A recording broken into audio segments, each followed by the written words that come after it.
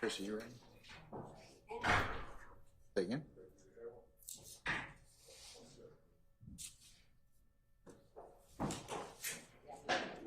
Okay. All right, good morning, councils, interested parties. We're back on the record in the matter of the state of Georgia versus Cleef Adams et al. In 22 SC 183572. All right, Mr. Stillwell and Mr. Sharp, good morning. All right, Mr. Williams, Mr. Steele, Mr. Adams, and Ms. Renard, good morning. All right, Mr. Kendrick and Mr. Weinstein, good morning. Mr. Huey, Mr. Matthew Sr., good morning. All right. Mr. Nichols and Mr. Garner, good morning.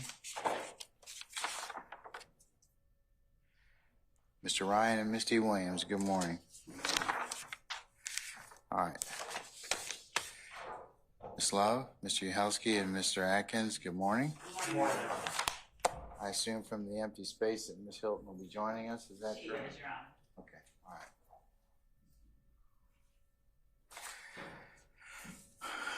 All right, so to the matter at hand,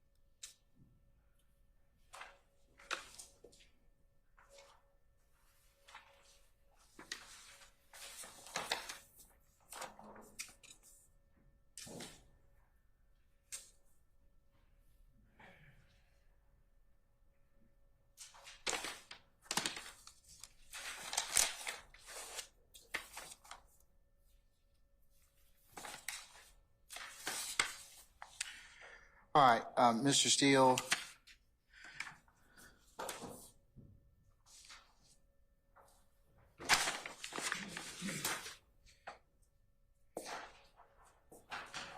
All right, sir, I'll hear argument on the issue of the phone calls from the from September the 11th of 2013.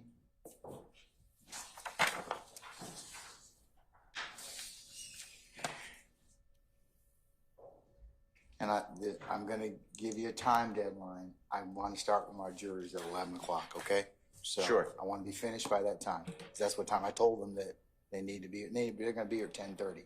So, okay? So Of just course. give me I assume I've read all the brief and motion and the information you provided so far, okay? Yes, sir. All right. Your Honor, do you need a physical copy of the brief I filed on No, I already have one. Saturday? Maybe Sunday. It was Sunday.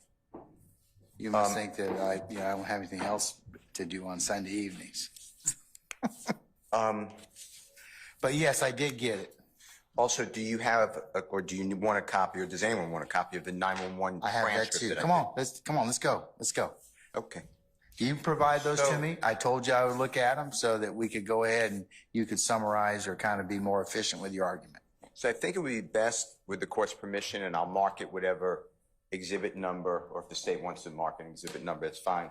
But if you don't mind listening to about the 3-minute, 30-second 911 call along with the transcript, because I believe that will, then we can get right into the law and use those facts, if that's okay with the court. And you can hear the demeanor. With Mr. Steele's and the court's permission, the statement at this time, if that's the case, tender 122C Charlie, which contains all the 911 calls, and specifically it will be the one at 12:30 p.m. on this date that we will be listening to. So I can tender it, and then I can actually play it whenever it is that Mr. Steele, if he wishes to address that portion of it, wishes that the court hear it with the court's permission. All right, is it it's the same one. Mr. Steele, do you have any objections? It states 122 Charlie. For purposes of this hearing, no. Okay, all right. 122 Charlie will be admitted for purposes of this motion. Go ahead and play it, please. Yes, Your Honor. Do we have, are we up on Zoom? Let's see.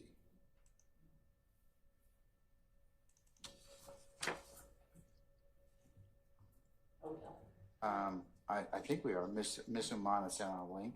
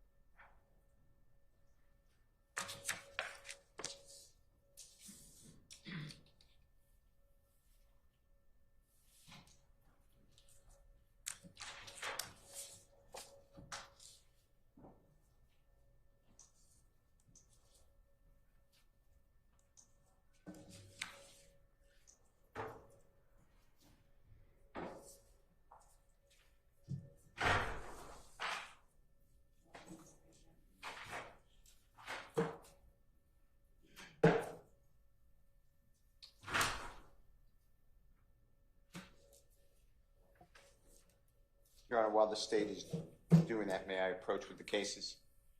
I have them, remember? You sent them to me in your Dropbox. Okay. Would you like a copy of the case? Sure. But Miss Weaver says she'd like a copy, so go ahead.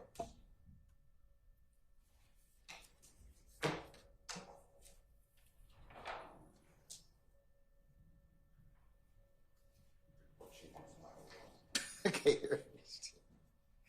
I'll give them back to you. All right, thanks for seeing. All right.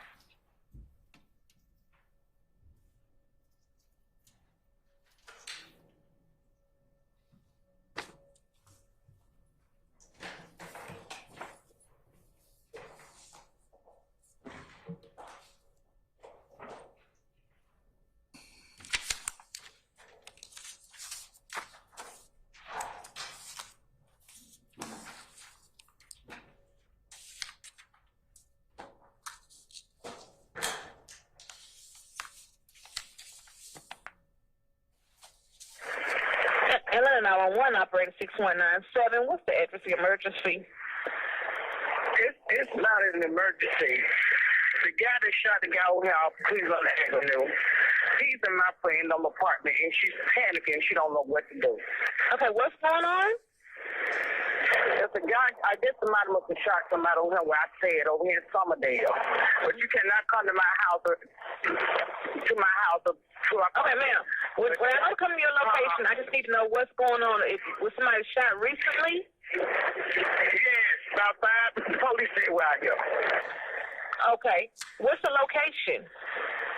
It's over here on Cleveland Avenue. Cleveland Avenue. What else, ma'am? I need numbers or 2 Cross Street? Old Hateville. Old Hateville in Cleveland Avenue? Yes. I don't want to talk loud. I don't want to get myself in no trouble. That's fine. Okay. You said okay, the mail is inside of what home? My friend's apartment. She's panicking. She don't know what to do. Okay, that's fine. Okay. But she got her mom and her baby now. Okay. All right. And what's the What's the building number? We stay in the new townhouses in Summerdale. And she stay in building C, but I'm not for sure what the apartment number is. But she stay in building C when you coming around, you come through the gate. Okay, so who was shot? I have no idea, babe. I promise I can't tell y'all that. I don't know. All that I know, she came to my house and told me that the guy that shot somebody named Young Thug, or whatever it's supposed to be, shot somebody and the guy is in her house. So I don't know how y'all can do that. I'm trying to get her out the house, but she wants the phone now. Okay, all right. Okay, so you saying the female won't answer the phone? I just tried to call her phone. And she got her baby and her mama now. Okay, all right. And do you want to leave your name or number? No. Okay. Please don't call me back. Yes, because ma'am. she know my children. No. Okay, all right. I want to come back and retaliate against me. Okay, what's the apartment or the duplex name? They Summerdale townhouse. Not the old Summerdale, they the new one. Okay, is there a gate code to get in? Never call it now. You got to have a gate code get in, but the back gate is open. Okay. Everybody standing out here. Okay, we'll get somebody out. Yeah, but I'm trying to get her out the house on the mama, but they want to have the phone now. Okay. She don't know what to do. She panicking. Okay, but she's in the building C, correct?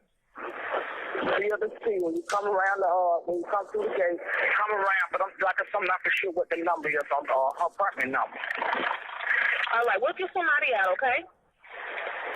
All right, please don't tell us how to make the call. Yes, ma'am. They won't call you back, and I don't have your name. All right, thanks. All right.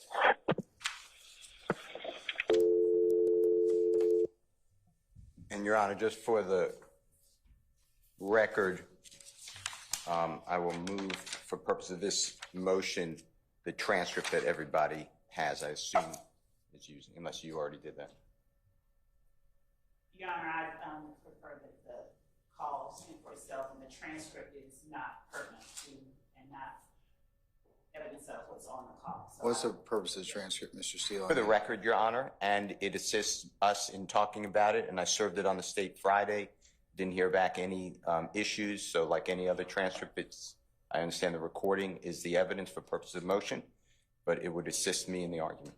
I'll admit for a 104 determination at this point. And I'll mark it, Mr. Williams, number A, if that's okay, since it's a motion, Your Honor, dated today. And I'm going to give it to the court. Yes, you may. Okay. So, Your Honor, where we start is there's two issues as the court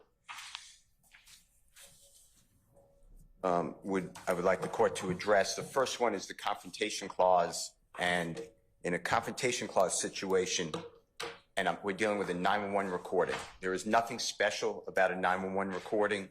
I saw that the state's reply this morning said that 911 recordings are generally admissible. That's not accurate. That comes right out of Pitts versus State, which I've given the court. The court has. Yes, sir. You have to go and look at. In fact, it's the opposite. Some courts say, the New York courts, which is mentioned in Pitts, say that 911 recordings are always confrontational because it's a citizen or a caller talking with the authorities. But Georgia said what we're going to do is, yes, it could be confrontational, but it may not be confrontation clause implication. We have to look at each case on a case-by-case basis.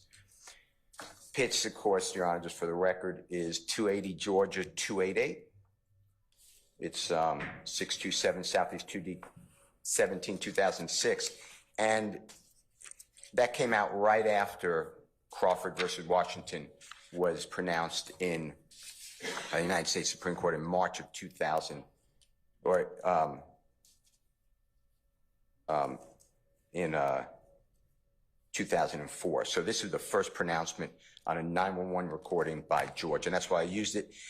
And Your Honor, in footnote 11, just because it's old and our evidence code changed, in footnote 11 of Spratlin, S-P-R-A-T-L-I-N versus State. That's 366 Georgia Appeal, 607-883 Southeast 2D 847, 2023 case.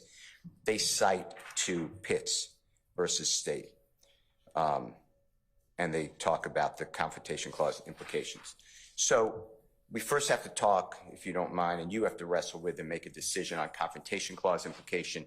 Then, and only then, if you do say that I've failed in my effort to say that this is testimonial, then you have to look at the statutory hearsay evidence and whether there is an exception to the general rule that hearsay is not admissible. The State this morning filed a brief that I read right before your Honorable Court began the proceedings, or a response, I guess.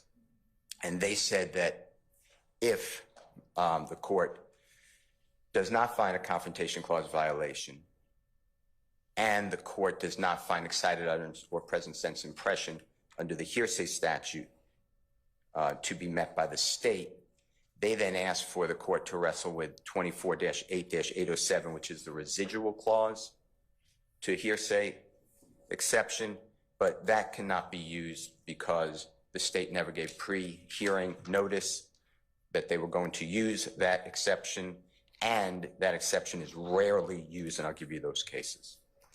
Going back to where we start, though, Your Honor, going to Pitts versus State, and I cited this in the brief that Mr. Williams filed, as you said, on Sunday evening, which would have been, I think, the 18th of February, 2024. And the issue is this, that Your Honorable Court has to do, is Mr. Williams and everyone, God forbid, charged with a crime, have the right to confront the witness. That's how we start. That's how the Constitution put it out. That's generally, in every case, what needs to be done in a criminal setting for the accused. The State has no Confrontation Clause rights because it's the rights given to the people by the Constitution. So these witnesses or witness, either one of them, the supposed caller or the supposed unknown neighbor, they are not being called as witnesses at our trial. So therefore, it starts out with, this is inadmissible. It's just inadmissible on Confrontation Clause, unless the court finds that this call is not testimonial. If it's not testimonial, then under Crawford versus Washington, the highest court in our country said, well, then that doesn't implicate the Confrontation Clause, because the Confrontation Clause is some utterance being made for the purpose of an arrest, a prosecution, of possible evidence in a trial. So if it's used for that purpose, so that's a primary purpose, doesn't have to be the sole purpose, but the primary purpose, then the evidence cannot come in because these witnesses are not here. If the primary purpose, however, is to stop an ongoing situation, so the victim in the Pitts case, she is married to Mr. Pitts.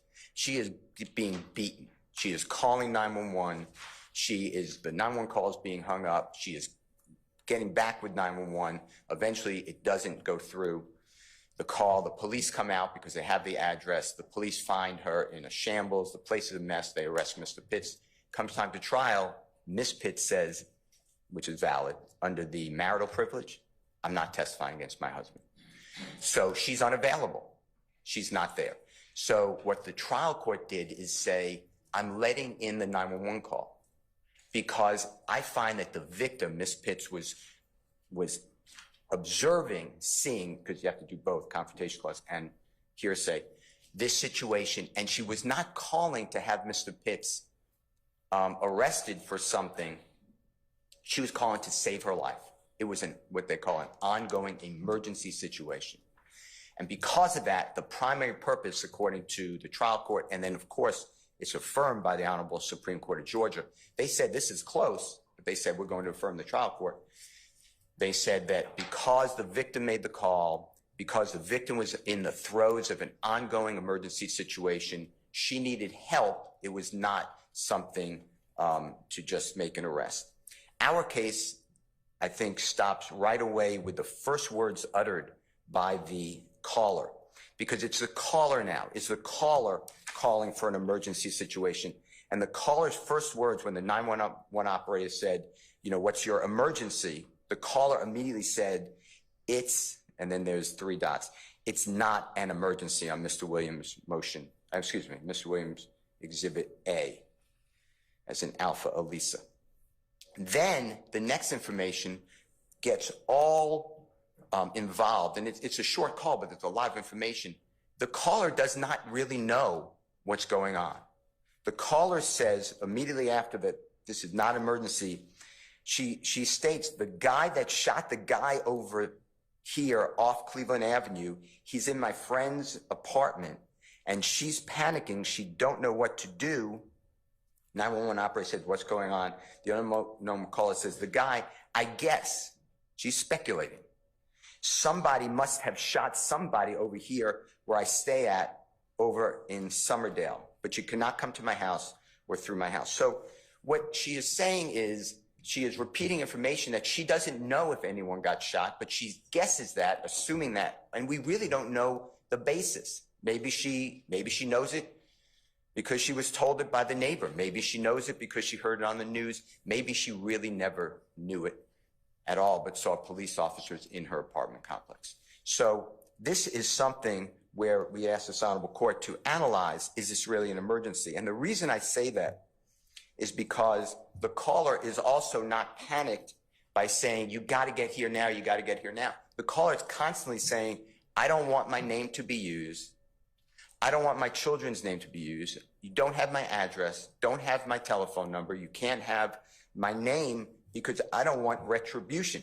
That is the key to this is going to be an arrest. Person is going to find out who's arrested that I made the call and I don't want to be involved. That is totally for purposes of arrest and prosecution, which does trigger testimonial evidence. And if it's testimonial evidence, Mr. Williams gets to confront the person.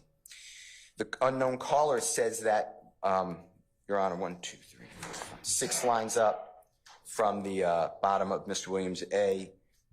The caller says, yes, I don't want to talk loud because I don't want to get myself in no trouble. So she's not saying you got to get here, you got to get here, you got to get here now. She has the wherewithal to say, I don't want to be involved.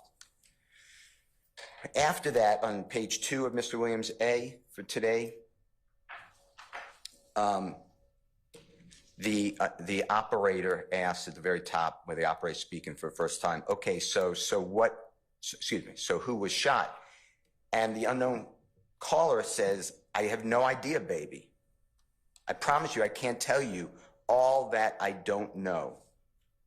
And then she goes through, the only thing I know is that my neighbor, she, but I'm assuming the neighbor, came running. She came to my house, told me the guy that shot somebody named Young Thug or whoever that's supposed to be, shot somebody and the guy is in her house.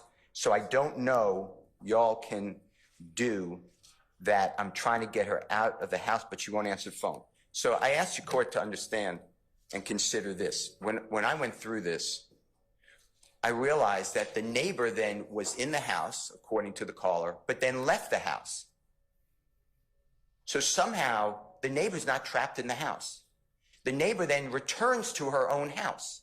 That's what's going on here in this 911 call. So clearly, this is not an emergency where the neighbor comes over to the caller's house and says, call the police. My child and my mother are there, and there's a person in there that's threatening us. I need to run. I need to go back in and help my mother and my daughter because there's an ongoing emergency situation. That didn't happen because we know that the neighbor, according to this caller, if any of it's true, the neighbor comes over, somehow freely leaves her apartment. She doesn't say she escaped from the apartment. She doesn't say that she was being beaten in the apartment. She doesn't say anything. And she uses this term to then say she went back. In addition to that, Your Honor, after the neighbor leaves the apartment of the caller does not call 911 immediately because the caller is telling the 911 operator later on, it says, my neighbor will not answer the phone. But then on page 2 of Mr. Williams A, five callers up from the bottom. It says unknown female. That's them calling now.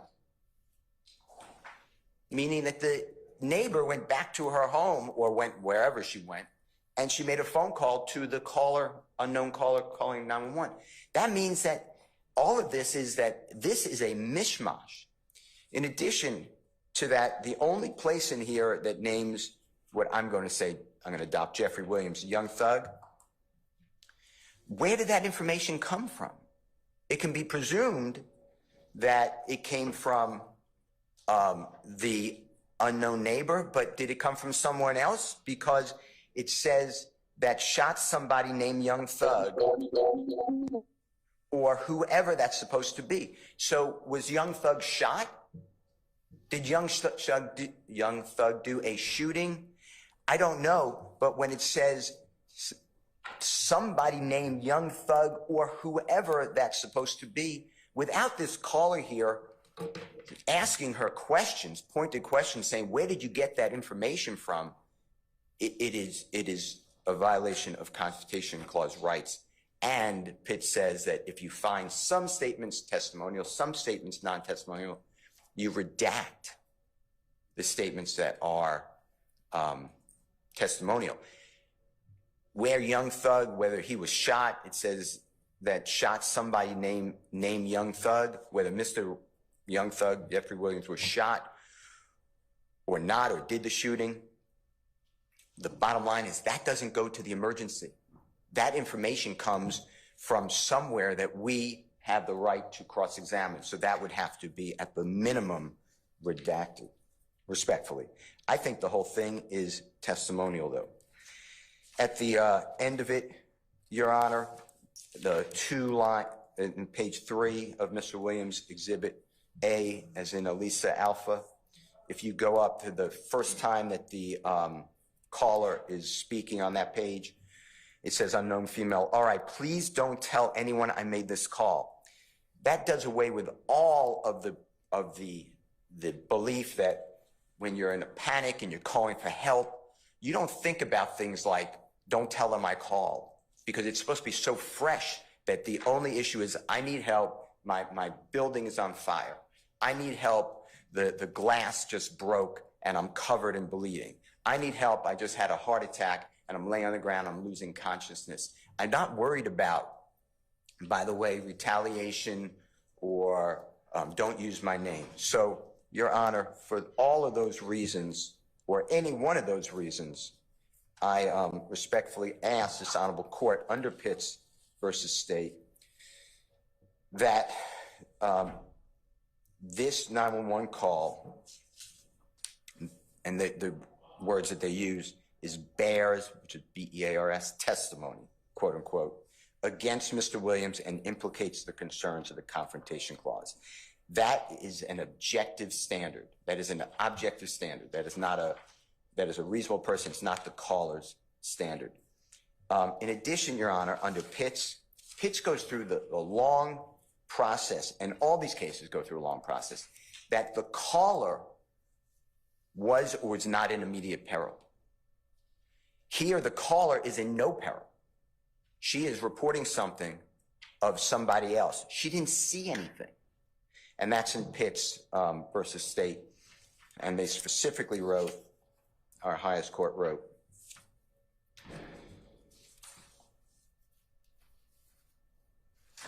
the caller was not in immediate peril,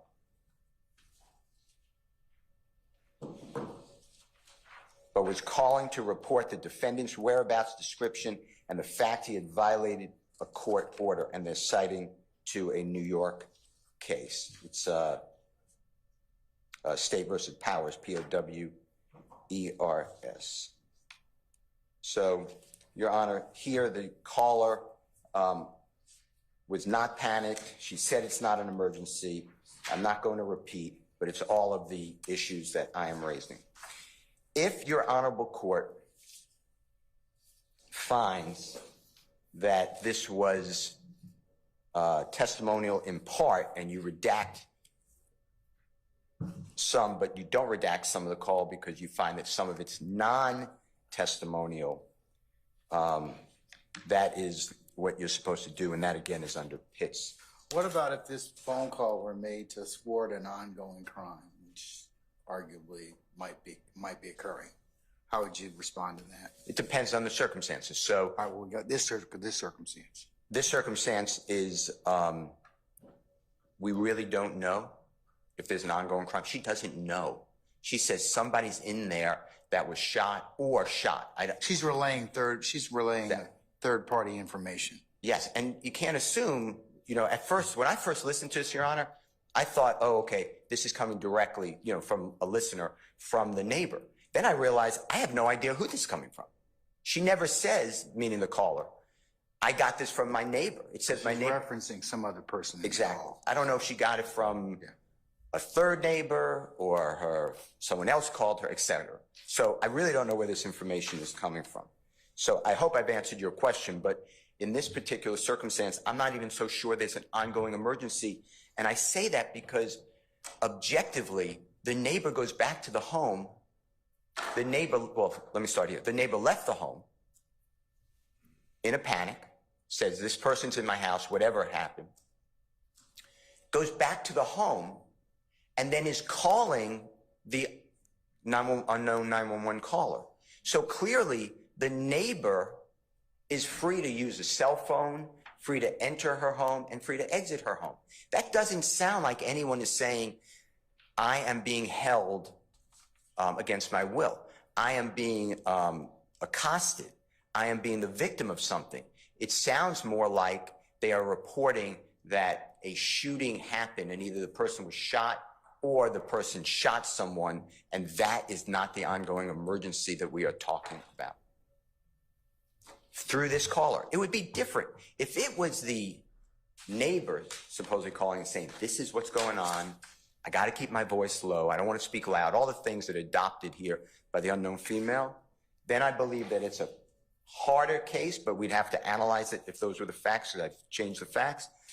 But that is not what we have here. And I just can't get over that this is not an emergency. I mean, that just, we have to ignore that statement. We would have to ignore that statement to answer your Honorable Court's question. We have an ongoing emergency. What do we do? And the first lines were what I said. This is not an emergency. And we don't know how much time passed. There's a lot of assumptions. Did the neighbor come and leave and call, and when not answering the phone, was that in a 5-minute time span? Was that in an hour time span? Was that in a 30-minute time span? Was that in a 2-hour time span? We don't know. So I asked the Honorable Court to find its testimony because the primary purpose was not the emergency, as she said. All right. If you jump to the, if you say, no, I disagree with you, Brian, that's wrong, or I disagree with you in part, whatever, I'm going to redact parts of it, then your Honorable Court is bound to go through the hearsay analysis, because it's still hearsay. Because it's clear that this caller did not see anything. She got information from third parties, neighbor, and maybe others, and we don't know. And because we don't know who else, that is clearly a confrontation clause as well as a hearsay problem for Mr. Williams if you let it in. So what we have here, and that's in, by the way, Spratlin, S-P-R-A-T-L-I-N versus State, which I cited before, Your Honorable Court. I cited earlier today, and I'm just quoting from the court's opinion. Importantly, only after, and it's like bolded in the Court of Appeals opinion, only after a court determines that a statement is non-testimonial in nature do the normal rules regarding the admission of hearsay apply. So what I would like to do then is go through possible exceptions. And the only two I know of, because this is clearly hearsay. It's an out-of-court statement offered into evidence for the truth of the matter asserted. If it's not being offered for the truth of the matter asserted, then it has no probative value under 401, 402, and the prejudice would substantially outweigh any probative value.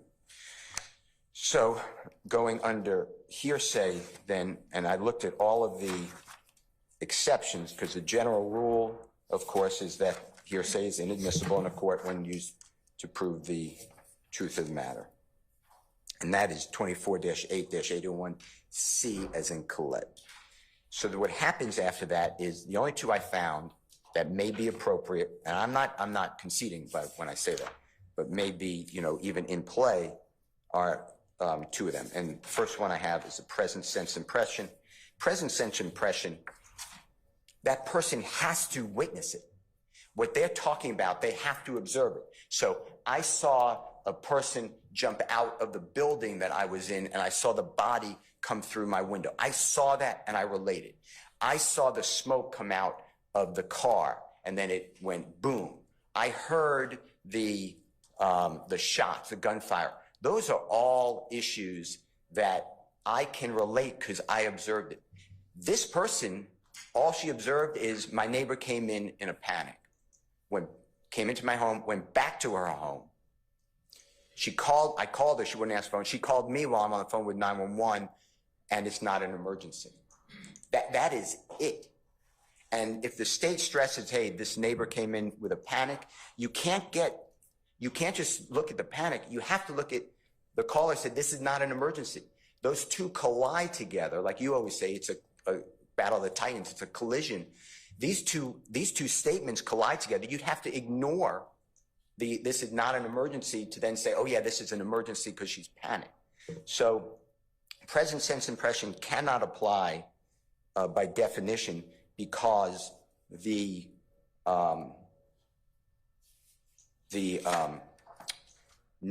caller, excuse me, Your Honor, did not personally witness any startling event except that her neighbor came in for a panic and she said this is not an emergency. Everything else related is total hearsay without an exception for present sense impression. Then, the panic, but yet the neighbor's able to come in and out of her home and call the caller of 911 again while the caller's on 911. Finally, Your Honor,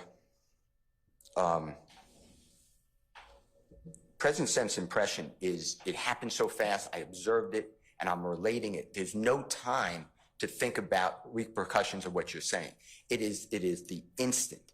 Cases say, and it's in the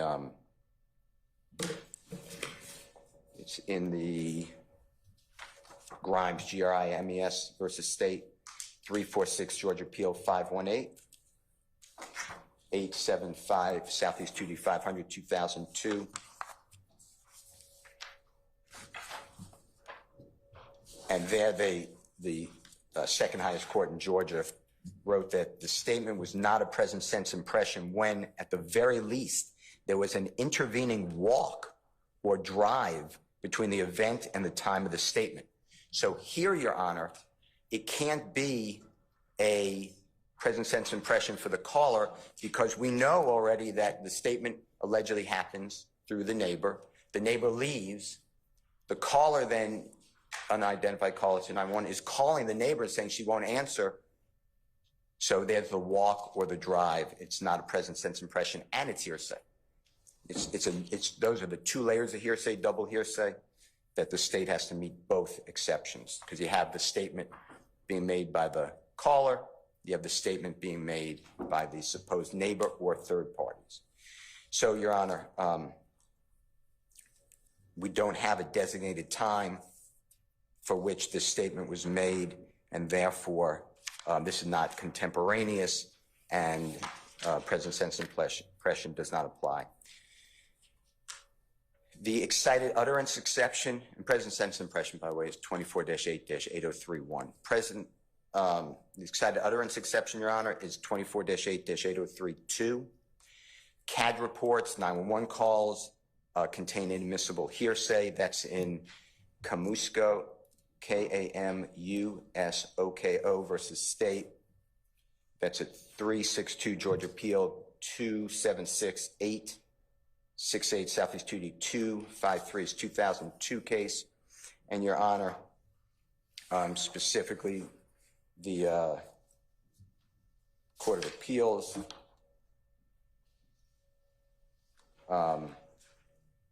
discusses that in the very top, it's under Division 2A, as in Alpha Lisa. We turn first to Kamusoko's argument that the CAD reports were inadmissible because they contain hearsay. It is undisputed that CAD reports in this case included statements made by victims, witnesses, and officers to the 911 dispatchers. So what we have to do under excited utterance is figure out whether the statement related to a startling event or condition while the declarant was under the stress of the excitement caused by the event or condition, and they shall not be excluded by the hearsay rule. Here, there was no stress seen by the caller. The caller's stress, quote unquote, is the neighbor comes to see her. But the caller says again, and I feel like I'm repeating, this is not an emergency. There is no stress. The caller is saying, I don't want to be involved. I'm not giving over my name, my telephone number, or my address. The caller is saying, hey, I'm thinking about it. I'm going to talk low so nobody can hear me because I don't want retribution. All of that goes to this is not an excited utterance because there is time to think about fabrication, coaching, or confabulation. And that is the foundation of the excited utterance exception to the hearsay rule, is that such a statement is made under circumstances that completely is the word used by the courts, eliminate the possibility, even the possibility of fabrication, coaching, or confabulation, and therefore the circumstances surrounding the making of this statement provide sufficient assurances that the statement is trustworthy and that cross-examination is of, and this is what I'm stressing also, absolutely no benefit. Absolutely no benefit.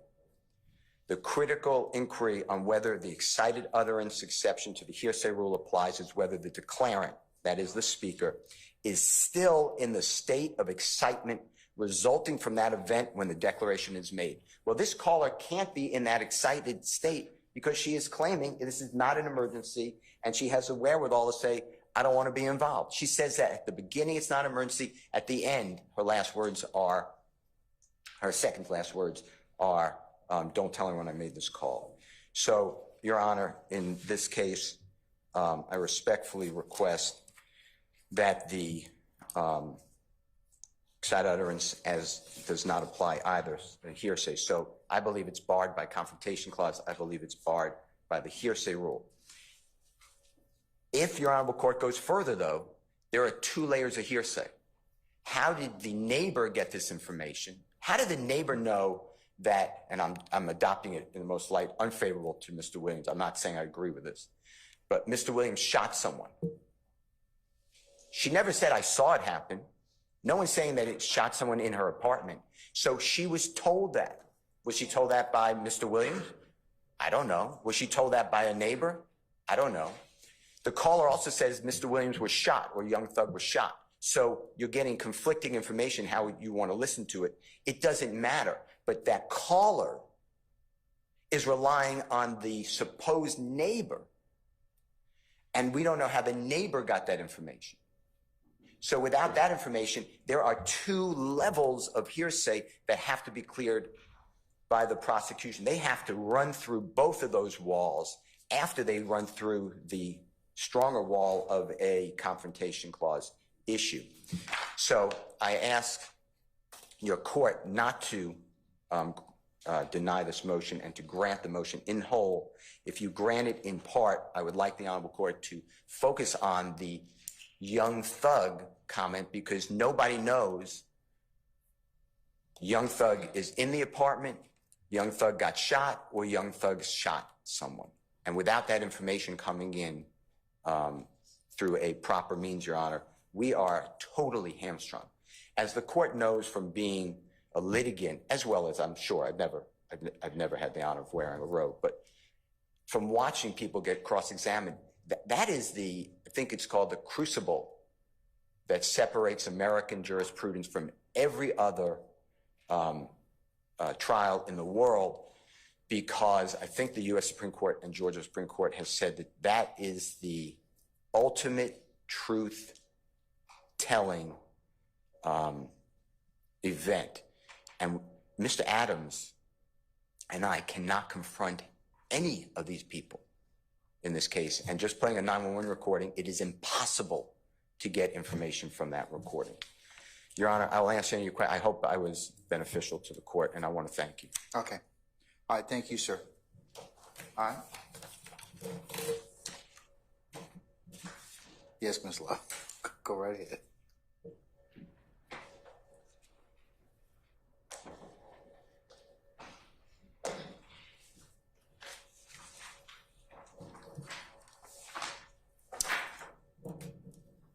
Thank you, Your Honor.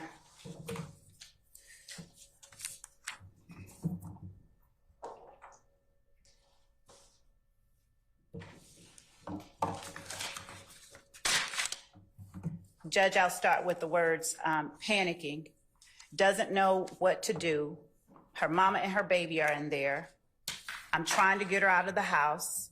She won't answer the phone. She doesn't know what to do. Please don't tell anybody that I made this call. I'll refer first to the case that Mr. Williams brought up as being the most illustrative of the point that he seeks to most emphasize to this court, that somehow the 911 call is inadmissible because it violates the confrontation clause, and that's Pitts versus the state. On page 3 of 4 of the copy of Pitts given to the state and to the court, I believe by Mr. Williams, the court does an analysis, and specifically in paragraph, the first paragraph on page 3 of 4, it notes that coming from page 2, that the caller in Powers called to report a defendant for a recent parole violation. And the court noted in Pitts that the caller made the call to report a completed violation of law,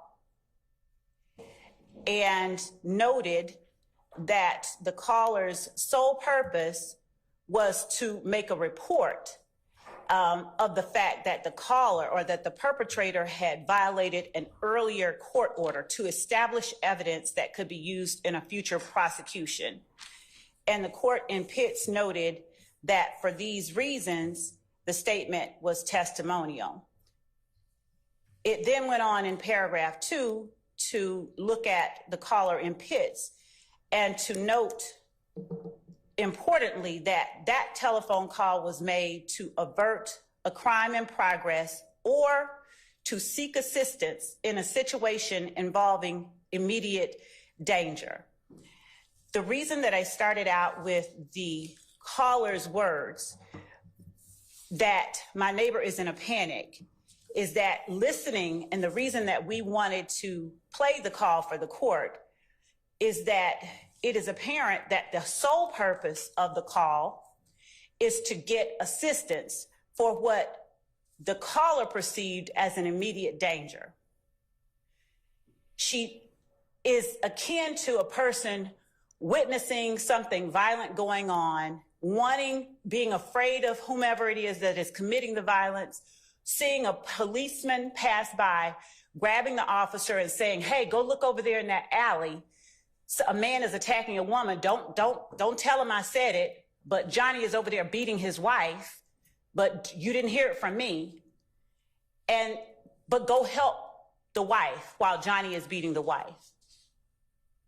The assertion that because the caller does not want to make her name known to the police or does not want to get herself in trouble flies in the face of the obvious fact that those facts make it apparent that this caller is not calling to establish any evidence for the purpose of a future prosecution. Her sole reason for calling is to get this person out of her neighbor's house. And this is not some secondary third party kind of situation, the caller herself has experienced her neighbor coming to her in a panic. So we get past the confrontation clause quite quickly if we simply listen to the call and listen to the information being shared.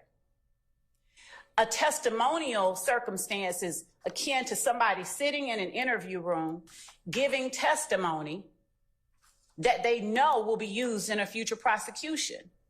This is a woman who is so frightened herself, she doesn't want to call any attention to herself, let alone have anything she says be used in a future prosecution.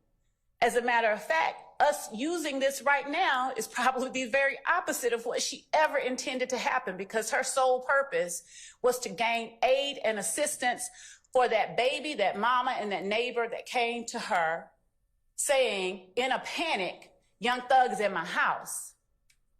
So our first argument, Your Honor, is that this is not a confrontation clause issue by any means. Just to give the court a little bit of background, on this date, September 11, 2013, officers had gone to this apartment for a reason altogether unrelated to any shooting or anything like that. When they got out there, they heard gunshots and they saw Walter Murphy, who we later learned was Walter Murphy, shooting at a man named Derek Dotson.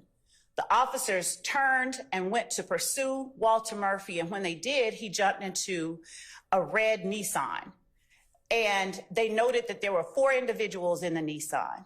The Nissan comes, speeds off, crashes over a wall, and crashes into a brick wall. 4 people get out running.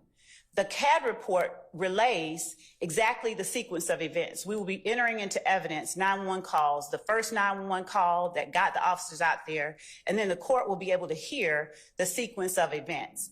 And around the time that this person made this call, just before, the court will hear officers saying, one just went under the car, the other one went a different way, and they're describing the places that each one of them went.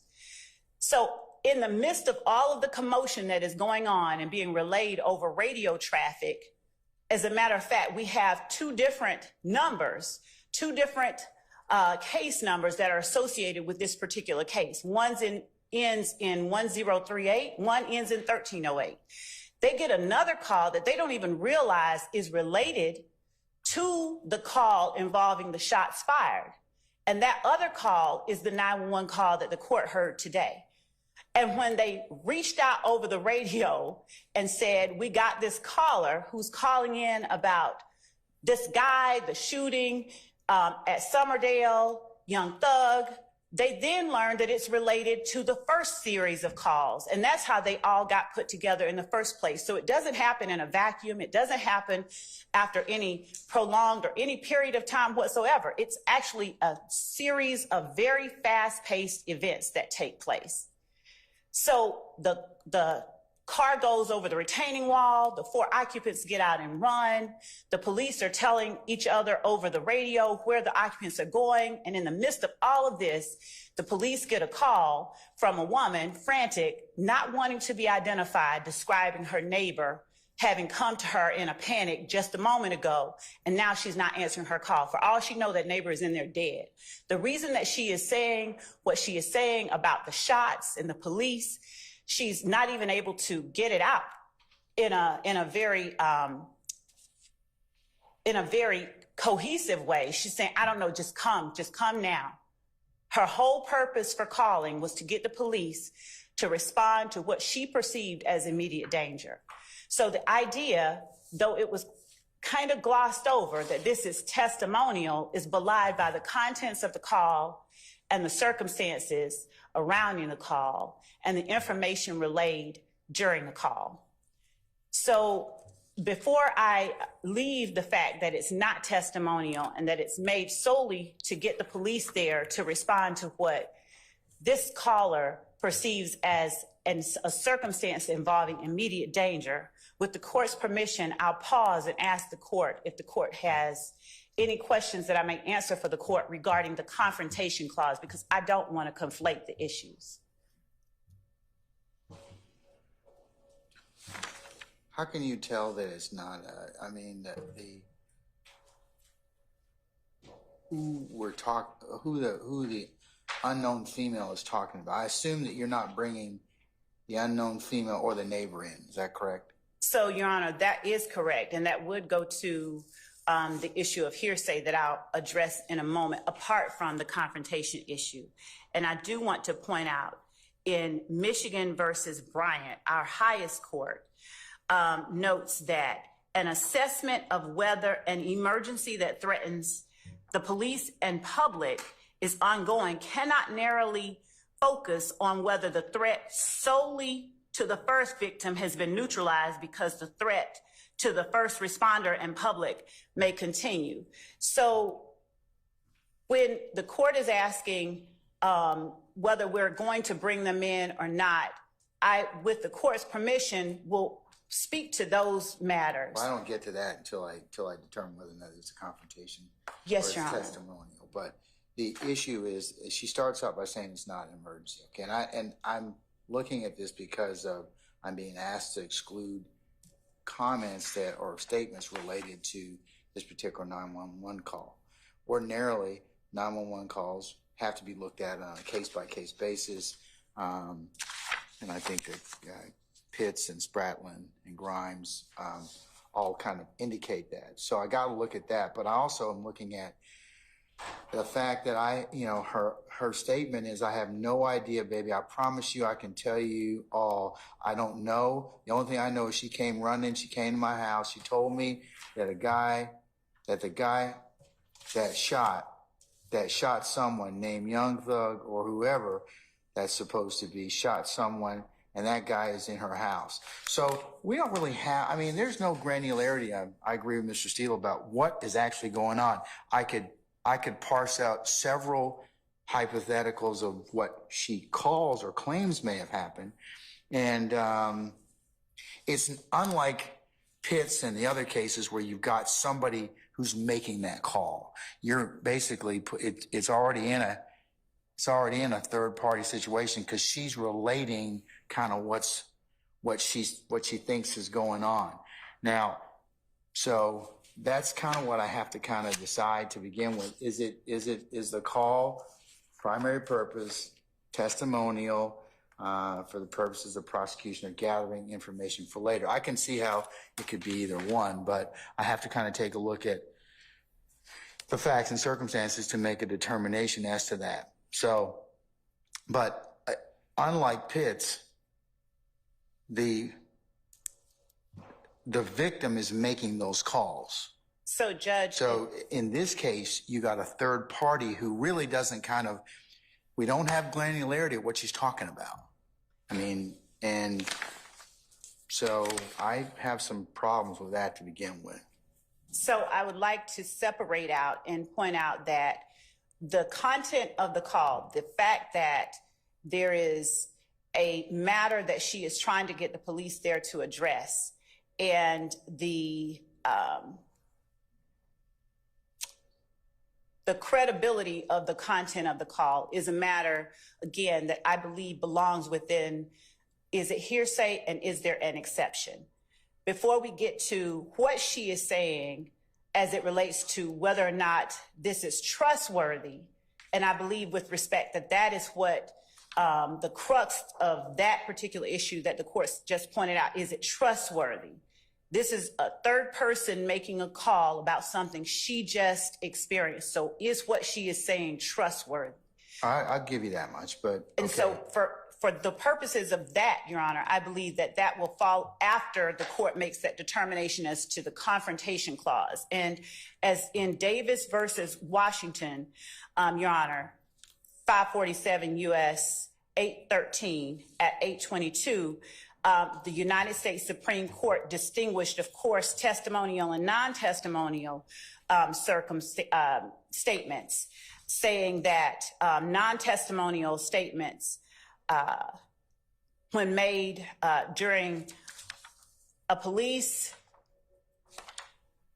interrogation under circumstances that objectively indicate the primary purpose of the interrogation is to enable police assistance to meet an ongoing emergency. And that is exactly what, even if she says it's not an emergency, don't make a big deal out of this, come get this person out of my neighbor's house. Essentially, that's what she's saying. I don't want to call the reason she says, and it is apparent from the call, objectively listening to it, the reason she says it's not an emergency, even though her voice is panicked, is that I don't think her voice is panicked. She's kind of just talking. I mean, she's talking in low tones. I don't, at least from the court's perspective, I'll disagree with you. I don't think Yes, Your Honor. I don't think it's an emergency. Your I mean, she herself says it's not an emergency. Like I said, I got to look at the primary purpose for the call. Is the primary purpose for the 911 call to provide information that may be used later, or is it for an emergency or some other reason? Pitts kind of distinguishes that because you got somebody who's getting their, for lack of a better word, their behind torn up, and she's calling, and there's certainly where it could be argued that truly is an emergency. In this particular circumstance, it seems like she's relating information because that's the first thing out of her mouth. I can't discount that. The first thing out of her mouth, she says, not an emergency. Because 911, what's your emergency? And she's not saying, hey, my neighbor is getting blah, blah, blah, or that I heard this and I've seen this, and that's kind of where we are. Where she's relating a third party. I mean, and that's kind of that's the issue of whether or not I got to struggle is whether or not it's testimony or for the purpose of primary purpose. Okay. I could see how I understand the state's argument. I understand the defense argument, but that's what I got to kind of wrestle with to begin with. And then I'll decide whether or not it falls under any of the exceptions to the hearsay rule. I agree with Mr. Steele. You didn't give notice under the residual hearsay, so I'm not going to consider it under that. Your Honor, and Mr. Steele did point out the very last argument that we made and sort of went past the first two.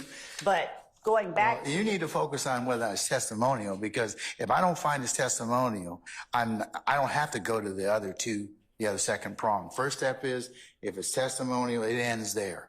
If I find that it's not testimonial, then I'll move to whether or not it falls within a hearsay exception. But I'm not convinced it's not testimonial yet. Your Honor, I'd ask the court to look at Varner versus the state, 306 Georgia 726. Your Honor, and in Varner, the court states. What was the citation? 306 Georgia 726, specifically at Penn site 731, Your Honor. And it's on page 6 of 10 of the copy that I believe was provided to the court by Defendant Williams of Varner.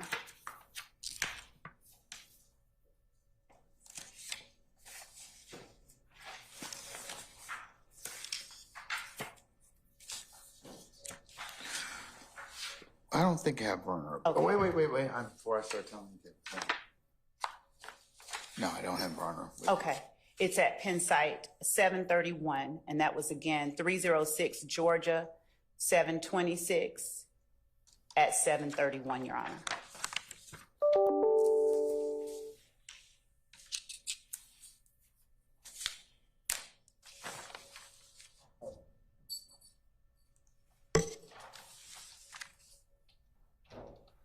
And in Varner, Your Honor, the court notes that an assessment of whether an emergency that threatens the police and the public is ongoing cannot narrowly focus on whether the threat solely to the first victim has been neutralized, again, because the threat to the first responders and the public may continue. In the case that we have here, Your Honor, if we listen to, and the court has listened to, the 911 call and what the caller is saying to the police, she is simply asking them to come now. And we can, if the court would prefer or like for me to play the call again, just so that I can point out those areas, I would like to, with the court's permission, play that 3-minute call again.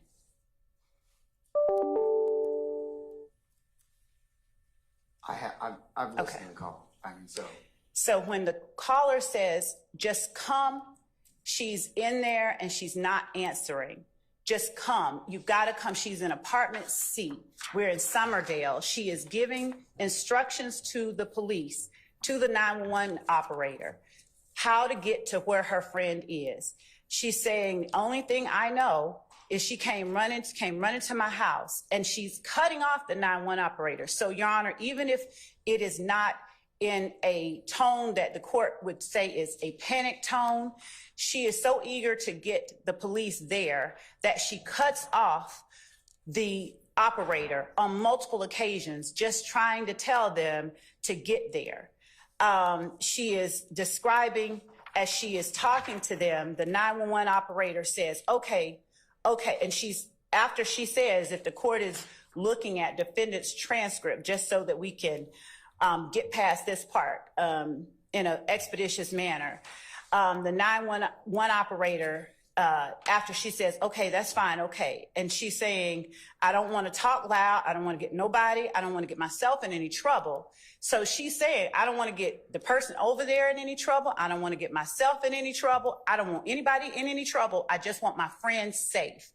She's not saying, I want somebody who said somebody might be in trouble. She's saying, my friend came here to my house panicked, as she doesn't know what to do, and she went back to check on her mama and her child, and she's not answering. And it's all happening in a matter of moments, and that's apparent because of the way that the calls come through and the radio traffic comes through.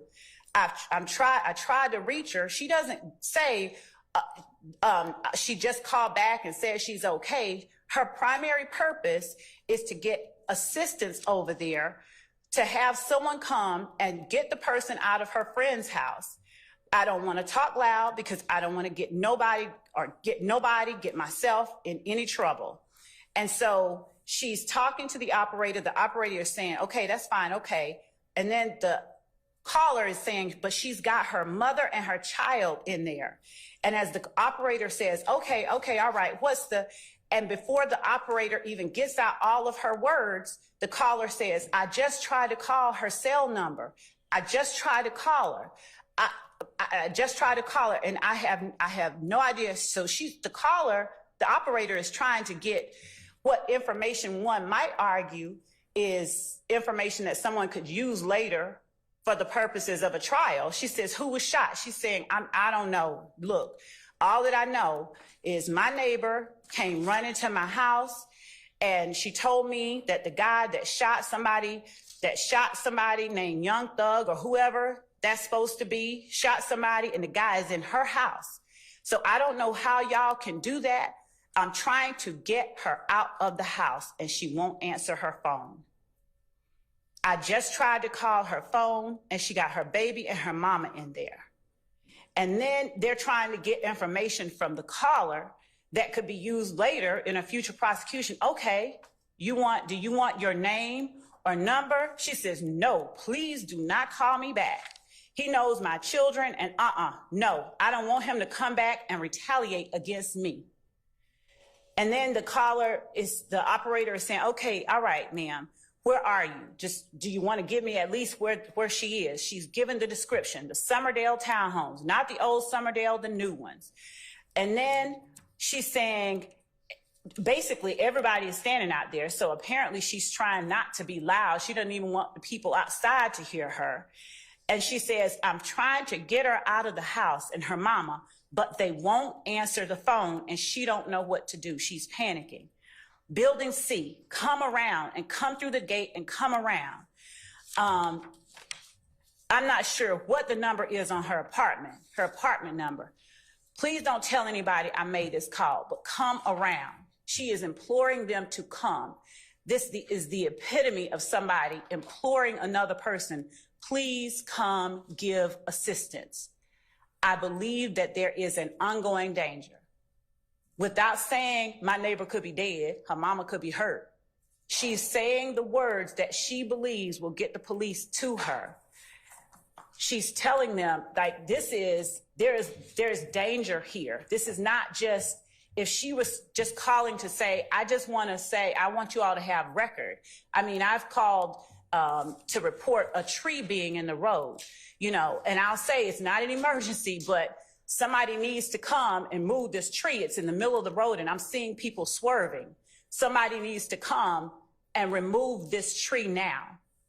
I'm not calling for the purpose of establishing testimony for a future prosecution. I'm calling to have somebody come remove the tree in the road.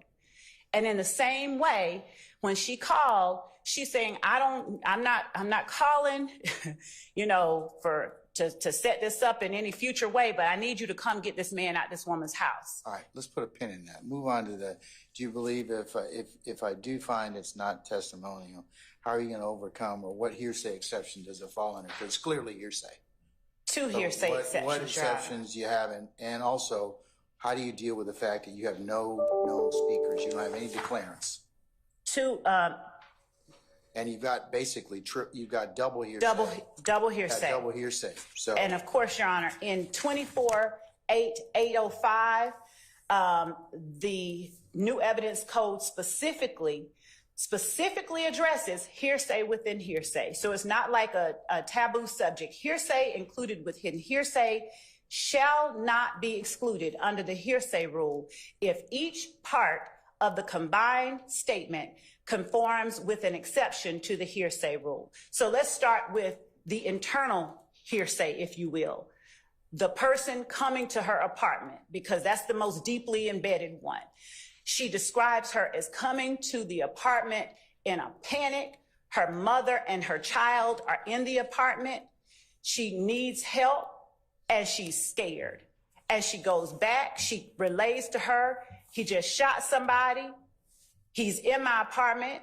It's apparent that it's well known what's happening because she's describing everybody is out here. She is in the Summerdale, in the community that is the area where the shots took place, where the court will hear evidence of officers and they're responding to this shooting that took place. So everybody can hear it. She's there. She's relaying to her neighbor in a panic. The neighbor is describing, the neighbor's present sense impression was she's observing this person in a panic. This person in a panic is making excited utterances to the neighbor that calls 911.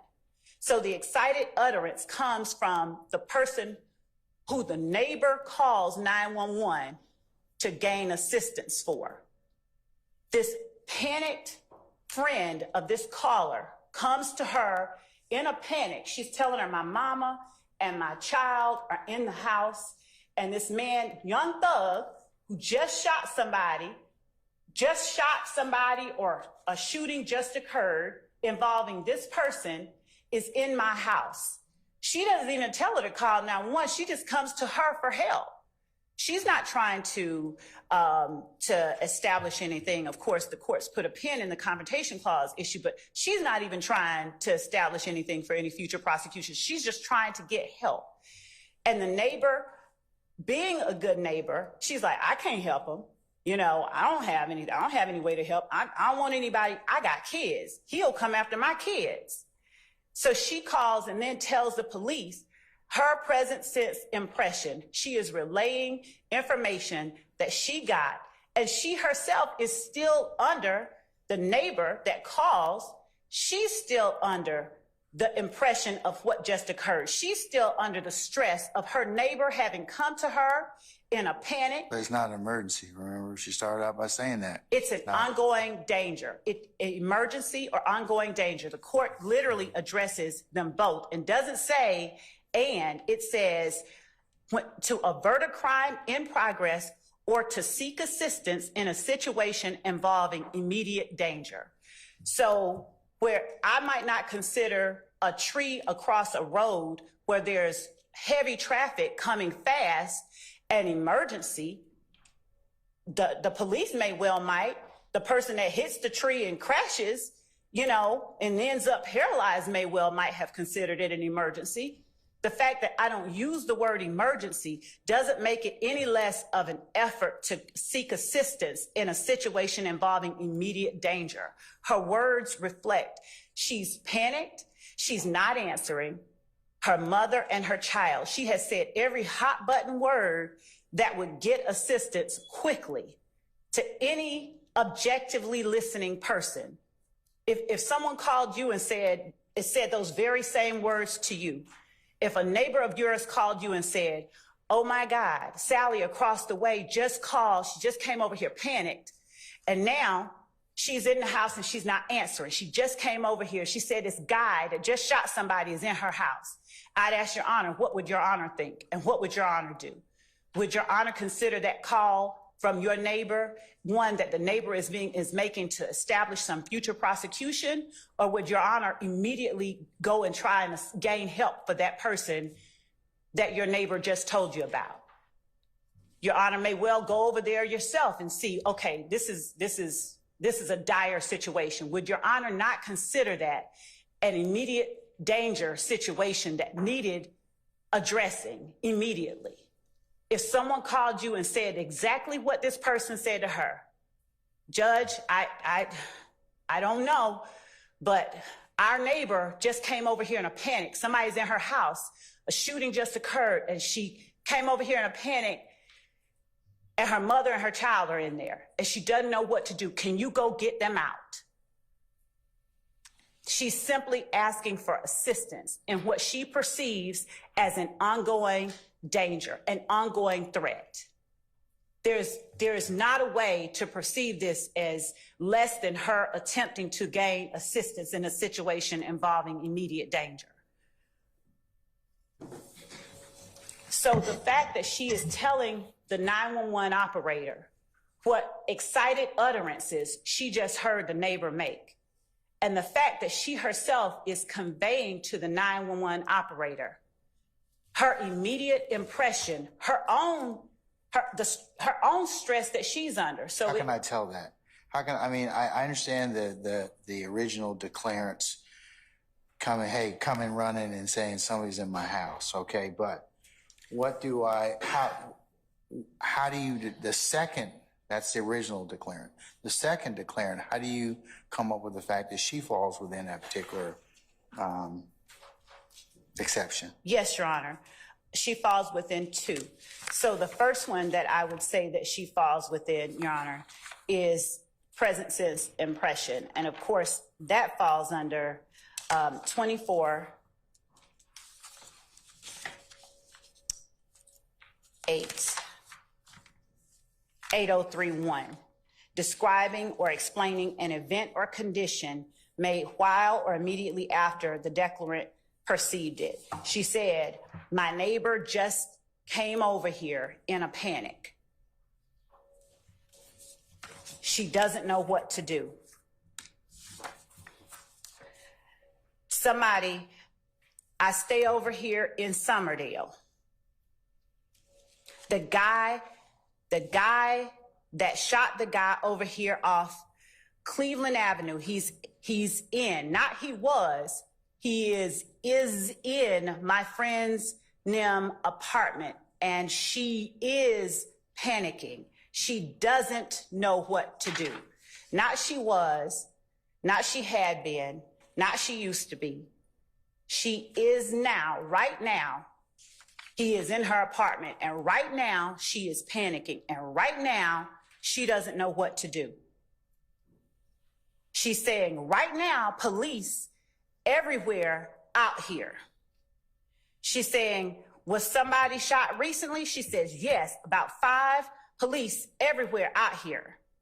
She says, it's over here on Cleveland Avenue, Old Hateville and Cleveland Avenue. I don't want to talk loud. People are still right there. I don't want to get myself, I don't want to get anybody in any trouble. My friend, she panicking. She is panicking, not she was, and she don't know what to do. But she got her baby and her mama in there. Not she had, not she used to be, not she was. Her baby and her mama are in there. I just tried to call her.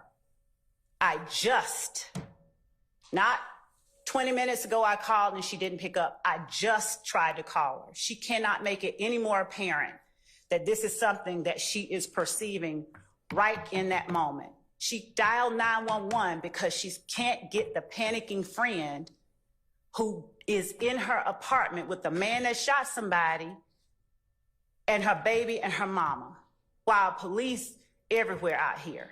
And I'm gonna talk low so can't nobody hear me, so I don't get in trouble. And don't tell him that you even got this call, because I don't want him to come and retaliate against me. And I got kids that he might harm. She can't make it any more apparent that this is something that she is experiencing and that her friend is experiencing as she is talking to the 911 operator. Additionally, Your Honor, I would argue that the caller, the 911 caller, under 24-88032 is making an excited utterance. Because even if she is not sounding panicked to the court, her hushed voice, she is sounding out of breath at times. She is saying, expressing urgency through her words. She's relating a startling event or condition, the fact that she just came over here panicking and now she is not answering her phone. So her words are admissible under both the present sense impression, 24-88031, and the excited utterance, 24-88032, exceptions to the hearsay rule. And Your Honor, the excited utterance exception looks at, as with the present sense exception, it is not necessary that the statements be made contemporaneously with the startling event or condition. In other words, the panicking person doesn't have to be standing there panicking while she's making the call, relaying the information. She was startled by her neighbor coming to her, telling her this information. Her neighbor is startled by somebody coming in her house that doesn't belong there, that was just involved in a shooting. Is there going to be other evidence through testimony, witnesses, and or other related 911 calls for this incident? Your Honor, there's going to be other evidence that Jeffery Williams was involved in this shootout in the shooting and the. I'm talking about this particular incident on September the 11th of 2013. Meaning, because to your point, is there going to be some other evidence or some other testimony saying, hey, we were called to a blank incident about at this location. There are multiple 911 calls, or there are witnesses to testimony to bring that out, because you're telling me it was an emergency. So if there's other surrounding circumstances, as you said, I'm supposed to take a look at it in context, not a vacuum, then that might be an issue I need to kind of consider, because I'm only hearing one snippet. So is there going to be more context evidence to this particular issue? There are. So actually, what is that context you're gonna present? A few things. As I said, regarding the 4 people who jumped out of the car, there's going to be an officer's testimony that she was chasing them in a particular direction, that one went in one direction and another went in the opposite direction. And when she went to chase them over the wall that she was chasing them over, she was called back and she had to put her attention on Frederick Prothro, which was a person who was shot during this incident. There will be testimony, I expect, from a witness who will say that while they were running from the police, that shots were fired inside the car, that Young Thug, or Jeffery Williams, actually had a gun, that he, Walter Murphy, and Frederick Prothro had a gun, and that Jeffery Williams or Walter Murphy was probably the person that actually fired the projectile that hit Frederick Prothro, because while they were fleeing from the police, 3 shots went off inside the car. There will be testimony that when they fled the police, that defendant Williams ran in a particular direction, which we believe will be in the vicinity of the description that this caller gave for her friend's apartment. There will be testimony that that's it. That's the general. And then, of course, as I stated earlier, the 911 custodian of records, in explaining to me, because I had the question, how did we get from 1038 to 1308? Was there a mix-up? And she specifically said no. When that call came in, when the 911 dispatcher sent it out, when they called it out, they were then told that call is related to the 1038 call. That is a part of this call up here. So that's how they even end up. They're on one CAD report that I have, and were it not marked up, I would show the court that particular CAD report. And we do intend to introduce as evidence that CAD report that has that these are two related events. And in fact, the remaining reports that lead investigator Velasquez uses in the entirety of this investigation has that 911 call number attached to it. It's the entire case file is ending in 1308. So in fact, this particular case, the way that it even looks in all of the discovery given to everyone in this case, the case file case number ends in 1308, which is started and initiated by this call right here.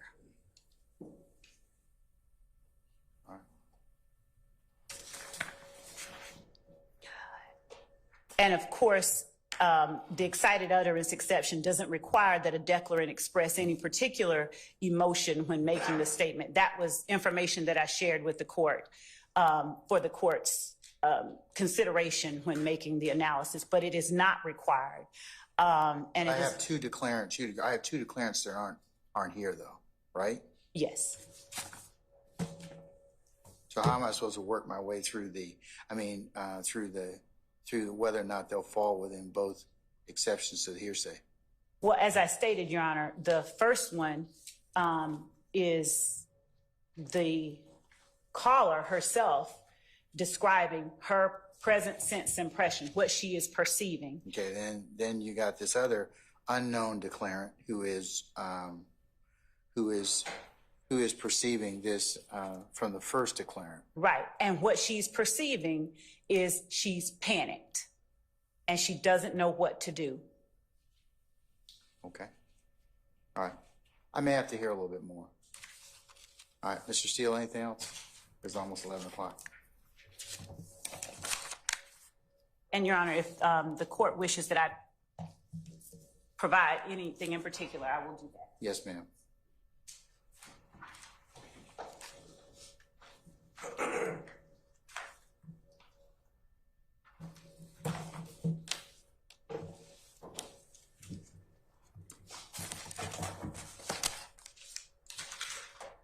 All right, Mr. Steele, address for me, the state is focusing on the issue that in the totality of the circumstances, it could be deemed as an emergency. So how would you respond to that? They pointed out these different statements, and also in the totality of what was going on at that point in time, why wouldn't this be an emergency situation?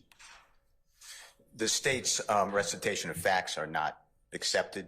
Well, I'm just looking at the transcript you gave me, in addition to what the state's proffer is. So I think some of the statements in here would be indicative of somebody who's trying to kind of, who may be experiencing or making a call for an emergency situation. I'm just asking you for the argument. So what would you say about that? First of all, without conceding anything. How the information comes that young thug was shot or shot someone, we have no idea, because that's supposedly at another time, and there is no evidence that there was a shooting in the car. There is no evidence that there are 4 people in the car that the perpetrators are fleeing from the police. It is totally up in the air. You're going to see it because it's about to come out this week before your honorable court.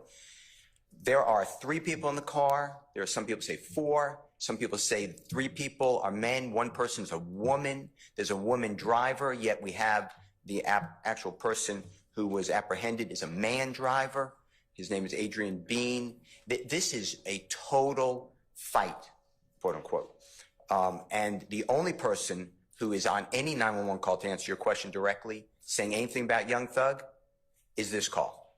And we don't even know where that information comes from and who is supposedly shot. And there's no one shot on Cleveland Avenue. This is not a shot call. The police come out to an suspicious vehicle in that same apartment complex, Somerville apartment complex. Then Adrian Bean is driving a car, and there's an unrelated armed robbery of a man named Mr. Dotson, who unfortunately passed away before our trial, unrelated to this case. The police see Mr. Murphy flee back to the vehicle that Adrian Bean's in. Police tell him to stop, and that vehicle then strikes the police car. That's the second issue. There's nothing about a shooting on Cleveland Avenue. There's nothing about Jeffery Williams or Young Thug being shot or shooting. And that information has to come from some source. That source is not here. So to answer your question, is it an ongoing emergency? No. No one says it's ongoing emergency except, well, no one says it because the caller says it's not an emergency. This is the only issue. It stands alone. Everything else is dealing with Adrian Bean, Walter Murphy. What about there are police out here everywhere. My friend, she's panicking. She don't know what to do. She got her mama and her baby in there. I just tried to call her cell number. She's not responding. So how could that, or why would you say that's not an emergency without dealing with this issue of the unknown female and the statements about? Because it ignores three factors. One, call starts as I heard you say twice. It's not emergency. Second, the neighbor leaves the apartment to tell the caller, yet doesn't call the police herself, doesn't flee the apartment, goes back to the apartment presumably. I don't know where she really goes, but the caller says she won't answer the phone, but then on the same call, the caller says, that's them calling me. So the neighbor who's in this quote unquote panic has access to her phone. This is all of the hysteria, and I'm talking low, all that is added for flavor by Miss Love. That's why we need the witnesses here to cross-examine. So I'm not conceding that it's an ongoing emergency because I'm taking the caller for what she said. All right. Give me a few minutes, folks. Okay. All right. Thank you, sir. We're going to be in recess.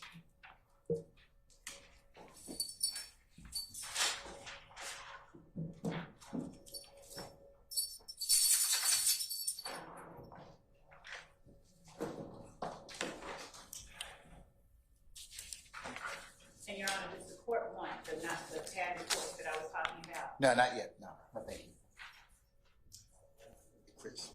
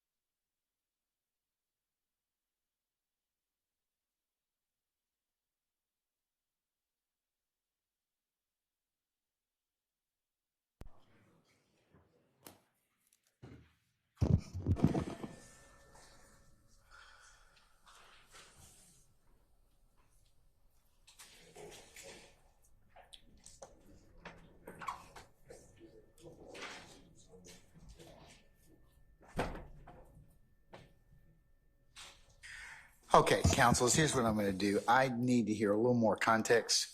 So I'm going to defer ruling on the issue for the time being. And then before in such a time for the 911 call to be proffered, I'll then rule upon it at that point in time. Okay? All right. Okay, is there anything else I need to take up? Our Sergeant Ingram tells me that all of our jurors are here, so I'm ready to go at this point in time. Excuse me, Your Honor. I just want to make sure the court is aware that we've objected to sort of the highlighted witnesses on this list, just so that the court can set a time at some point for you to hear our objections. Are any of those witnesses going to testify right now, or what? What witness are you talking about, Mr. Weinstein? The list that we were provided on Friday as ordered by the court: A.C. Booker Higgins, Officer Ashley Matthews, Leonard Pass, Adrian Bean, Courtney Bean. And I don't know when the state plans on reading those out. Your Honor, given that some of them would be coming up very soon in the earlier part of the afternoon at the latest, I think we can address each of them in turn with the court whenever the court sees fit. But in particular, even though it is listed Officer Matthews, that is a civilian, that is not an officer any longer. And we have specific circumstances surrounding the first witness that was named that is an officer. And the other four named people that they have an objection to, those are civilian witnesses.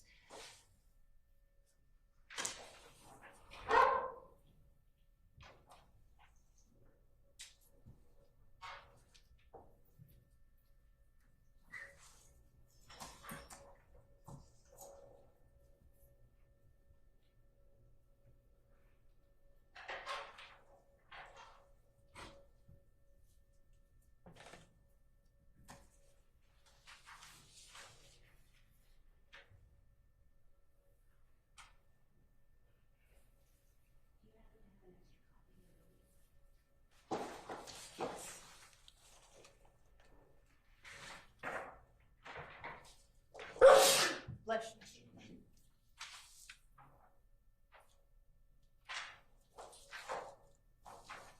You're welcome.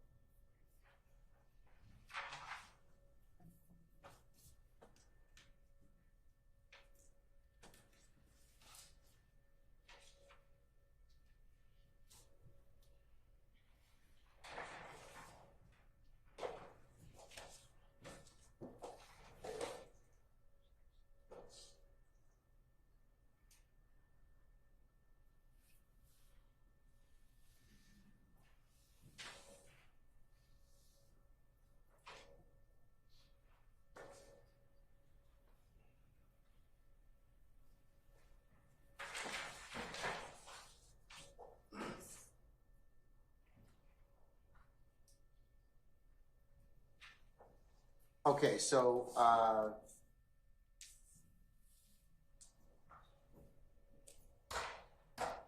these four witnesses, I'm referring to Booker, Higgins, Matthews, Pass, and the two Beans. Are those people that are going to be called in subsequent order? Or not in order, I'm sorry. Bad question. Are they going to be called sin? Your Honor, we believe we'll get to at least Booker Higgins, Matthews, and Pass today. Okay. I do not think we'll get to the Beans today. All right, and so are these witnesses that fall within the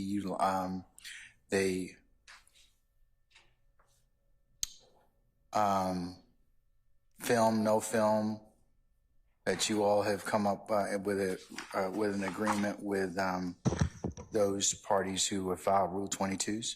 Yes, Your Honor. That are highlighted are individuals that either are former law enforcement and now are civilians. That would be number 3 and number 4 on the list, Your Honor.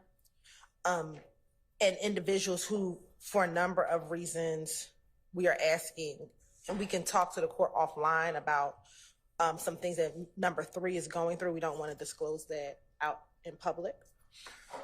As it relates to Mr. Pass, it's the same thing, that there are some things going on with Mr. Pass as well. And then for the Beans, during the time of this incident in 2013, because of Mr. Bean's role in this case and some of the things that came out, we believe that he received a lot of threats during that time. And there's concern, he has concerns for his safety as well as the safety of his family, given some of the information that he provided to law enforcement at the time. So there's some serious concerns for safety. So the 2 Beans, you have safety concerns. What about Mr. Pass? There's some medical concerns. Medical? Okay. Safety and medical.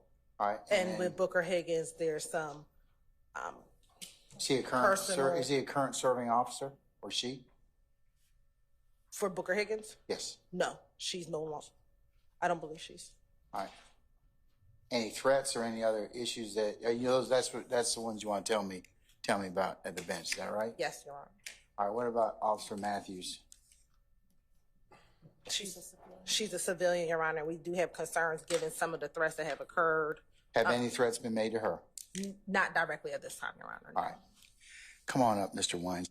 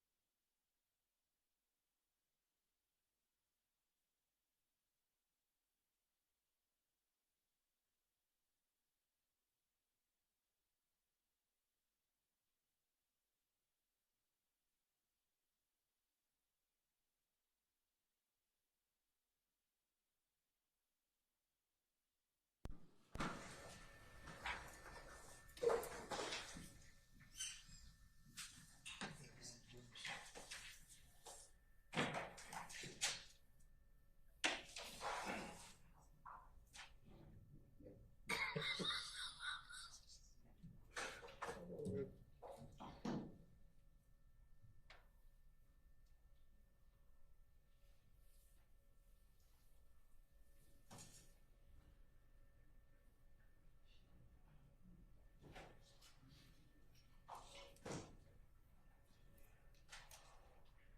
gotta stay. You want me to tell him, you'll tell him. I just ran home like that.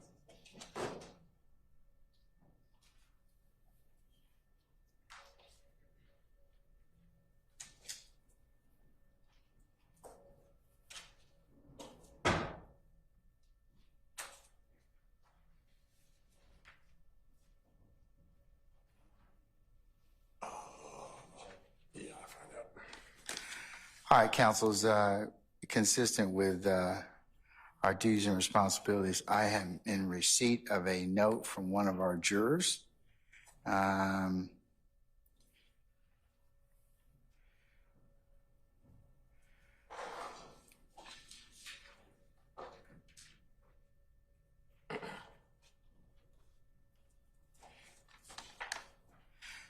going to mark it as the next court exhibit in order. I'll invite anybody who's interested to come up and take a look at it. Maybe you can communicate that to the rest of the folks.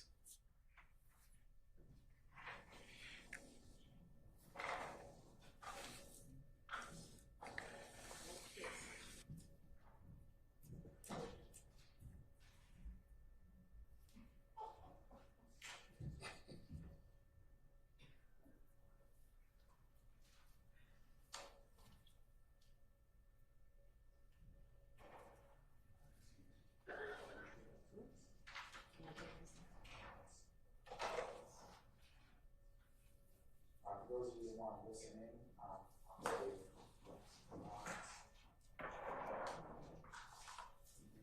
yes. And y'all can. Yeah.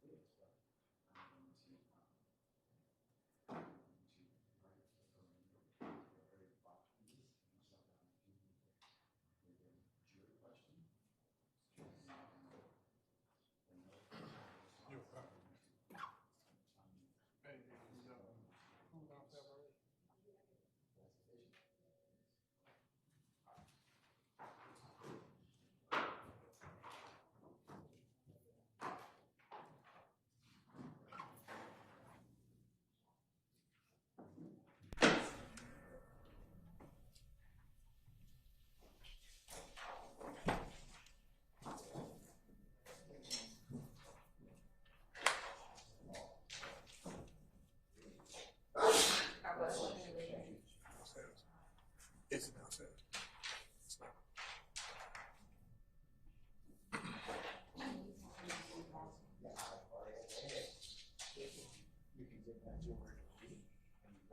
Okay.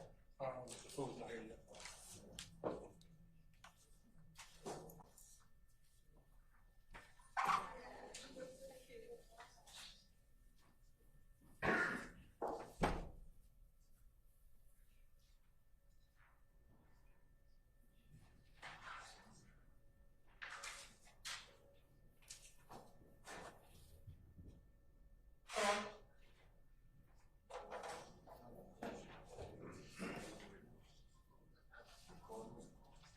Oh, it's Stacy. Yeah.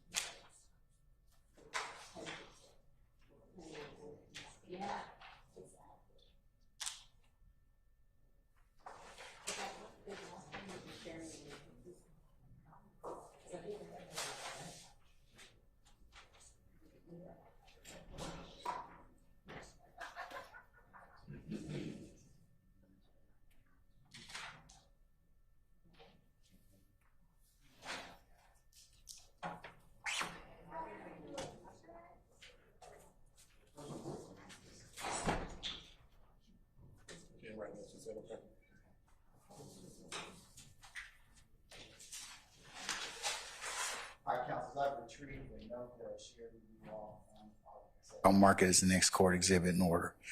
All right, unless there's anything else, all our jurors are present, sir? Yes, sir. All right, summon our jurors, please.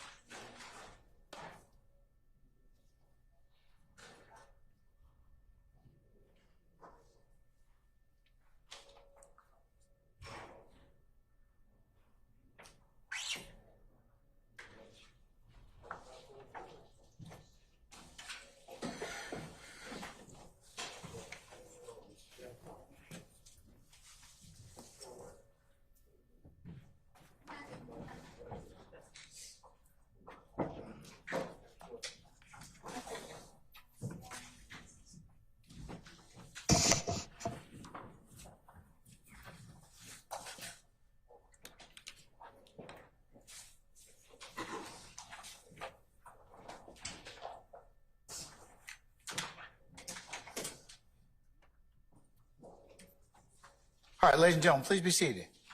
All right, thank you, Sergeant Ingram. Ladies and gentlemen of the jury, good morning. Good morning. All right, what's left of it, maybe about 10 minutes, all right? Okay, ladies and gentlemen, we're going to go ahead and continue with the presentation of the state's case. We'll go a little bit, and then we'll break for lunch and then see where the afternoon leads us at this point, okay? All right, so state, call your next witness. Your Honor, at this time, the state calls to stand Captain here. All right, summon Captain Page, please.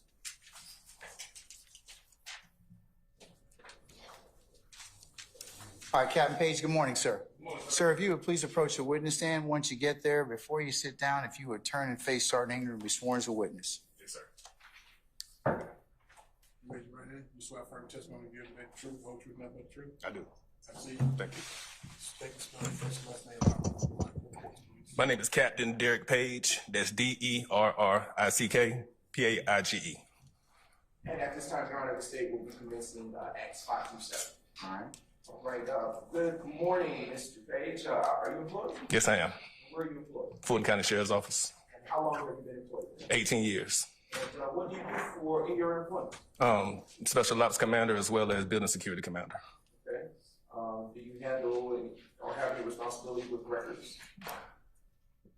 In terms of Odyssey and stuff like that, we do implement reports and all that stuff, but not directly directed to records. Okay. But based on what you're saying, is it fair to say that you... I'll sustain the question, Mr. Flynn. That's Mr. Steele. Is it fair to say that you're acquainted with records? I am. What is a booking photo? It's generally the photo that they have when they initially get booked into the Fulton County Jail. It's a photo that is taken, well, basically it's a mugshot of them when they're in intake. And how does your department take booking photos? Take a front shot as well as a side shot of the head, the face and head. Oh, the face and head. Okay. And if you could talk into that mic so Madam Court reporter can get everywhere that you're saying would be much appreciated. Yes, sir. Are booking photos taken at or near the time that the person is brought into Fulton County Jail? At some point, it's taken during the booking process. Initially, they have to get booked in first, and then the photo's taken. And are such booking photos kept in the regular course of business? Through Odyssey, yes. Yes, okay. And what is a booking and releasing record? Booking record is actually the time and the date of pretty much the date of when the person was booked in, and the release is actually the date and time that they were actually released from the Fulton County Jail. And are you aware if those records are kept in Odyssey as well? They're supposed to be. But are they? Yes. Okay. And is the record that you just described recorded at or near the time that the individual was taken into the Fulton County Jail? That's where it starts, yes. And are those such records kept in the regular course of business by the Fulton County Sheriff's Office? Yes, it is. And what is the database by which you all store those? Odyssey. Okay. And did you conduct a search to locate any booking photos pertinent to the arrest of Mr. Marquez Huey on May the 25th, 2018? I have seen this booking photo, yes. And did you also conduct or locate a booking record pertinent to the arrest of Marquez Huey on May the 25th, 2018? Yes, I have seen it. Do you have personal knowledge of the records? Not directly, no. Okay. Are you acquainted with these records? I've seen them. Okay. And I'm going to now show you what has been marked as states exhibits 169, 170, and 171. Well, show the defense what has been pre-marked as states exhibits 169, 170, and 171.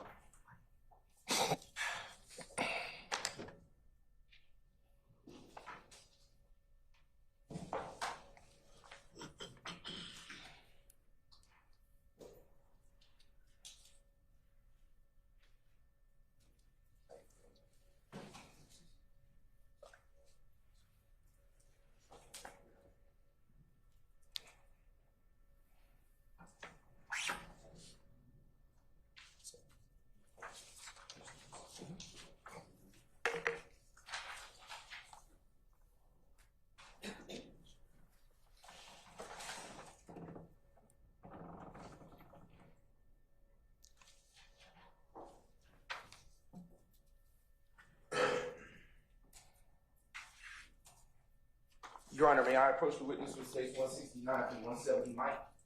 May, sir. Okay. Now approaching the witness with states 169, Mike, 170, Mike, 171, Mike.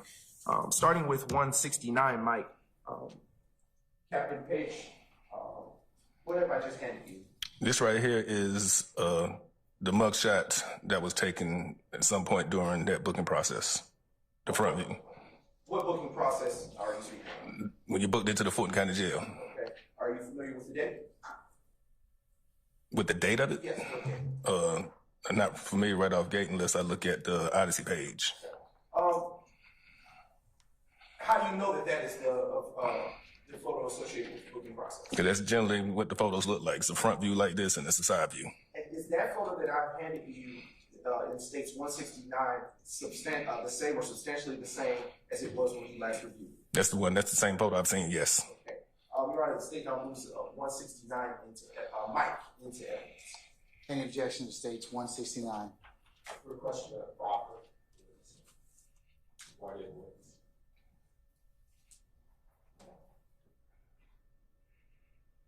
No. Give me an objection. What's the basis for your objection? He just wanted to specify that he has no personal knowledge of the record. I'll over your objection. Mr. Sharp. Relevance and improper or Overruled, sir. All right. Any further objections? No. Okay. States 169, Mike has admitted and may be published as you see fit. Thank you, Your Honor. Before the publishing of that, the state is going to go through the other exhibits.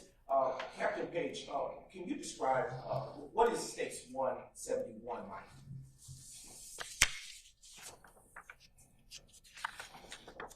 $171 is actually the initial page that you'll see on Odyssey where it shows the demographics and the charges of an inmate. And how do you know what that is? I do reports on Odyssey all the time, so I'm familiar with it. And is it the same or substantially the same as it was the last time you looked at Odyssey? Yes. Okay. And Your Honor, at this time, the state now moves to admit states 171, Mike, into evidence. Any further objection to states 171? Yes, Your Honor. We object on the grounds that that's particular information is hearsay information and it should be redacted based on No, speaking objections is the basis hearsay? Yes, Your Honor. Oh. Okay. All right. I'm sorry, Your Honor. May I see that exhibit before? I thought you took a look at it already. No, I didn't. All right, well, go ahead. May I approach the witness to obtain you? Sure. Yes, you may. I'll call it that.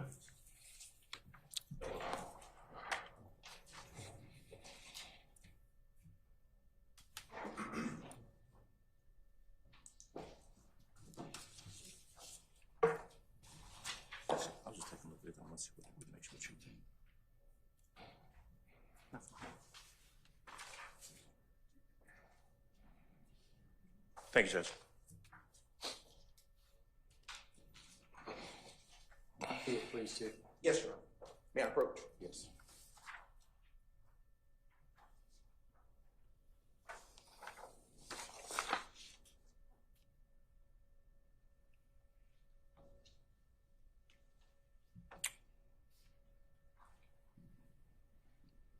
All right.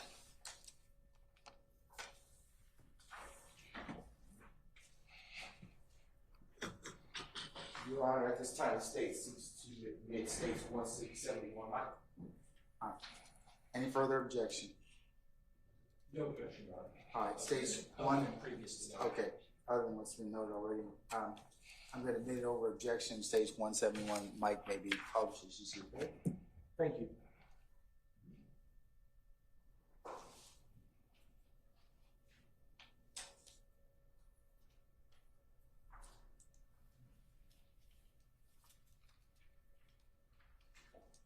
Yes. And for the record, this particular exhibit pertains to Act 76.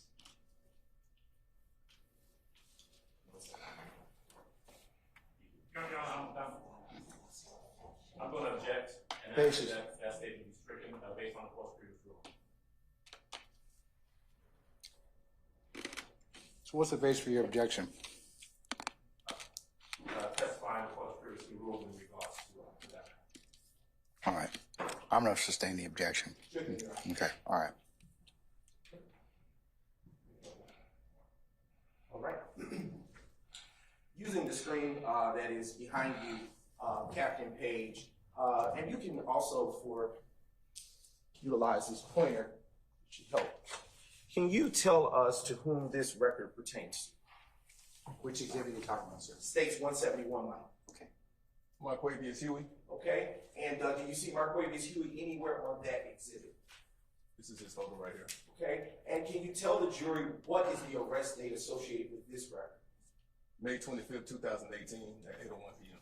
And what was the date upon which Mr. Huey was booked? May 26th, 2018 at 1:58 a.m. And is there a release date on this record associated with Mr. Huey? 5/27, 2018 at 9:11 p.m. And upon what charges was he booked? Reckless conduct, obstruction of law enforcement officer, carrying a concealed weapon, and death by receiving stolen property. And you may be seated.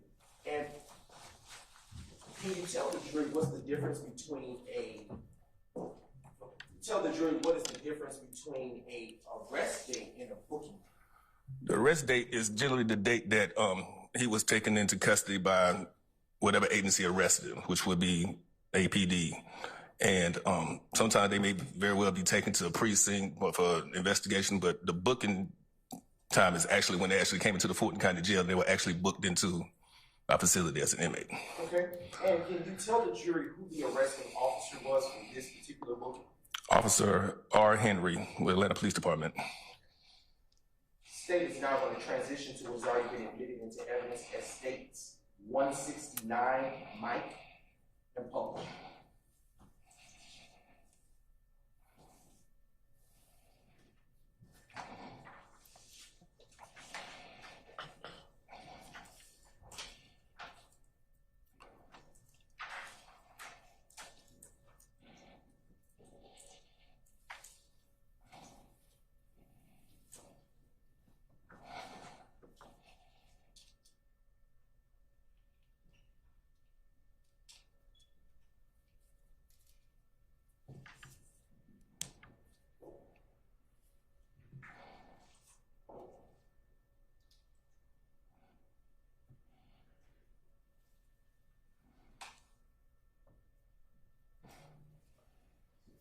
Just a brief indulgence, Your Honor. Yes, sir.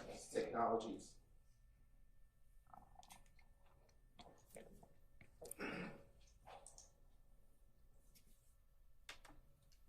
All right. Looking at the screen behind you, can you tell the jury who it is that we are looking at? Mr. Marquavius Huey. And what is this photo? That's his booking photo. Okay. Pertaining to what date? May 26, 2018. And now transitioning to State's Exhibit 169. 170, Mike, what is it that I have in front of me? I know. This is just a side shot of his mug shot. Like I said, they take two different shots, a facial shot as well as to the side. How do you know what that is? Because I'm very familiar with Odyssey. Okay. Is it in the same or substantially the same time, same condition as it was the last time you reviewed it? Yes. Your Honor, at this time, the state now moves to admit States 170 Mike into evidence. Any further objection to States 170? All right. Permission to publish, Your Honor? The objections will be noted. I'm going to admit it over objection, maybe publish as you see fit. Thank you, Your Honor. Publish States 170. And pertaining to this particular exhibit, who is it that we are looking at here? Mr. Marquavius Huey. And can you tell the jury what type of profile this is? It's just a... I stand the question. And what kind of picture is this? It's a mugshot. It's a side view. Just a brief indulgence. Yes, sir.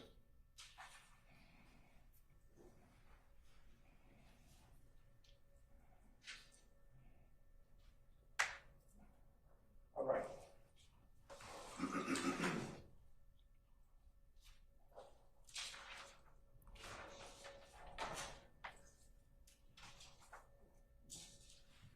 All right. Captain Page, when you were called to serve as a witness for this case, did you conduct a search for booking and release records for Jeffery Williams? I did. Did you also Objection, we approach. You may.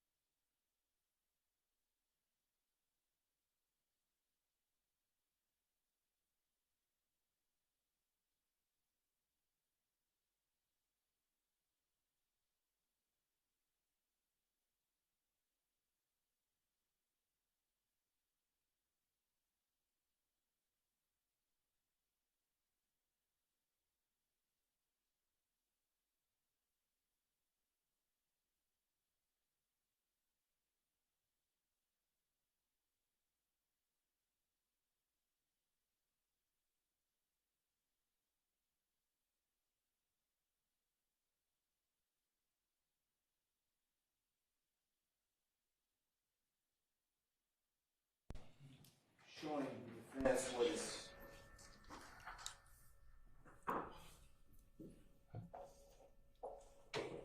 the defense was been pre-marked as states 126 Charlie, 124 Charlie, 125 Charlie.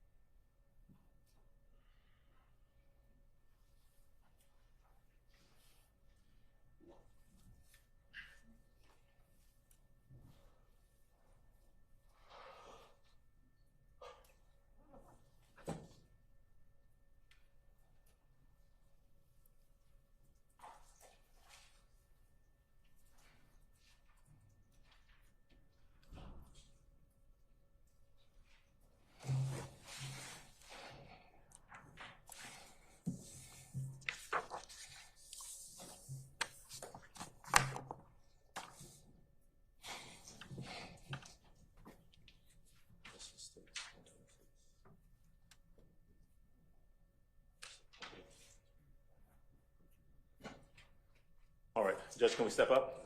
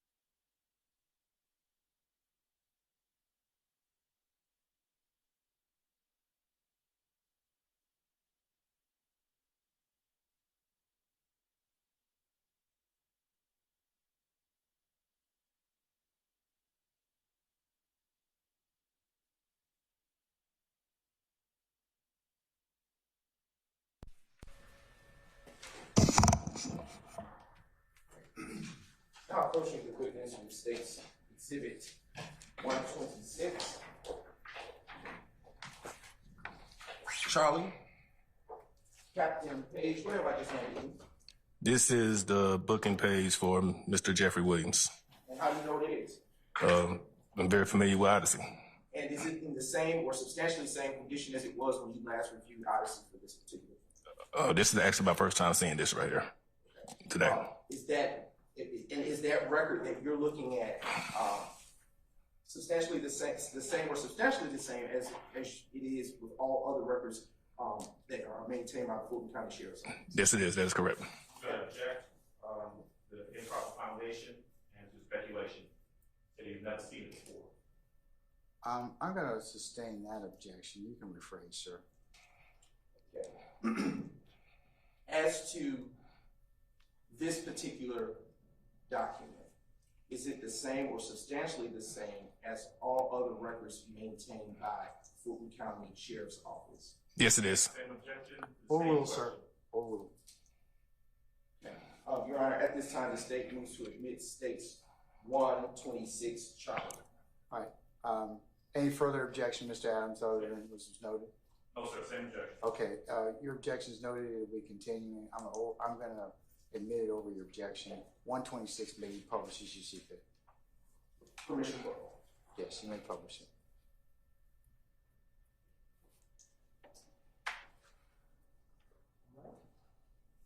And you may take that pointer and for ease of access to the record. Captain Page, move that.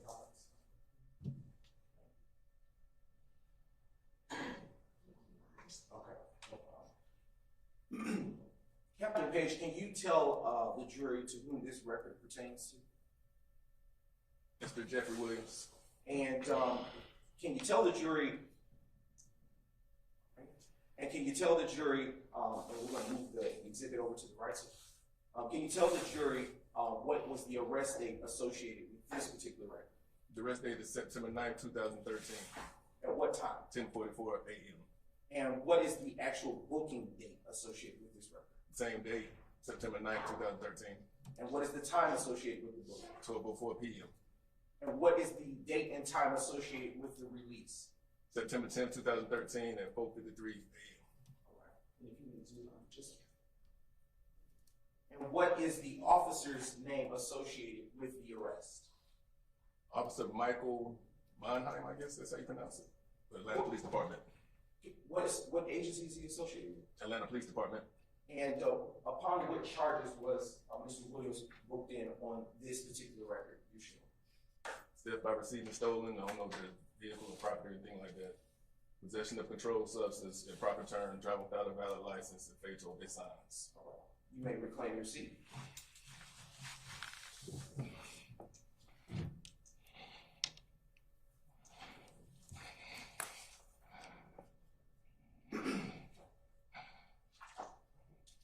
Okay. Now,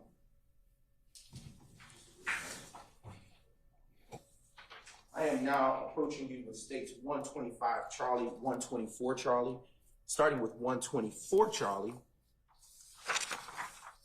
What have I just handed you, Captain Page? A mugshot. Okay. And how do you know what it is?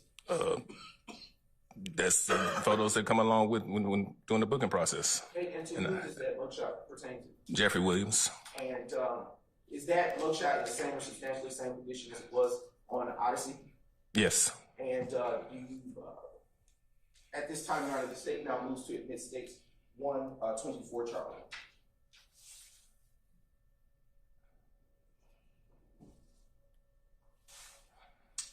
Any further objection to 124 Charlie, Mr. Adams? Previous objection, Your Honor. All right. So noted. Continuing. Admitted over objection may be published as you see fit. Thank you, Your Honor.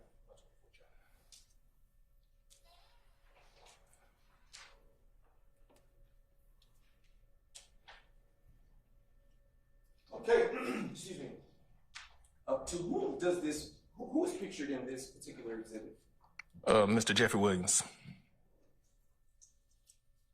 And now focusing your attention on States 125 Charlie. What is it that you have in your hands? It's the side shot of his mugshot. And how do you know what that is? When inmates are booked into the Fulton County Jail, they take 2 shots: a forward shot, facial shot, and a side shot. And is it the same or substantially the same way as it was on our side? Yes, it is. At this time, Your Honor, the state now moves to admit States 125 Charlie into evidence and request permission to publish it if it is so granted. Admitted. Any further objection, Mr. Adams, to States 125 Charlie? Same objection, Your Honor. All right, so noted. Continuing objection. I'll admit States 125 Charlie over objection. Maybe publishes you see. Thank you, Your Honor. At this time, the state now publishes States 125 Charlie.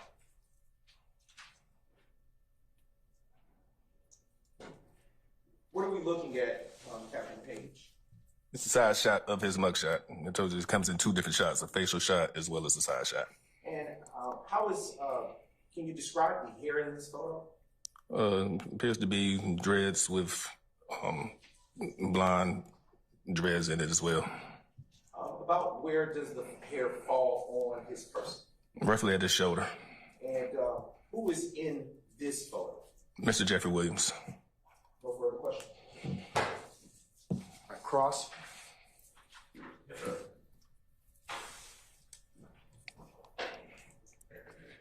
If I can have the prosecutor please to put 126C back up on the screen, please. I've got a few questions of the witness in regards to that. It's Captain Page, isn't it? That is correct. Good afternoon, sir. How you doing? Just fine. How you doing? I am good. I'm good. I got a couple questions for you. Sure. I think I heard you say before you've not seen this booking sheet before, right? In reference to Mr. Williams? That's correct. No, not prior to today, no. You were showing it, sometime this morning? That is correct. Okay, by the state, I presume? Yes. Okay, they said you'd be coming in here to testify about this booking sheet and the photographs that were attached to it, right? That is correct. Okay. You don't have the independent personal knowledge about this booking or the circumstances surrounding it, right? No, sir, I do not. All right. You know Officer Michael Monheim, the person who's listed as the arresting officer? Do I know him? No, sir, I don't. Okay. Do you know anything about the circumstances of Officer Michael Monheim arresting Mr. Williams on this date? I do not. Okay. Do you know anything about the outcome of this case? I do not. Okay. Let me ask you about the dates on here. I think you said that the arrest date, as listed on the top, you believe to be accurate, right? Based off Odyssey, yes, I believe it to be accurate. Yeah, I mean, you don't have any personal knowledge as to whether any of this information is accurate. You're just basing it on what was printed out by the computer. That is correct. Okay. So you believe, based on this printout, that arrest date, September 9, 2013, is an accurate date of arrest, right? According to Odyssey, yes.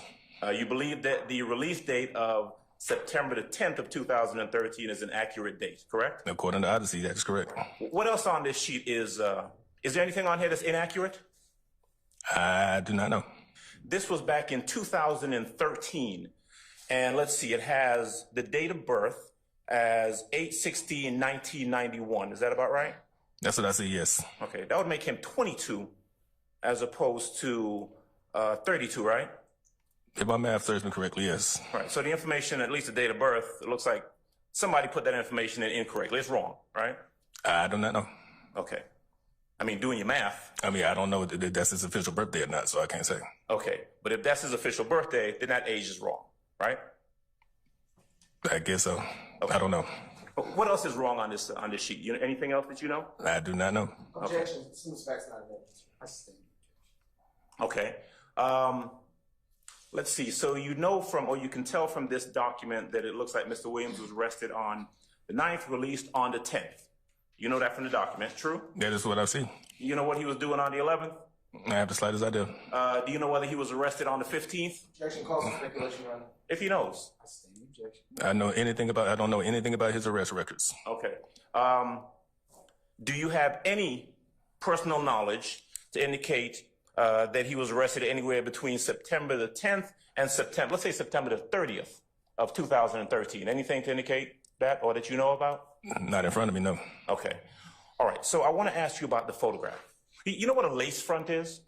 Objection, relevance, Your Honor. I'll rule the objection. He can answer it. Do you know what a lace front is? I imagine it's something similar to a wig, I guess. Kind of a wig, right? Yes. You know what it means when someone says someone has blonde hair? Yeah, they have blonde hair. Yeah. Look to your left. See the young lady? Yes. Okay. Blonde hair, right? Yes. Okay. Let me see. Young lady sitting here at the table, closest to me, to my left, with the jacket on. Dark black hair, right? Yes. Okay. There's a difference between black hair and blonde hair. True? Yes. You know what a ponytail is? Generally, when the hair is tied in a ponytail, yeah. There you go. Tied to the back, right? That is correct. All right. So if you were looking, for example, at the lady right next to you, to your left, you would say that her hair is not in a ponytail. Her hair is just kind of flowing freely and luxuriously, right? Yeah. All right. Do you know what it means when a woman is described as heavy-chested? Yes. Okay. What would you imagine that? Not imagine. What would that be if you were to describe a woman as heavy-chested? What would your description be? I guess if he knows, become relevant. I'm going to sustain on what's relevance. I'll move on. All right. Thank you. Yes, sir. Are you do me a favor if you would respectfully. States Exhibit 124C. We can put that up, please. Or 125, either one, whichever one has you can get to quickest. All right, that's good. 124C. All right, so we're looking at the person that you would say is Jeffery Williams based on the booking photograph, correct? Yes. Okay. You cannot see his chest in this this photograph, can you? No, I cannot. Just kind of down to the neck. All right. And the way you described his hair is it looks like he has dreadlocks, right? Yes. Okay.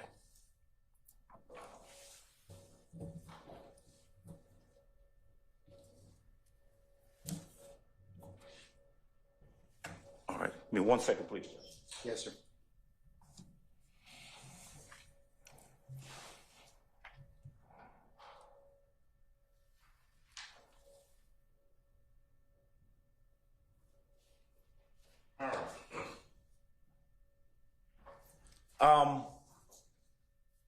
Looking at this picture of Jeffery Williams, how would you describe his skin tone? Would you describe him as light-skinned or dark-skinned? I imagine dark skin. Okay. Like me, right? You consider me to be dark-skinned. True? Yeah, I guess so. Yourself to be light-skinned, light-complected, whatever the term is. I'm not that light. Not that light. You're brown. Light brown. All right? All right. But I mean, just to be clear, I mean, seriously, looking at that picture, this is the picture of a dark-skinned man with dreadlocks, with dark-colored dreadlocks. True? Yes.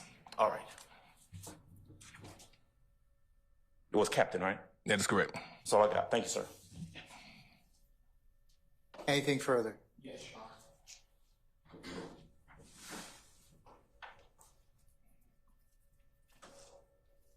Captain Page. Yes, sir. Good afternoon, sir. Good afternoon, sir. Good. Can I take a look at 169, 171?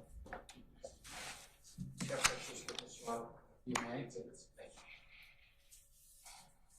There you go.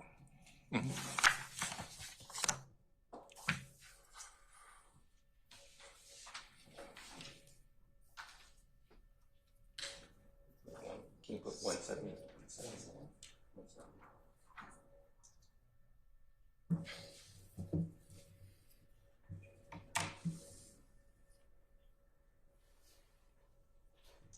Captain Page, good afternoon again, sir. Good afternoon. I want to direct your attention to State's Exhibit 171M. When did you pull this particular exhibit from Odyssey? Initially, when I was subpoenaed, yes, because I needed to see who I was being subpoenaed for. Okay. So you did not know before you were subpoenaed that you would be testifying or talking about Mr. Marquavius Huey, correct? I did not know. That's correct. Okay. You certainly did not take the book-in photo, correct? I did not. You did not enter this information into Odyssey, correct? That is correct. Tell this jury, what is Odyssey? Odyssey is a platform that we use to actually keep track of booking reports, incident reports, arrest, and various other things that we use to track inmate movement and things of that nature. So there's a human being that actually enters information basically into a software program, correct? That is correct. And you call it Odyssey, correct? Yes. Now, whenever someone is arrested, Captain Page, in Atlanta, Georgia, in another state, generally speaking, that person is photographed, and we call it a bookend photo, correct? Yes. And Mr. Huey, he got arrested. He took a bookend photo, correct? That is correct. If you were to get arrested, there would be a bookend photo of you, correct? That is correct. If President Trump was arrested, there'd be a bookend photo of him, correct? Sustain the question. A bookend photo certainly doesn't mean that a person committed a crime, does it? A booking photo means that they have been taken into our custody and booked into the Fulton County Jail. Means they were arrested, correct? That is correct. Doesn't mean that they actually committed any act, does it? They have been arrested, but on this innocent proven guilty. That's right. Now, these charges that are located on this particular document, this Odyssey printout, these are the charges that the particular officer gave that particular person when they arrested him, correct? I imagine so, yes. Right. And you don't know, as you sit here today, how this particular, each one of these charges, how they resulted ultimately in court, correct? I do not know the disposition. And with respect to the dispositions, this was a Atlanta, Georgia, Fulton County arrest, correct? Well, APD arrested them, so yes. And when a person is arrested by APD, that person is charged and prosecuted by the Fulton County District Attorney's Office. There's going to be a prosecution, correct? Objection, Your Honor. Sustain the objection. Do you know anything about this particular Exhibit 171? Do you know who prosecuted this case? I do not know. Okay. Do you know if this case was indicted? I have the slightest idea. Do you know if there was any type of resolution to the case in terms of negotiation? I know nothing about this case. You don't know anything about Mr. Huey, correct? Other than seeing him on the floor in the past. Okay.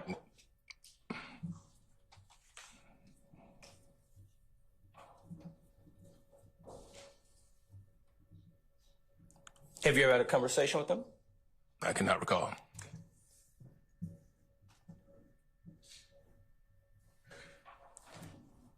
And you were asked to come here basically to just simply testify that this particular bookend photo belonged to Mr. Huey, correct? For the most part, yes. Nothing else about the case, correct? Nothing else about the case. That's all I have. Thank you. Anybody else? All right, thank you, Mr. Matthews. Any redirect? Yes, Your Honor, at this time, State Judge. Just very briefly. First, can you republish States 125,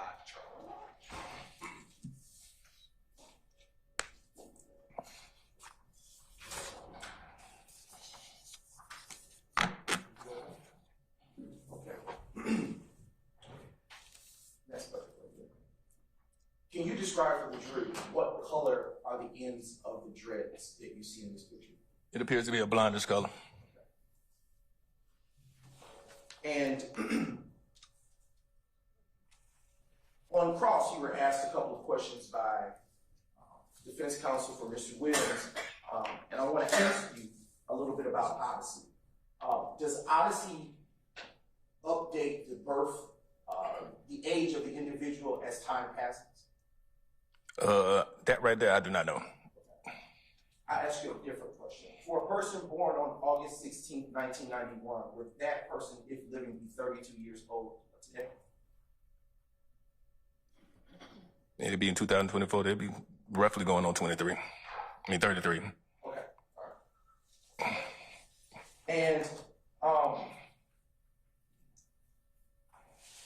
on On cross, you stated for Mr. Matthews, stated to Mr. Matthews that we use a certain thing to track inmate movement. When you say we, who are you referencing? Just the Fulton County Sheriff's Office as a whole.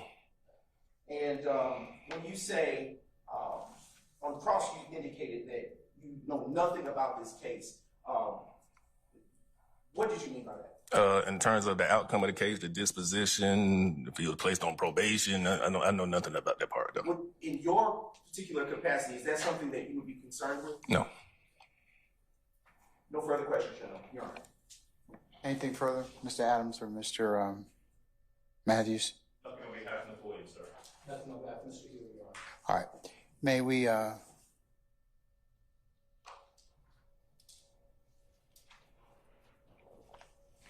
we permanently or temporarily excuse Catherine Page? Temporarily, Your Honor. All right, Catherine Page, I'm going to temporarily excuse you as a witness. Appreciate your patience with us. So when you're subject to being recalled, we'll call you, okay? Yes, sir. But don't discuss your testimony to anybody except the attorneys in this case, all right? Am I free to leave for the whole day? You're not going to call him back before the end of the day, right? Yes, so that answer is affirmative. Yes, sir. Thank you, Your Honor. Thank you, sir. All right.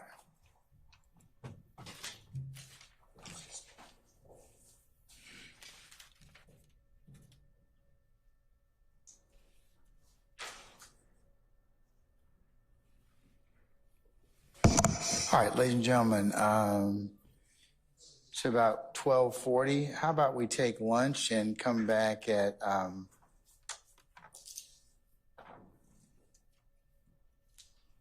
1:45? How's that sound? Okay. All right. Remember the admonitions I've given you, but if consistent with those admonitions, enjoy your lunch. We'll see you back in about an hour. Okay. All right. All rise.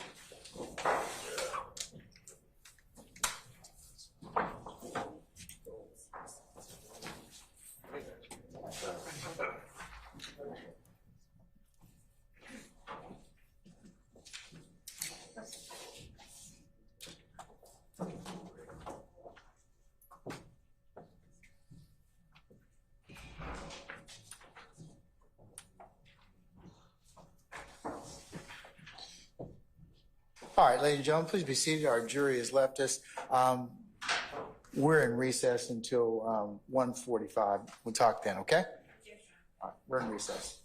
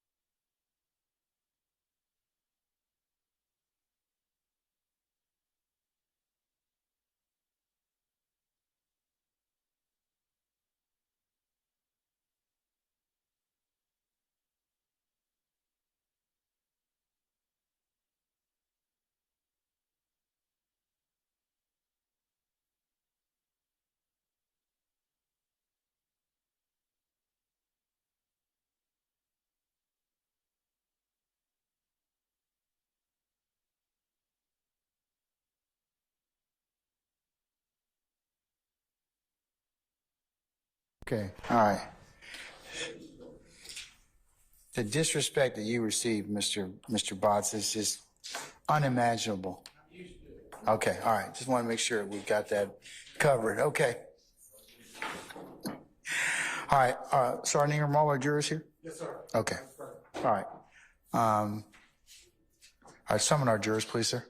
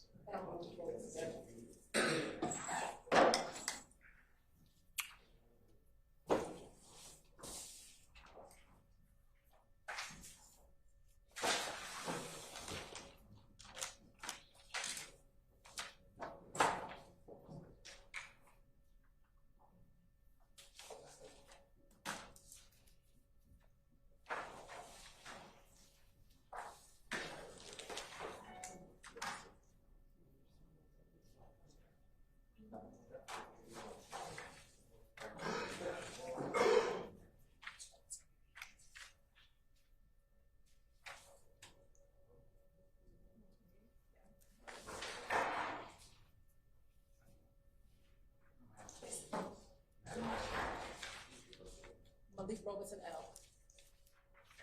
You're welcome.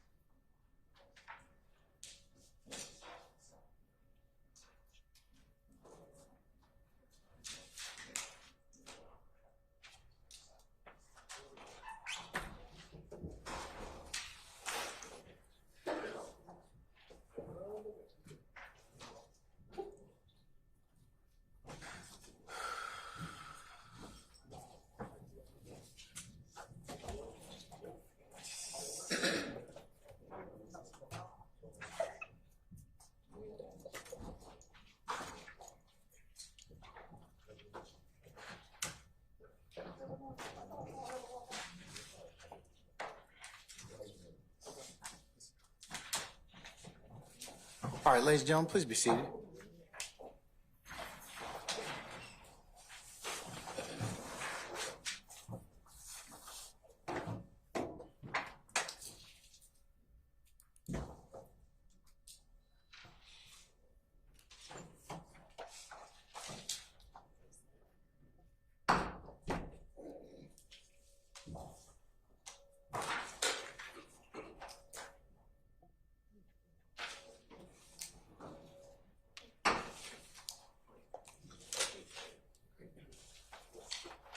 Excuse me, can we please hear that?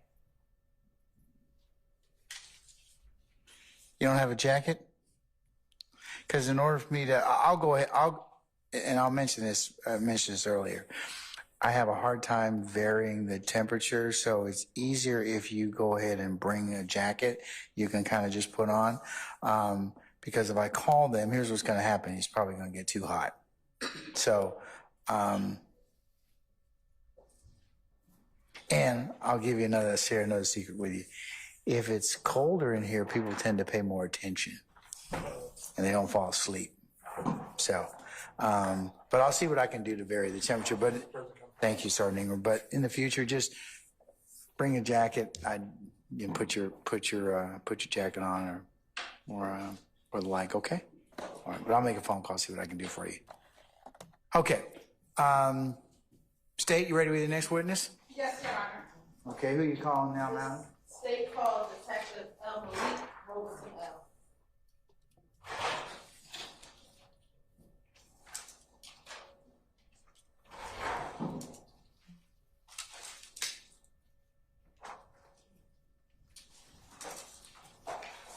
All right, Detective Romanell, if you could turn and face Sergeant Ingram and be sworn as a witness before you sit down. Right here. Swear first testimony you give the truth, whole truth, nothing but the truth. I do. Have a seat. Still, first and last name. L. Malik Roberson L. ELMALIK ROBESON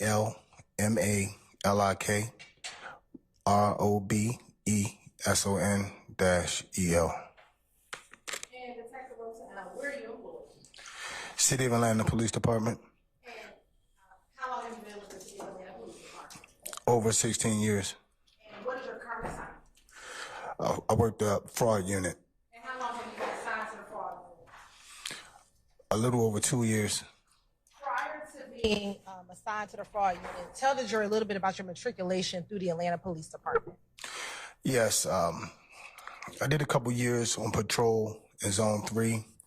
From there, I was promoted to detective, where I investigated all the crimes in the Zone 3 area. I also was a detective in Zone 4 and Zone 5, where I did all investigations within the zone. I worked the ag assault unit, where I was responsible for investigating shootings. And from there, I worked the fraud unit.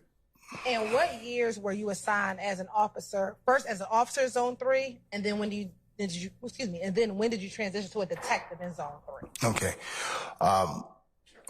After graduating academy, I went straight to Zone 3 in 2008. I was a detective. I made detective 3 years at the patrol to Zone 3. So I did 3 years patrol and 3 years as an investigator in Zone 3. Okay. And how long were you a detective in Zone 3? 3 years. So from 2011 to about 2014? Yes. Right. And are you post-certified? Yes, I am. And were you post-certified on September 11, 2013? Yes, I was. And I want to direct your attention specifically to September 11, 2013, where you assigned as a Zone 3 detective on that day. Yes, I was. Tell the jury a little bit about your job duties and responsibilities as a detective in Zone 3. As a detective in Zone 3, my job was to investigate all the crimes in Zone 3 with outstanding perpetrators. All the crimes except for homicide and sex offenses. I want to direct your attention specifically to September 11, 2013. Did you have the occasion to respond to the Summerdale Apartments located at 2745 Old Hateville Road, Atlanta, Georgia? Yes. And is that location in Fulton County? Yes. If I was driving from 75 South, how would I get to Summerdale? If I was driving 75 South, how would I get to the Summerdale Apartments? Okay, you would get off on the Cleveland Avenue exit. You would make a right, and then approximately a quarter of a mile, you would come to Old Hateville Road. If I was coming 75 South, I'd make a right? If you was coming 75, you would make a left on Cleveland Avenue. You would make a left on Cleveland Avenue, come down approximately a quarter of a mile, and Old Hateville would be on your right. And it'll be the first apartment complex on your right-hand side. And back in 2013, if you can recall, what were some of the landmarks in and around Old Hateville and Cleveland Avenue? It was a McDonald's on the corner of Cleveland Avenue and Old Hateville. It was a laundromat across the street from the McDonald's. and on the opposite side of the street, it was a school. And were you familiar with the Summerdale apartments? Yes, I was. How were you familiar with those apartments? Because as a patrol officer, I was assigned to the crime suppression unit, and my assignment was that whole Cleveland Avenue corridor where I was responsible for making quality of life. I was working as a discretionary officer. You know, I was put anywhere necessary they needed me for in patrol. Okay. So I'm going to take you back to September 11th. Why did you respond to the Summerdale apartments that day? Myself, Investigator Higgins, and Investigator Porter responded to 2600 Hateville for, I think it was an aggravated assault.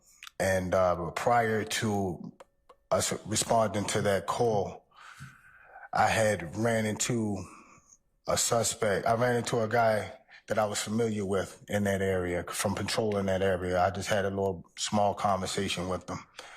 And me assisting Investigator Porter and Booker Higgins on this call, the lady gave the description of this guy that I was just previously talking to as the suspect. And I was so let me slow that down for you real quick.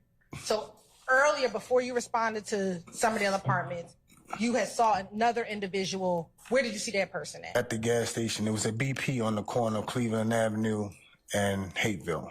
And when you first saw that individual at the gas station, did you know him to be a suspect in anything when you first saw him at the gas station? No. All right. And after leaving the gas station, did you then go to this 2600 apartment complex? No, I went back to the precinct. Okay. I went back to the precinct, and that's when we had a call come out. That's when the call came out, the aggravated assault. So at that time in Zone 3, as an investigator, we all went out in a group. We didn't go individual. We all went out to a group, as a group, to assist each other on the scene if we was needed. And also, it was to give junior investigators like myself to ride along with senior investigators such as Investigator Higgins and Investigator Porter. All right. So you went back to the precinct, and then you, Investigator Porter, and Investigator Booker Higgins then go to the 2600 location to respond to the. Okay. When you left the precinct, where did you go? When we left the precinct, we went to 2600 Hateville Road. And why did you go there? To respond to an aggravated assault, to follow up with the victim. And what happened once you got to that location, 2600 Hateville Road? The victim gave a description of a male that was involved in that incident. And when she gave the description, he fit the description of the gentleman that I just spoke with prior to this incident. Okay. In the same area. And what happened once you made that realization that the person that the victim was describing matched the person you saw earlier that day? I was familiar with him, and I knew that all of the guys that he hangs out at this apartment complex at Old Hateville Road, which is 2745 Old Hateville Road. They hung out in those apartments. Okay. And would that be the Summerdale apartments? The Summerdale apartments, yes. All right. So once you recognized or realized that they would hang out at the Summerdale apartments, what did you do? Okay, I told the other investigators that they hang out at this location. Let's ride through to see if we see the perpetrator. And when you said let's ride through, who are you speaking with? Investigator Booker Higgins and Investigator Porter. And were you all the same three people that had initially left the precinct together to respond to 2600 Hateville Road? Yes. All right. Once you go, do you go over to Summerdale Apartments? Yes, we drove over to Summerdale Apartments. We pulled up to the front gate. The front gate was closed. It's usually open. On this particular day, the gate was closed. So we pulled into the visitors side parking to go, and a vehicle pulled up beside us on the residence side. It was a blue four-door sedan, and it was occupied by two young black males, appeared to be very young. So I thought the vehicle was stolen, so I kind of kept an eye on them So once they went in, the gate opened, they went in through the residence side. We followed them in. I continued to watch them. Booker Higgins and Porter was just having a conversation between the two, but I just continued to watch the vehicle because it was kind of suspicious. Okay, I'm gonna hold on for 1 second.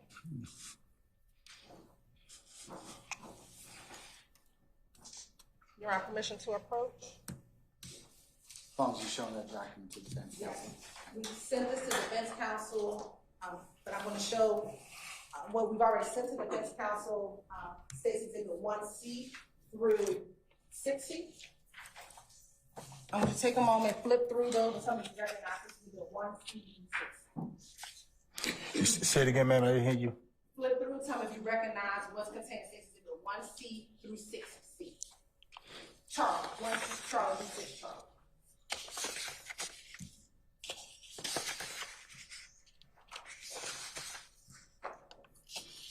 Yes. And do you recognize what's in 1 Charlie through 6 Charlie? Yes. How do you recognize what's in 1 Charlie through 6 Charlie? I used to work this area. This is the area of the incident, Summerdale Apartments. And is that a fair and accurate depiction of the Summerdale Apartments on September 11, 2013? Yes. Your Honor, this time the state would like to tender States Exhibit 1 Charlie through 6 Charlie into evidence. Any objection to States 1 Charlie through 6 Charlie? No objection. All right. States 1 Charlie through 6 Charlie admitted and may be published as you see fit. Thank you, Your Honor.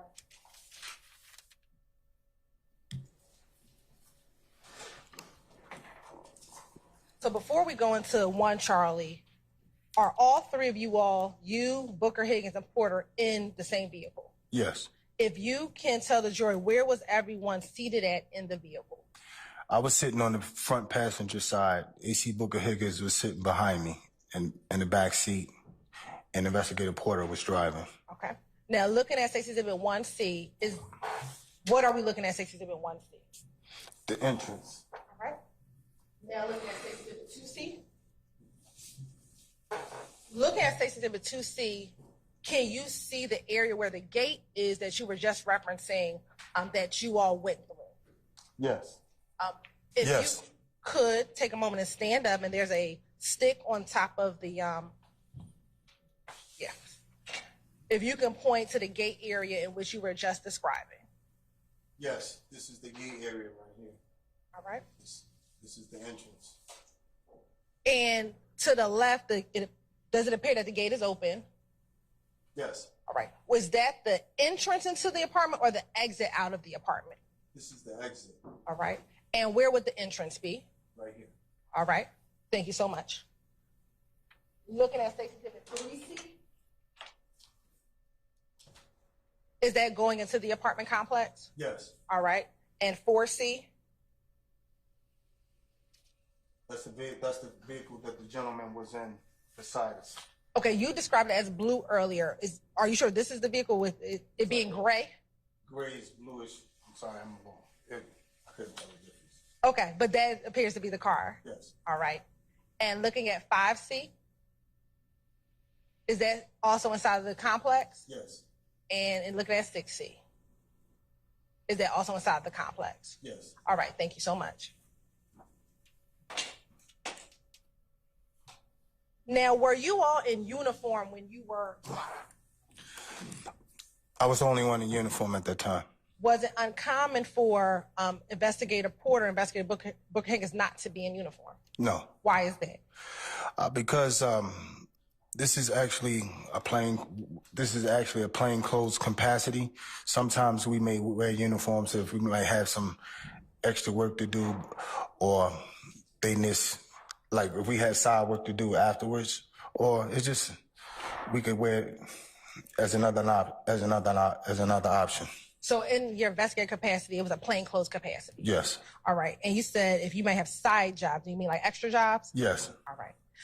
Now, when you get into the apartment complex, tell the jury what happens. Once we went inside the apartment complex, I continued to watch the vehicle. The vehicle pulled into a parking space. Two black males got out of the vehicle, and I continued to watch them as we drove by. We eventually drove Investigator Porter eventually drove past him and just continued to drive to the back of the complex. Let me ask you this. Were the individuals that got out the car the initial suspect that you were looking for? No. Okay, continue on. Okay, so we continued to travel to the back of the complex.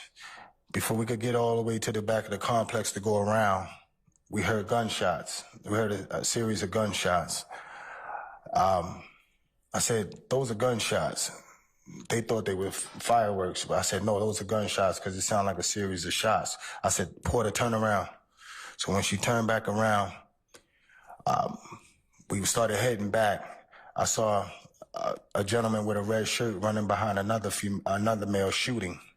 So I said, Porter, go, go, go. So eventually, I thought Porter missed him. She didn't see him. I thought she didn't see him because she was ready to drive by him. So I just said, stop right here. And I jumped out of the car and I had my weapon. I told her to pull out on the radio, which is mean, just let radio know where we are and what's going on. I didn't have really much time to communicate because I was reacting to the incident. So I got out with my gun out, and I had my gun out on the gentleman that had on the red, and he just started running towards me. I was standing right next to the car. I didn't know that he was running towards this car. So he got into a maroon car. He jumped into the rear back seat of a maroon car. So I got close up on the car so I could see inside the car. I wanted to, so I told everybody, let me see your hands. Put your hands where I could see them. I looked at the driver in the car because I stood on the angle so where I could see into the car, see everybody. And the driver looked me in my face, revved the engine, put the car in drive. And as he pulled off, I jumped out the way and I shot a shot.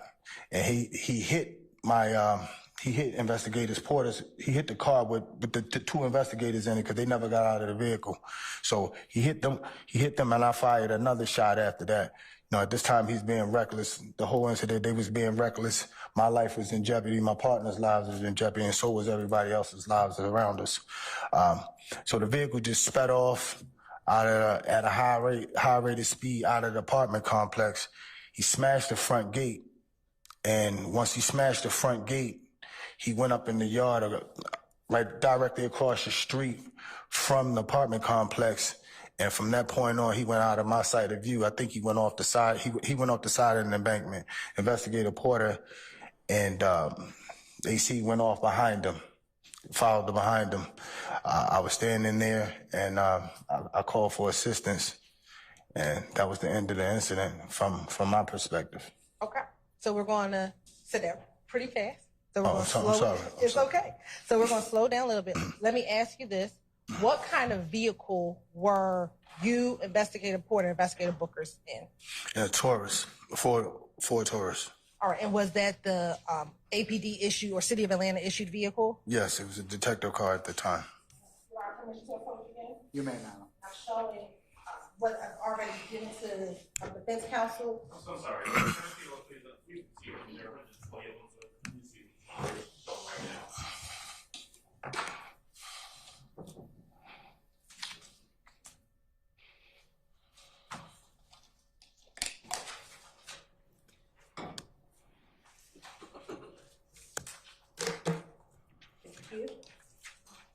Sure, regarding the pre-mark that states exhibit 25C through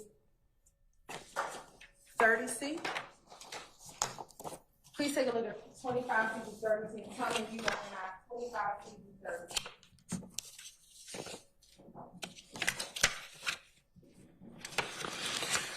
Yes. And how do you recognize this 25C through 30C? That's the detective vehicle that myself and my partners were in. And does that appear to be a fair, accurate depiction of the vehicle that you all were in on September 11, 2013? Yes. Your Honor, this time the state would like to tender State's Exhibit 25C and 30C into evidence, through 30 Charlie into evidence. Any objection states 25 Charlie through 30 Charlie? No, sir, no objection. All right, 25 Charlie through 30 Charlie are admitted and may be published as you see fit.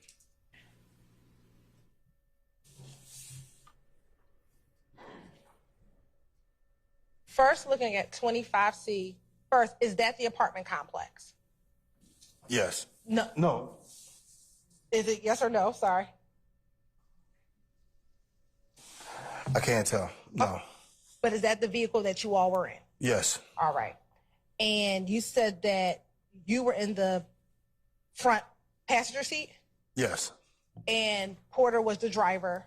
Yes. And AC Booker Higgins was in the back seat? Yes. Your Honor, I'm orienting. I'll overrule the objection on the basis of that. All right. Now, going back to, listen, you can take it in.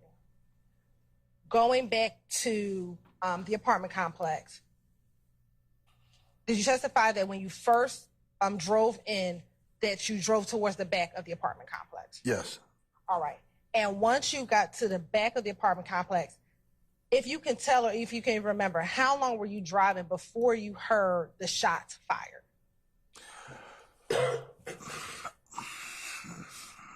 It wasn't that long. We were driving pretty slow. So I say approximately like 2 to 3 minutes, because we was doing a canvas. So we was really just driving slow, looking for the suspect. Okay. So. And once you heard the gunshots, did you turn the car? Did Investigator Porter turn the car around immediately? Yes. All right. And then once she turned the car around, was she going back into the direction as if she was leaving the apartment complex? Yes. All right.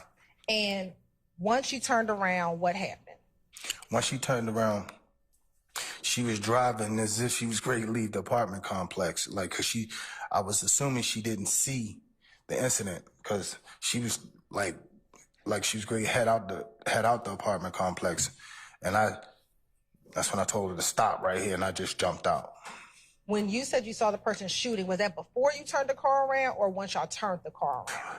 As we started approaching, because we was kind of far away where you really couldn't see, because it was cars in between, and it looked like they was in between cars, and I was on the passenger side, and I was looking for it. So she was pretty much just driving. I guess she didn't see. I don't know. I can't tell you what she saw.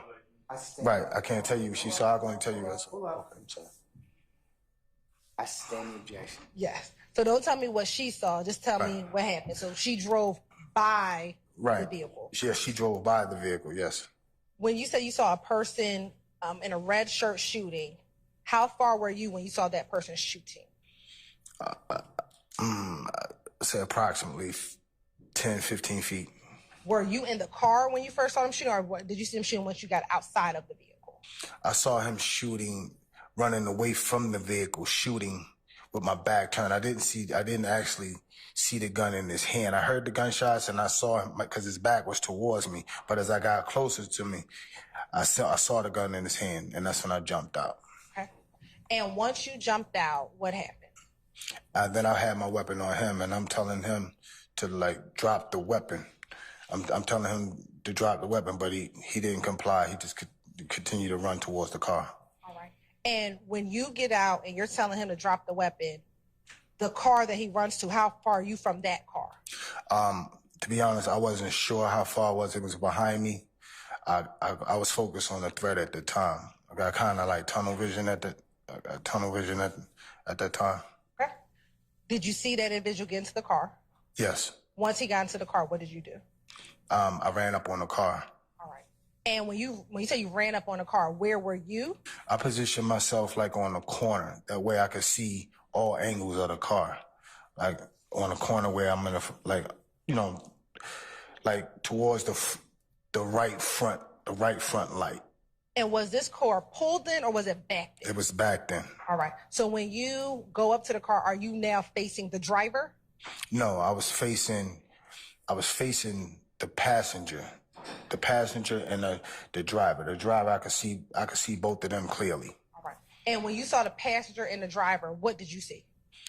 I just saw I saw both of them, but I couldn't tell you what they looked like. I kind of locked in on the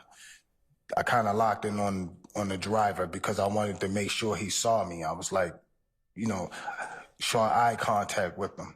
So I was locking in with him to make sure he saw me because I wanted to make sure he saw me. And you said you wanted to make sure he saw you. So the driver, was it a male? Yes, it was a male. Yes. Were you able to see the passenger? No. The front passenger? No, I couldn't tell you what the passenger looked like. Mm-hmm. Do you know if the passenger was a male or a female? No. Right.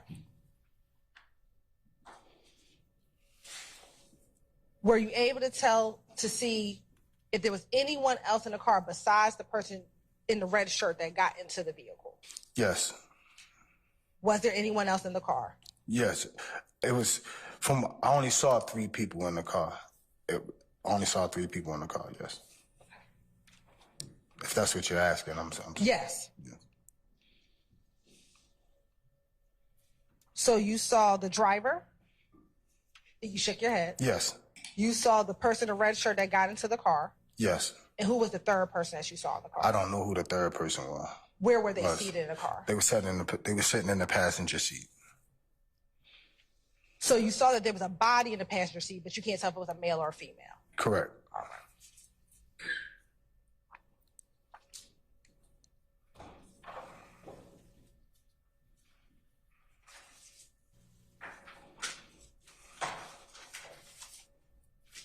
Once you lock eyes on the driver, what happened?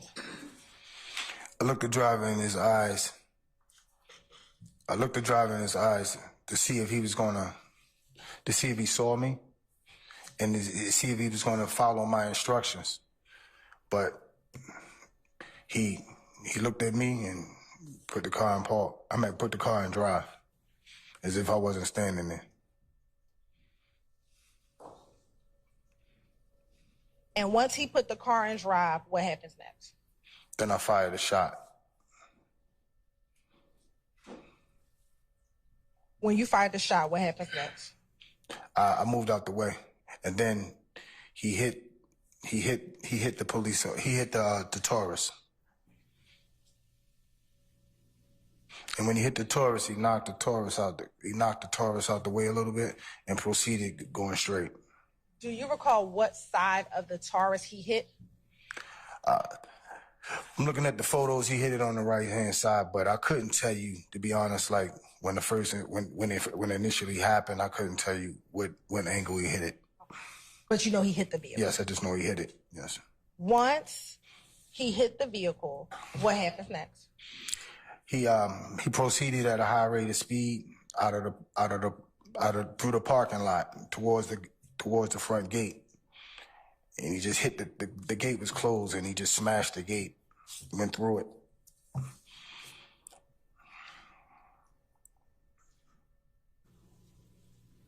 At the time where the driver fled and smashed through the gate, where was the car that Booker, Higgins, and Porter was in?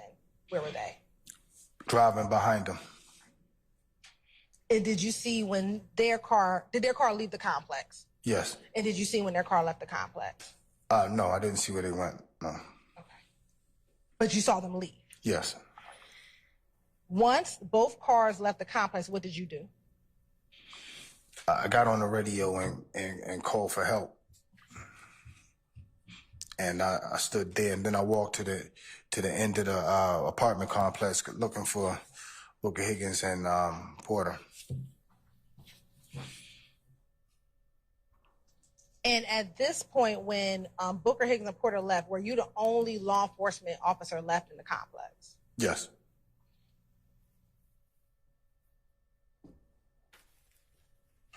I believe you described the vehicle as red or maroon. Did you ever see the vehicle again once it left the apartment complex? I saw it when it was up on the hill, and I think when I was getting inside the Winnebago, the Winnebago was pulled up. The Winnebago was pulled up like right there in front of the laundromat. When you say the Winnebago, what are you? The Winnebago was like the mobile command post that homicide used to pull up on the scene to, I guess, to interview victims and suspects on the scene. And is this after everything that happened in the apartment complex? Yes. All right. Is this once they are coming to speak to you about what happened in the apartment complex? Yes.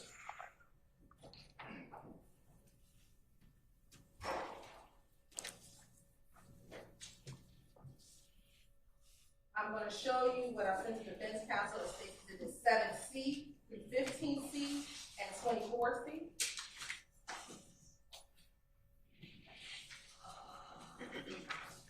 And were you in uniform that day? Yes. And why were you in uniform that day? I think I had an extra job after.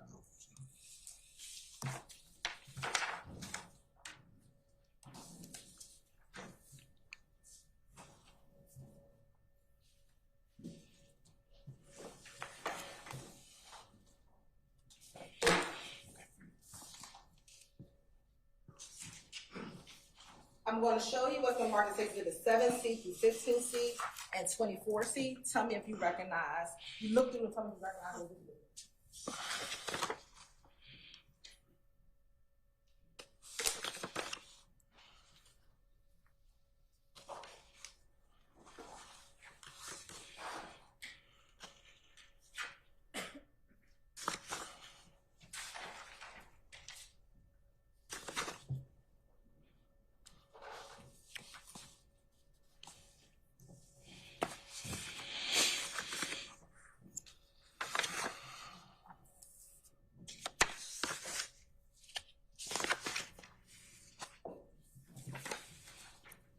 Yes. Okay, and how do you recognize first State's Exhibit 7C through State's Exhibit 15C? This is the apartment complex parking lot. And does that appear to be from 7C to 15C a fair and accurate depiction of the apartment parking lot on September 11, 2013? Yes, yes it is. And then looking at State's Exhibit 24C, how do you recognize Exhibit 24C? That's me. Is that you on September 11, 2013? Yes, it is. Your Honor, this time the state would like to tender Exhibit 7C, 15C, and 24C is absent. Any objection to state 7C through 15C and 24C, Mr. Adams? There is no objection. All right, state 7 through 15, 7 Charlie through 15 Charlie, and 24 Charlie admitted and may be published as you see fit. First, I want to start with 2C.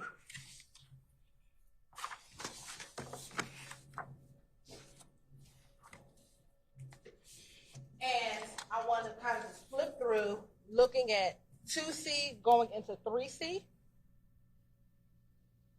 And I want to go back to 2C. Looking at 2C, once you went into the apartment complex, which direction did you go? To the left or to the right? To the right. All right. Now looking at State's Exhibit 3C, is that is that picture in the direction that you all drove? Yes. Looking at 4C, does that appear to be in still that same direction in which the car initially drove when it went inside of the apartment complex? Yes. All right. Looking at 5C, does that appear to be still in that same direction that the car drove when y'all initially go inside the apartment complex? Yes. And then looking at 6C, is that same area when you testified you drove towards the back of the apartment complex? Yes. All right. Now looking at State's Exhibit 7C, does that appear to be, as you described, when you turned the vehicle around, the direction of going back out of the apartment complex? Yes. All right. Do you see anywhere between 5C through 7C, is there anywhere in those pictures, if you could tell the jury, were you in any of those areas when you first heard the gunshots? That's if you remember. No, I wasn't. I don't think so. I can't recall that, no. All right. But do you know that you drove in this direction of the apartment complex? I sustain the objection. Yes. Is that the area that you drove in? Yes. Right. Looking at State's Exhibit 8C. From State's Exhibit 8C, what are we looking at? The gray sedan, the four-door sedan. And we're looking at the entrance of the apartment complex. And if you could stand up again for me one more time and use the stick and show the jurors where's the entrance.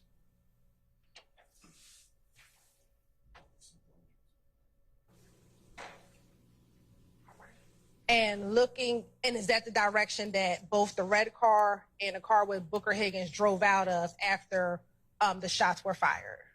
Yes. All right. looking at Safety Exhibit 9C, is that a closer up of the gate? Yes. All right. And now looking at 10C and 11C.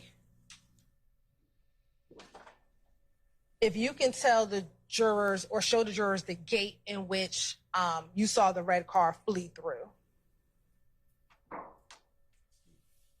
And I see you pointing, is the gate on the left-hand side of Safety Exhibit 11C? Yes, it's on the left side, yes. When you saw the red car go through that gate, was that gate closed or open? It's closed. All right. And that's after they went through that gate? Yes. All right. You can sit down. Yeah, you talked about homicide having arrived on the scene. First, was anyone killed in this particular incident? Not that I know of. I wasn't told so, but at that time, before GBI took over our investigations, homicide handled all officer-involved shootings. Okay. And would that be the reason why homicide was there to investigate the officer-involved shooting? Yes. And is that because you discharged your firearm? Yes. And was there an investigation? Yes. And what's the status of that investigation? I was cleared. Court's indulgence for a moment.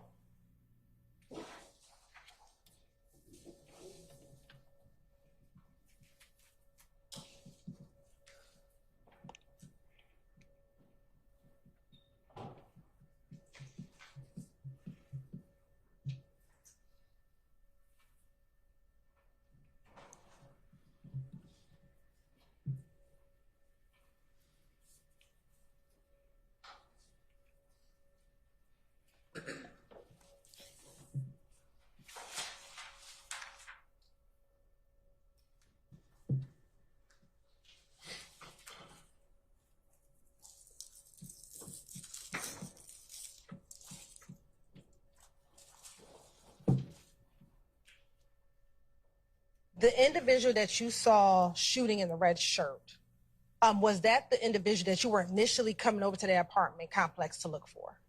No. Okay. So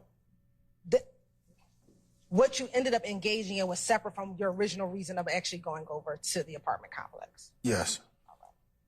I have no further questions. Thank you. Cross.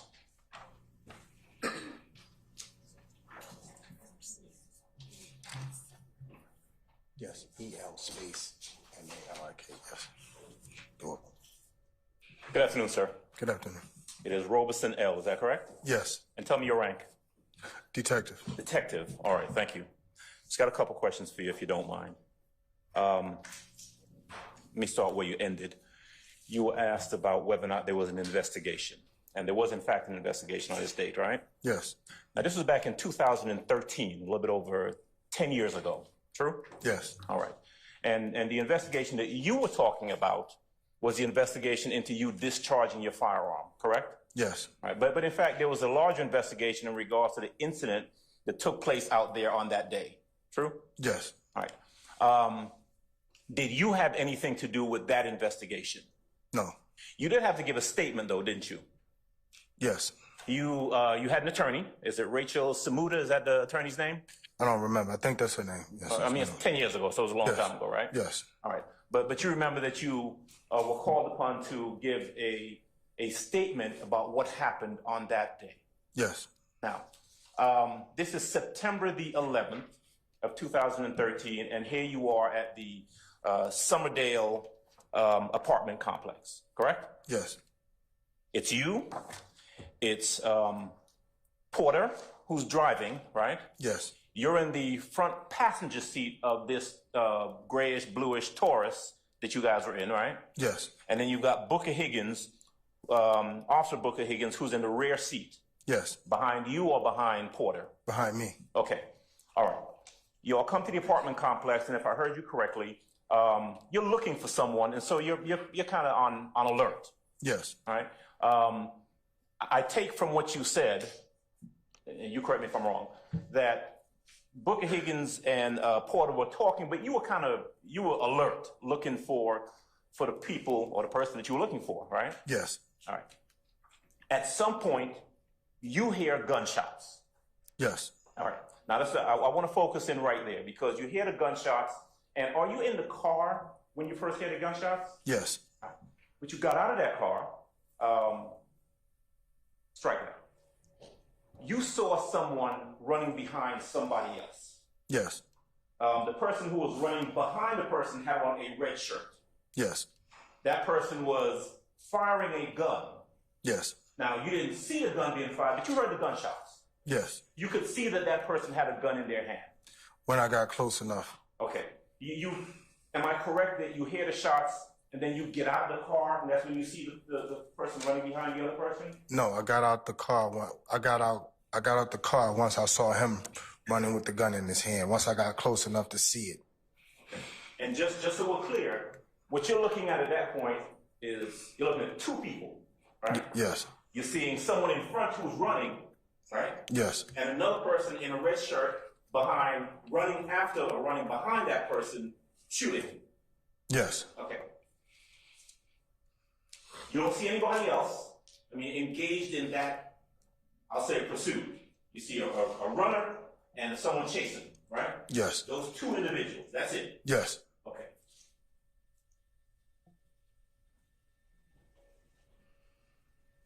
You yell something to the effect of, drop it or let me see your hands, something like that. Police dropped the gun, yes. Okay. Now, at that point, the person is still running, right? Yes. All right. You are how far behind? Well, are you behind the person? They're not running towards you, are they? They turned around and ran towards me because I was standing next to the car. I didn't know that this is the car that they were running to because I didn't pay attention to the car. I was looking at the threat. Okay. All right. So let me make sure I'm picturing this correctly. If I'm you, right? This is you, and the two people we're talking about are a ways in front of you. Yes. You're standing next to a car. Yes. And the color of that car is? It was maroon, like a low red color. All right. Yes. You don't notice any activity in that car. The only thing you're noticing, you're keyed in on the person shooting and the person who's running from the person shooting, right? Yes. Okay. Now, police, show me your hands, drop the gun, something like that, you yell out. At that point is when they turn towards you. Yes. Right. I heard you say that the person in red who was shooting got into that car, that maroon car that you were talking about. Yes. Right. Where did the other person go to? The person who was being chased, where did that person go to? I don't know. That's a good question. He just disappeared. I don't know if he ducked off between some cars or something or around. I don't know where he went. He disappeared. Just gone. Yes. All right. But red shirt guy gets in the maroon car, and at that point you are where in relationship to the car? Right beside the car. All right. And is the car, pulled into a parking space? Is it backed into a parking space? It was back then. All right. It's back in, and where are you? Were you in front of the car? No, I was on the side of it. What side? On the passenger side. Okay. So,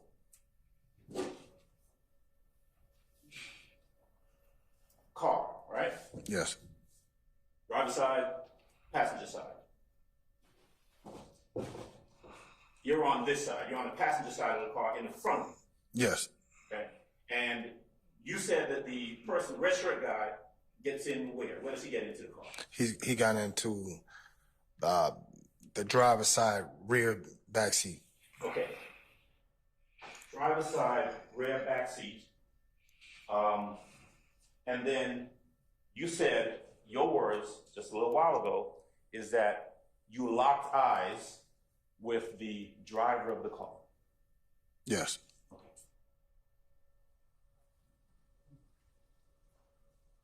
Now that's what you said a little while ago. But you'd given a statement about this back in 2013, didn't you? Yes. Okay. So I want to come back to that in a little bit, but in terms of what happened then, the car, starts coming towards you? I got on an angle.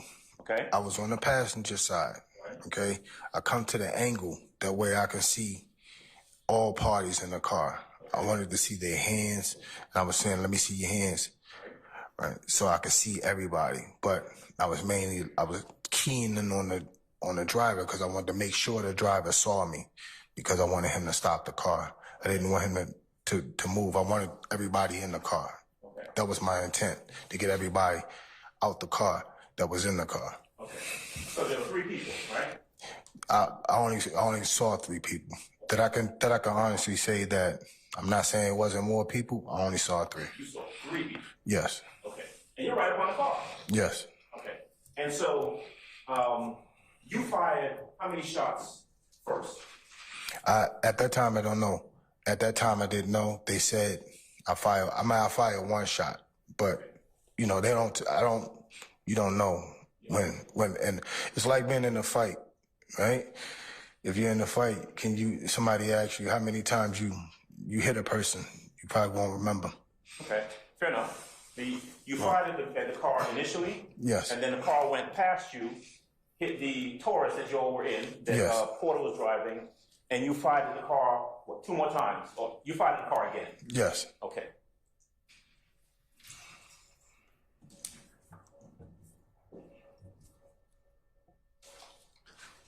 You see the car head towards, and we saw the photograph earlier, the I guess front entrance exit of the subdivision, and Porter and Booker Higgins are in the vehicle and they take off after that car. Yes. Okay. You don't see where the car goes. No. Did you see where the car ended up? Yes. No, I saw it when it closed, when it went up on from where I was standing. You could see it went up in the front yard across the street from the apartment complex. But after that, I mean, I was familiar with that area, so I knew where it went. Eventually, when it went off the side, it went into the laundromat. Okay. Did you ever go down there? Yes, that's where I told you that's where the Winnebago was. Okay. Yes, I went up, I walked to the front of the complex because I was looking for Booker Higgins and AC because that was my ride. Okay. And they were my partners. Did you at some point after all of this takes place, and when I'm saying all of this, the shooting, the car driving off and going through the gate, did you at some point have a conversation with Booker Higgins and Porter after that? And I'm not asking you to say what they said, but did you have a conversation with them? Not really. They separated us. Okay. Who was that? Because it's considered a quote unquote officer involved shooting? Yes. All right. So you got 2 investigations going on at the time, right? You Yes. got investigation involving your shooting and the investigation involving the entire incident that took place. Yes. Okay. You were called upon. Were you ever called upon to give a description of the person you saw shooting, red shirt person? Yes. Okay. And you were able to do that, right? Yes. Right. You remember at some point when you were talking to, I guess, your superiors or internal affairs or somebody, them asking you if you got a good look at the other occupants inside of the vehicle? You remember that question? Yes. You remember telling them that I don't remember what they look like? Correct. Okay. Now, you know the difference between a male and a female, true? Yes.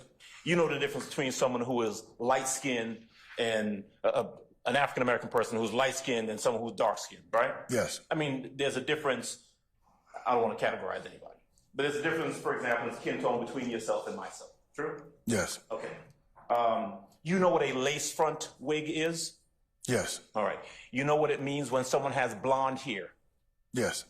Do you know what it means to say that someone has a ponytail, their hair tied back? Yes. Do you know what it means when someone might describe someone as being heavy-chested? Yes. Okay. Did you say that you, Booker Higgins, and Porter were separated when given statements about the incident? Yes. Okay. Were you charged with doing any sort of canvassing in the area looking for anyone? No. Okay. Did you have occasion to speak to anyone in the laundromat where the vehicle ended up? Yes, I wound up talking to Officer Black. Okay. Officer Black, but what about laypersons, citizens, regular non-police folks? No. Okay. All right. Did you at any point tell any of the investigators or any other officers on the scene that that the driver of the vehicle is a female? No. Did you at any point end up telling any of the officers or investigators on the scene that the driver of the vehicle would have had blonde hair and a lace front wig? Did you tell anybody that? No. Okay.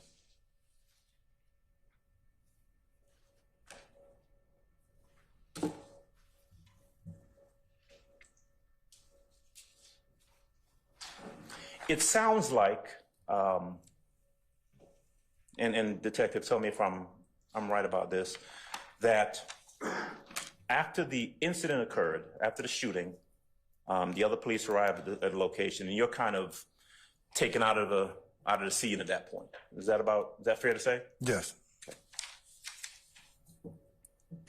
They took your weapon, didn't they? Yes. Did they find the shell casings that came from your weapon that was fired? I don't know anything about the incident. Okay. So in terms of what was found at the scene, evidence, shell casings or not shell casings, anything like that, you weren't involved in that and you weren't advised of the findings, the physical findings at the scene? They didn't tell me anything. Okay.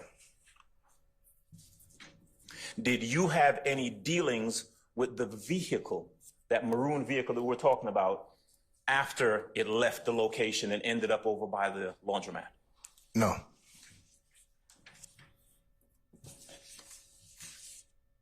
Officer Porter, the driver of y'all's Taurus, at the time that, and Officer Porter is a female, is that correct? Yes. Okay. How long has she been on the force with APD at the time that this incident occurred? I'm not sure. She was a veteran. She was a veteran to me at that time. I don't know. Probably over 10 years. Okay. So she's been on the force longer than you? Yes. Okay. What about Booker Higgins? Yes. Also a veteran?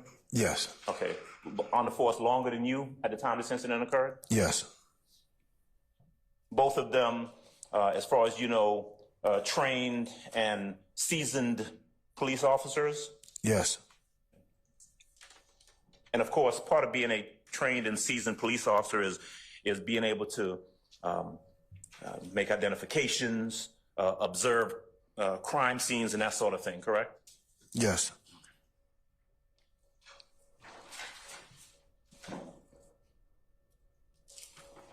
All right. Detective, give me 1 moment. Judge, can I have 1 second, please?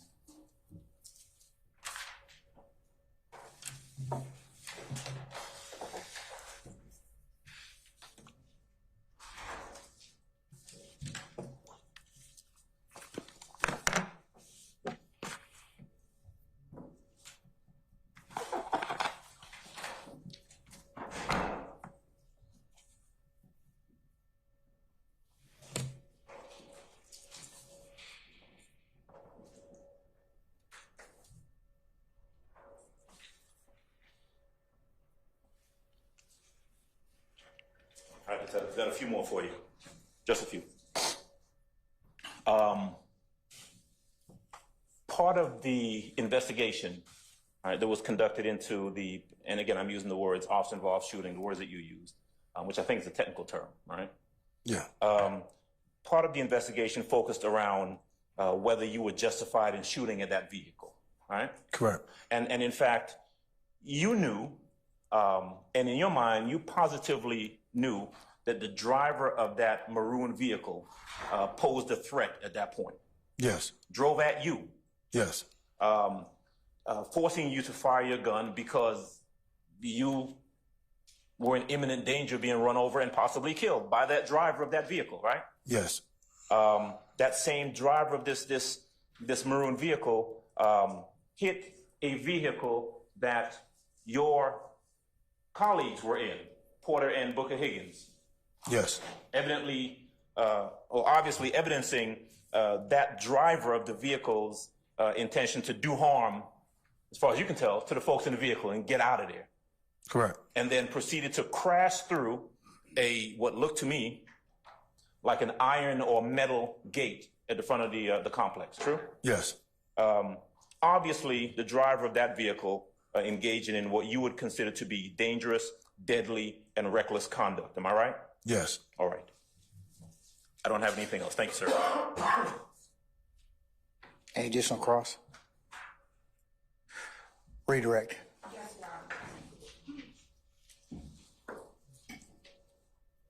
Detective Robinson L., when you, were you the only individual that got out of the vehicle at the time where the shooting occurred?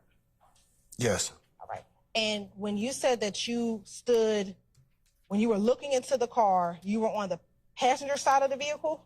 Yes. The front. Yes. And you were looking into the vehicle? Yes. I'm going to walk up to you. I want you to tell me, I'm going to walk back. Tell me to stop when you see the approximate distance you were from being able to look inside the car, okay?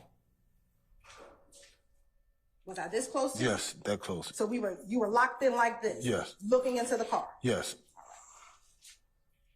Locked in like this, when you looked at the driver, was it a male or a female? It was a male. Did that male have a wig on? No.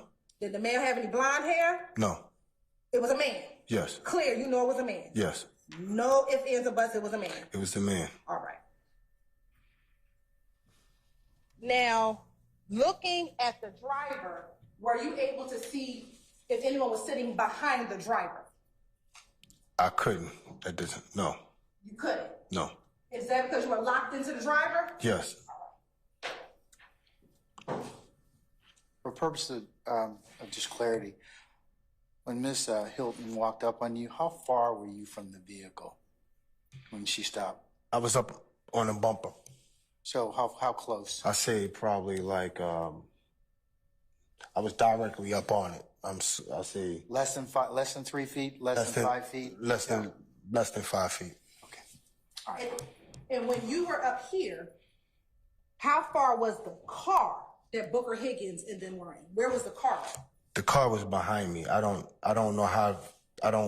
know where they were positioned behind me because I got out. Like when I got out the vehicle was still kind of rolling a little bit. So I jumped out because like I told you, she was great ride past. So she was still driving slow, but I jumped out while the car was still riding because once I saw the weapon, I wanted to be able to react if I had to shoot him.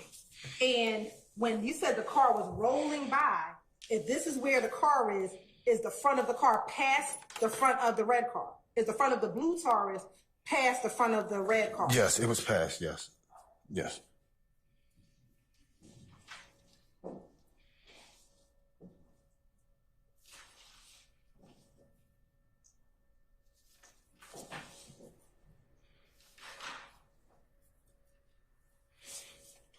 No further questions. All right. Any further examination, Mr. Adams?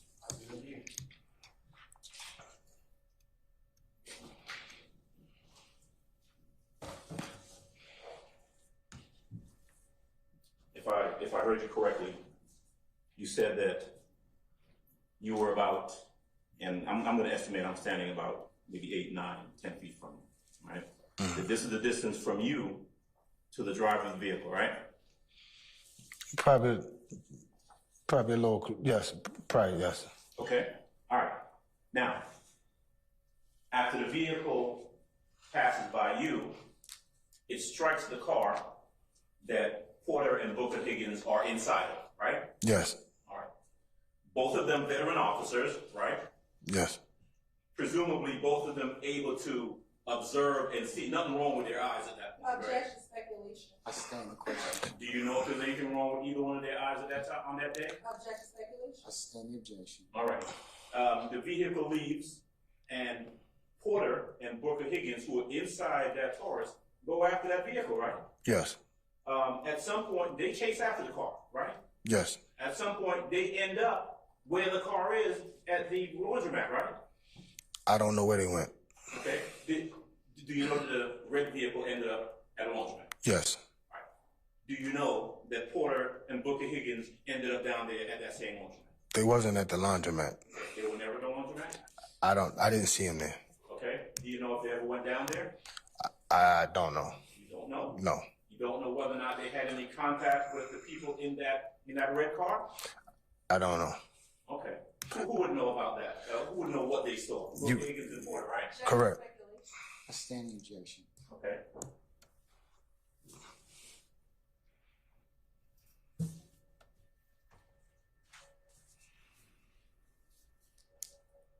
Did you at any point when this investigation was going on back in 2013, 10 plus years ago, did you were you ever asked about whether or not the person who was driving that vehicle was a male or female? No, no one asked me. I don't know. And you never opined, you never said to anyone back then it was a male driving that vehicle, did you? I just told what I saw. I just told whatever's in that statement. I didn't see no woman. Yeah, but you didn't see no one. I didn't see a woman. Okay, well, I'm asking you. No. Were you asked specifically back then whether or not it was a male or female driving that car? No, I wasn't asked was it a male or female. I just gave a statement on what I saw. Right, and what you said at that point was you didn't get a good look at the people in the car. That's what you said back then, right? I just told him I saw a male driving and the guy in the passenger side with the red shirt. I meant the rear back seat with the red shirt on. But I couldn't tell you that those are the only two people that I recall seeing. The two men. Back in 2013, Yes. you told somebody, one of the investigators, that it was a male driving that car? Yes. Okay. Who the investigator told that? Investigator Quinn. Quinn. Yes. That's all. Okay. Anything further? Nothing further. All right. At this point in time, may Detective Al Robertson be permanently temporarily excused for witness? Permanently. All right. Sir, I'm going to thank you for your patience with us and permanently excuse you as a witness. Just don't discuss the testimony of anybody except the attorneys in this case, okay? Okay. All right. Thank you, sir.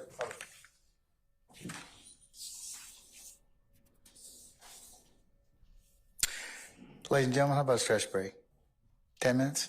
All right. We're going to be in recess for 10 minutes. All rise.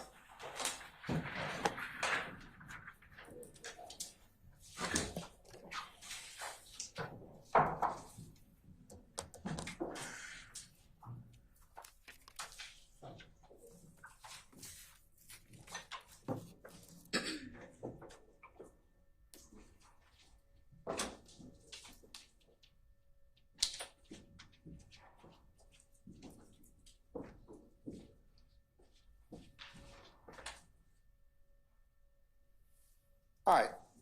We'll be in recess for 10 minutes.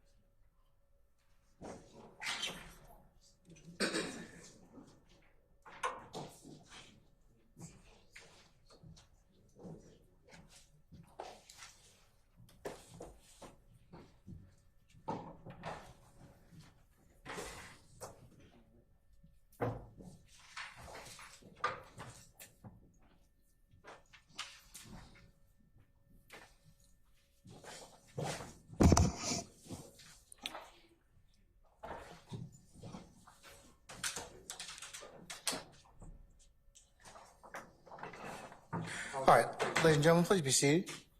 All jurors present. All right, thank you, Sergeant Ingram. All right, ladies and gentlemen of the jury, we're going to take up one more witness, and that should take us to the end of the business day with your concurrence, and then I'll tell you what time we start tomorrow morning, okay? All right, summon your next witness, please. The state calls Ashley Davis Matthews. All right, let's summon Ms. Davis Matthews, please.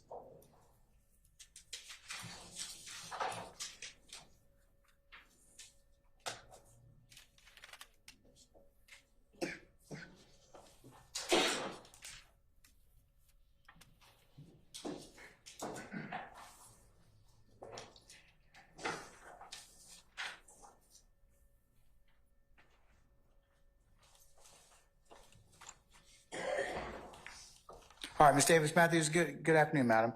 Would you please approach the witness stand? Once you get there, if you'd be so kind to turn and face Sergeant Ingram to be sworn as a witness before you sit down, okay? Okay. All right. Raise your right hand. You swear firm testimony to the truth, the whole truth, nothing but the truth. Yes. Have a seat. State your last name. Sure. Ashley Matthews, ASHLEY, last name Matthews, MATTHEWS. Good afternoon, Ms. Matthews. Good afternoon.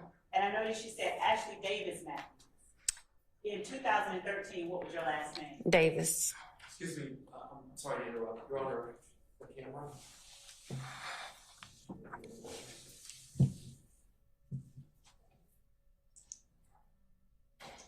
No approach, please.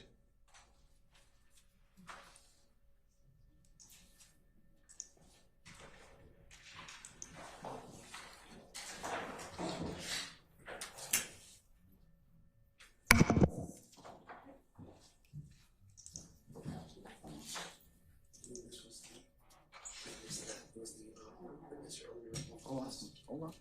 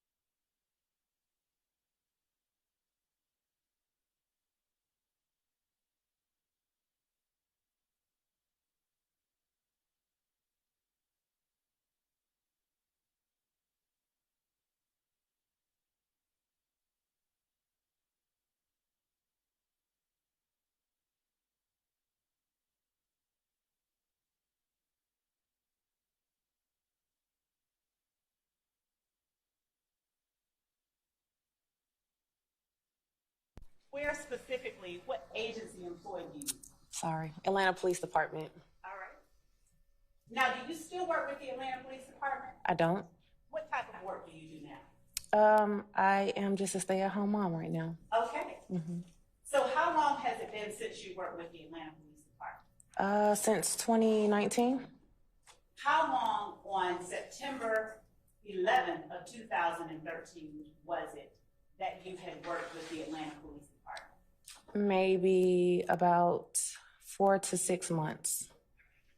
Is it accurate to say you were a new recruit? That's correct. Would you tell the jury what type of responsibilities you had as a new recruit? I was still learning, so I was riding with a field training officer, and I was under his instruction. Whatever he pretty much asked me to do or what was lawful, that's what I did. Excuse me, Your And Honor. who was your field trainer? Excuse me, Your Honor, may we approach? Objection basis. Objection, what we discussed earlier, may we approach? All right, come on up.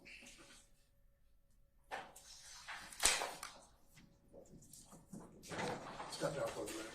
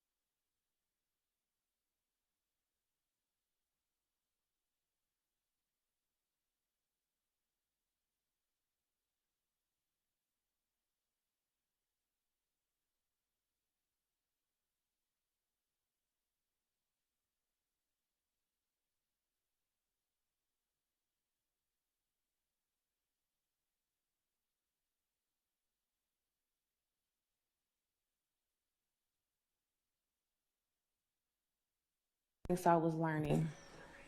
Who was your field training officer? Senior police officer, a black. Now, you mentioned Zone 3. Yes. How often did you have an opportunity to patrol or work in Zone 3 up until September the 11th of 2013? Maybe a couple weeks. And what were some of the things that you did as a new recruit in Zone 3? I answered 911 calls. We did a lot of patrolling, just riding around, learning the area, and that was about it for that time. Did you always go with your field training officer, black? Always. And were you post-certified on September 11th of 2013? Yes. On September the 11th of 2013, did you have an opportunity to be working in the area of of Cleveland Avenue and Old Hayesville Road? Yes. In Fulton County? Yes. And I got ahead of myself and should have asked, and is that area in Fulton County? It is. All right. Now, what were you doing on that day? On that day, I was sitting in the patrol car with my FTO officer, and we were doing a directed patrol. What is a directed patrol? We're just canvassing the area, making sure that everything is safe, just making sure everything's safe. And were you working in the area of the Summerdale Apartments in Fulton County on Cleveland Avenue? Yes. Were you working at or near the area where the laundromat is across from those apartments? Yes, I was sitting in a parking lot. All right. Now, what is it today that you recall about that particular day? I was sitting in a patrol car, and I'm not sure what I was doing on the computer, but I remember hearing gunshots, and I asked, Black, did you hear that? And he was like, hear what? Okay, I heard gunshots. Hold on. I stand the question. You want to rephrase it? So my question has been, what do you remember about that day? And Your Honor, she was talking about what she remembered. So and she was, I think, just telling what she did that day. The hearsay came in when she said what Black said, so I'll ask her not to say what Black says. All right. I sustain it in that direction. I heard the gunshots, and maybe sometime later, I just remember a car going airborne over me and running into the wall of the laundromat. What else do you remember today as you sit here now? I remember some males running out of the car, and can I get a copy of my statement, please? Or too fast? Let me ask you this. Okay. Do you remember anything else as you sit here now? No, Now, you asked about a statement. Did you write a statement during that time? I did. And was that statement written close in time to when the event actually occurred that you were speaking about previously? Yes. And would that statement have accurately reflected what you observed on September 11, 2013 when that car went there? Absolutely. And was that statement written on September the 12th, 2013 or thereabout? Yes. Before I show you that statement, I want to ask you a few more questions. Sure. As you sit here today, do you remember how many people got out of the car as you sit here today? Yes. It was about 4 males. You said about 4 males. Yes. Do you remember exactly? Yes, it was 4. Okay, 4 males. Yes. Do you remember what side of the car they got out of? I don't. What else, if anything, do you remember about that particular event? That's about it. Without reading out loud what I'm about to show you, and I'll mark as states 128 Charlie. What I'll mark as states 128 Charlie, and which also, Your Honor, has been previously served, but I will show to the defense. If anyone wants to see it, if not, that's fine.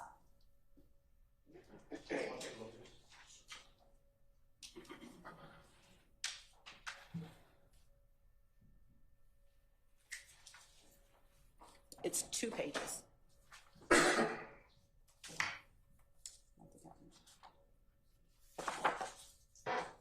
While you all are looking at that, this is the one I'll show her.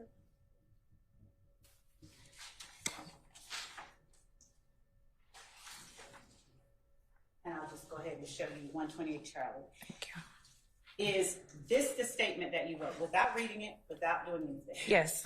All right. Now, and does 128 Charlie consist of 2 pages? Yes. All right.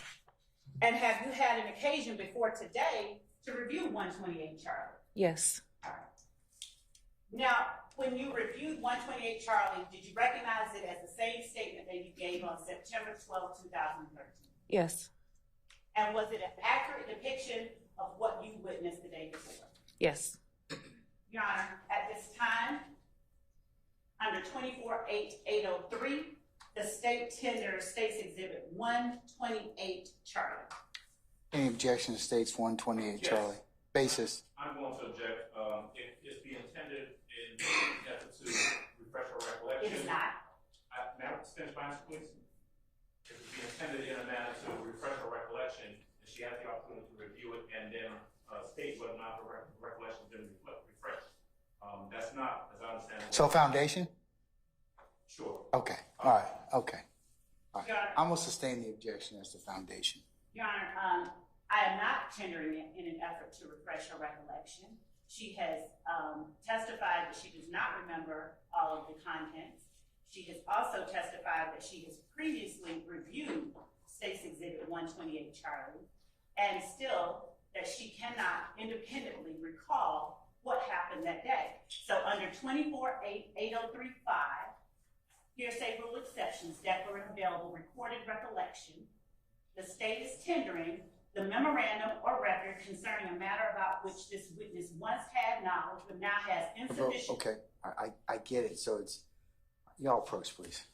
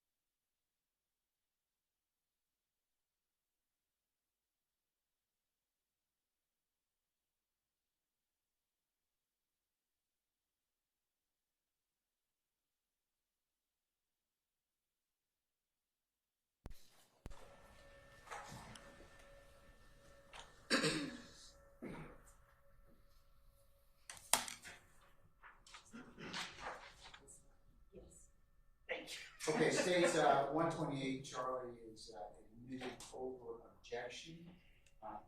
With the caveat that's already gone through at the bench. Okay? And Your Honor, I will. And maybe publish it.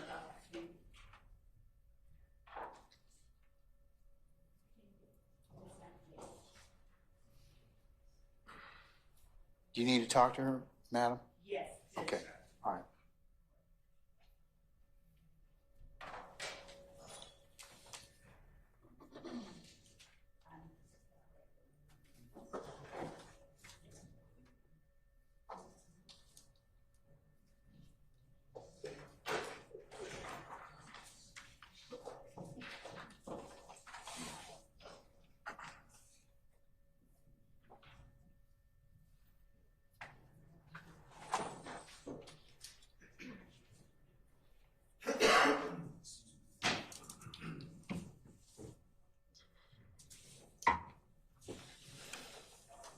Your Honor, the witness is back on the stand. All right, go right ahead, madam. Thank you.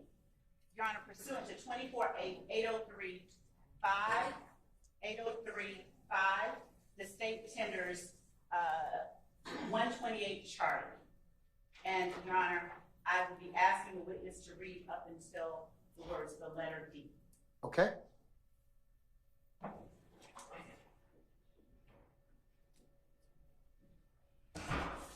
Ms. Matthews, showing you State's Exhibit 128 Charlie. Is this the statement that you wrote on September the 12th, 2013? Yes. And were there questions asked of you during your writing of that statement by A.B. Calhoun? Yes. And did you answer those questions to the best of your ability? Yes. All right.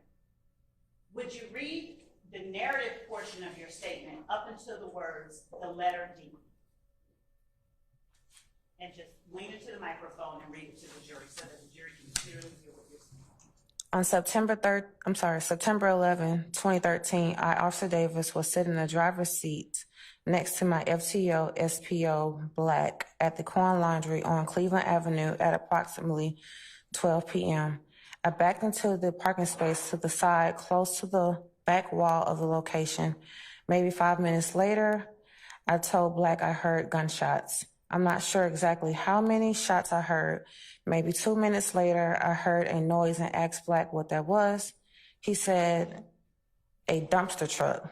Maybe a minute later, I seen a maroon color vehicle airborne from above the wall and in front of me into the building's brick wall.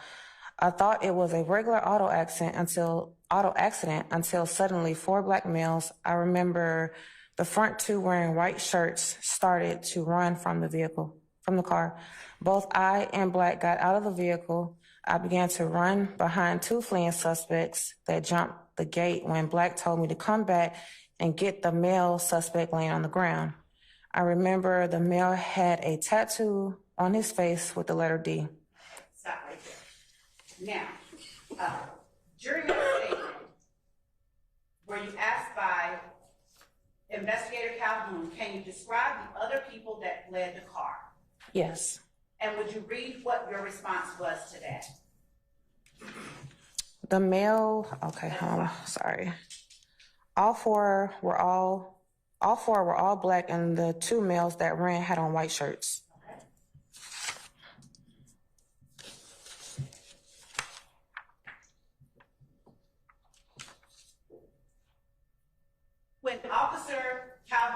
When Investigator Calhoun asked you, did you see anyone with a weapon on the second page of State's Exhibit 128 Charlie, what was your response if you would read it into the record?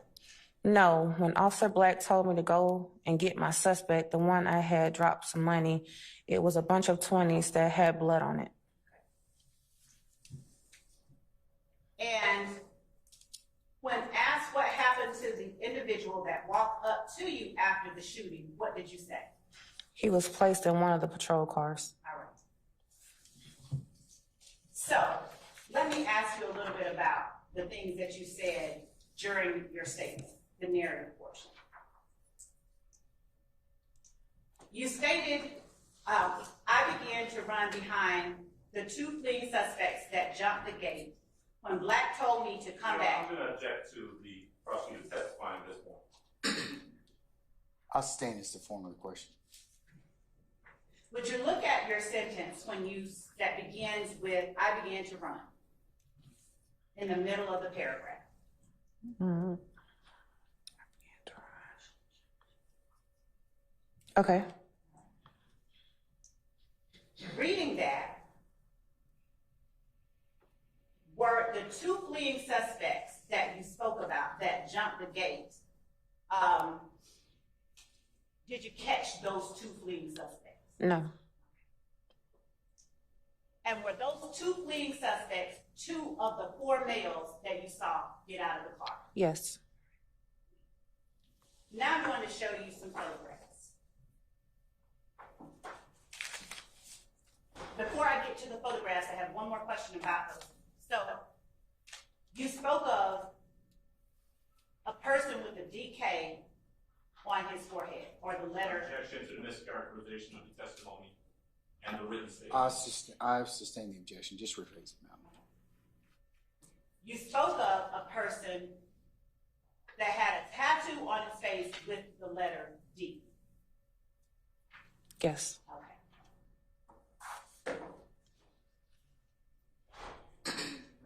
Was there another person that Officer Black was tending to while you watched the person with the tattoo on his face with the letter D?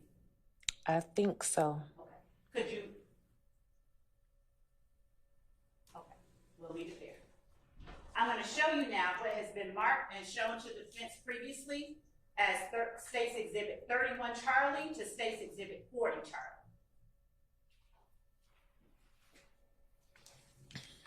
And would you just look through them? Sure.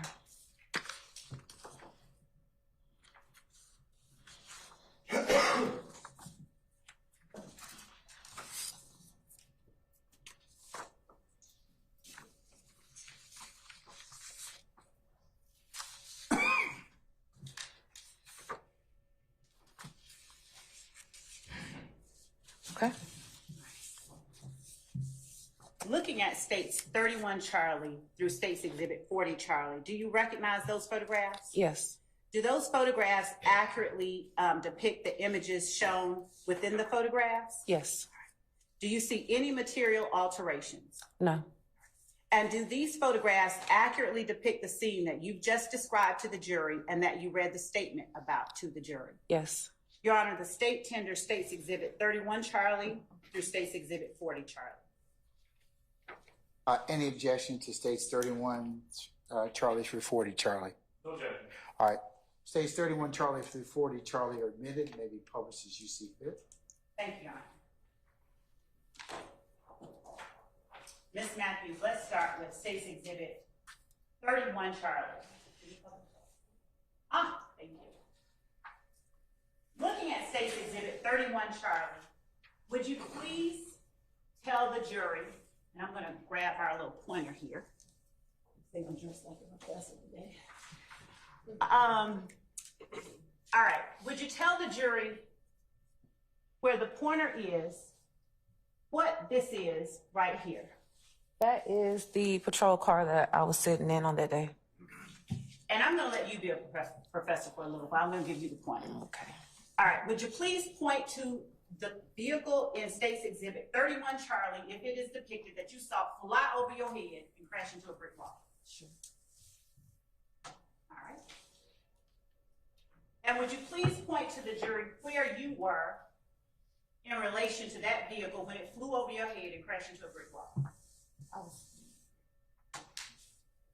Now, I'm going to approach you and I'm going to back away from you. And would you tell me to stop when I reach the point that accurately reflects the distance you were from that red car when it crashed into the brick wall and 4 black males got out and ran? You can stop. I was about there. Okay. And about how many feet would you say this is? Maybe 20, 10 feet. 10 feet? About. All right. Thank you. Going to State's Exhibit 33 Charlie. All right. What are we looking at in 33? It's just a different angle from, I guess, the front angle of the patrol car that we were sitting in. And is the wall that the patrol car is backed up against the wall that red car flew over? Yes, Where were you seated in the patrol car, or were you inside or outside? I was inside. Where were you seated in the patrol car when that car flew over your head and crashed into that wall? The driver's side. And where were you in that patrol car or outside of it when 4 black males got out of that red car and ran? I was inside. Now, do you wear any kind of corrective lenses, glasses or contacts? Yes, Did you wear them that day? I did. Were you able to see clearly when the 4 black males got out of that car and ran? Yes. Was there anything obstructing your vision? No.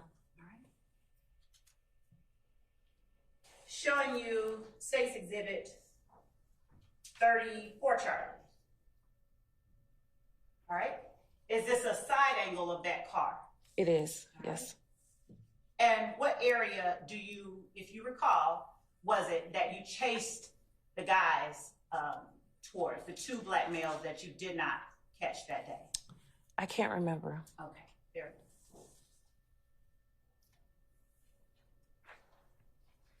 Showing you State's 35, Charlie. Could you zoom in on the bottom portion next to State's Exhibit 35, Charlie? The part where the money is. State's Exhibit 35, Charlie. What is that? Is that money that was on the scene? Yes, it is. And showing you State's Exhibit 36, Charlie.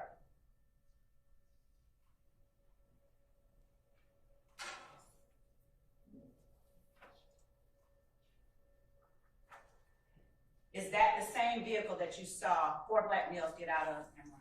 Yes. And showing you State's Exhibit 37, Charlie? Is that the trunk of the vehicle Yes. that they ran from? Showing you State's Exhibit 38, Charlie? Is that the passenger side view of the vehicle from which you saw 4 black males get out and run after that car flew over your feet? Yes.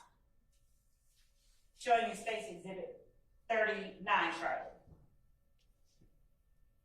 Would you zoom in to the upper left portion?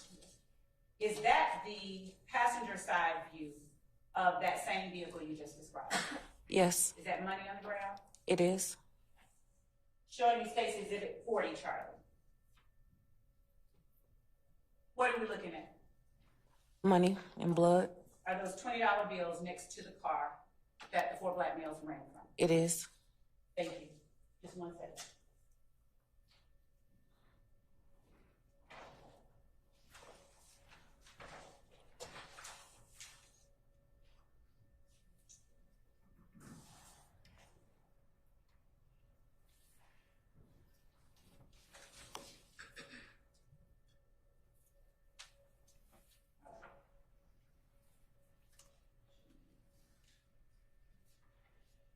I'm going to go back to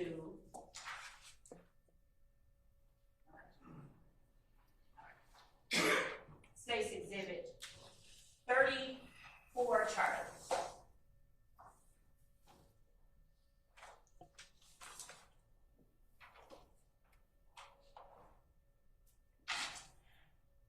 right. Looking at State's Exhibit 34, Charlie. Are there gates in this picture on the passenger side of the vehicle? Yes. Are there any other gates in that picture? No. And does State's Exhibit 34, Charlie, accurately reflect the gates that were present at the laundromat when you saw the 4 black males get out of the car and run? Yes. And when you read the portion of your statement, midway the paragraph that says, I began to. Okay. So that I'm not testifying, would you read that sentence one more time? I began to run behind the 2 fleeing suspects that jumped the gate when Black told me to come back and get the male suspect laying on the ground. Do you remember where the male suspect was laying on the ground? I don't. Okay. And do you remember how long it was approximately that you chased those two males? I don't remember exactly how long, but it wasn't long. And by not long, do you mean a matter of seconds? Probably about 30 seconds, maybe. Okay.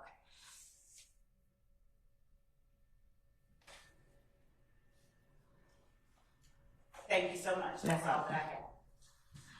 Cross.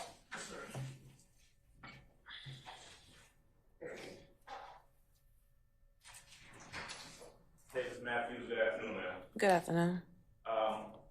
I heard you say that you were with APD, Atlanta Police Department, in 2013. Is that right? Yes. And you left in 2019. Yes. During that period of time, you had had occasion to conduct, I presume, very many arrests, right? Yes. Conduct investigations, is that correct? Yes. Did you have occasion to go in and testify on cases as well? Yes. Okay, so you are familiar with the prospect of reviewing reports and getting prepared to testify about something that you have done in a criminal case, is that right? Yes. Okay. In regards to this case, obviously you've been called as a witness. Have you had an opportunity to sit down with the state and discuss your testimony or your recollection prior to today? Yes. Okay, when did that happen? I can't remember the exact day, maybe about a month ago. Okay, and at that time, did you have an opportunity to tell the district attorney's office what you remembered from that day? I did. And did you have an opportunity to review your statement from that day? Yes. Okay, so it was a month ago, not just today. It was a month ago when you actually had an opportunity to refresh your recollection about the incidents from back in 2013, isn't that right? Yes. It wasn't just that you came in here today and couldn't remember. I mean, you talked about it a month ago with them, right? We discussed it a month ago. Yeah, did they ask you questions? They did. Ask you what you remembered? Yes. Ask you what people were wearing, that sort of thing? Yes. Okay. All right, but you didn't remember any of that when you came in here today? I needed a refresher. Okay. Just need to refresh your memory. You didn't need to read the whole report. I needed a refresher. Gotcha. Okay. Let me ask you a couple questions about that day.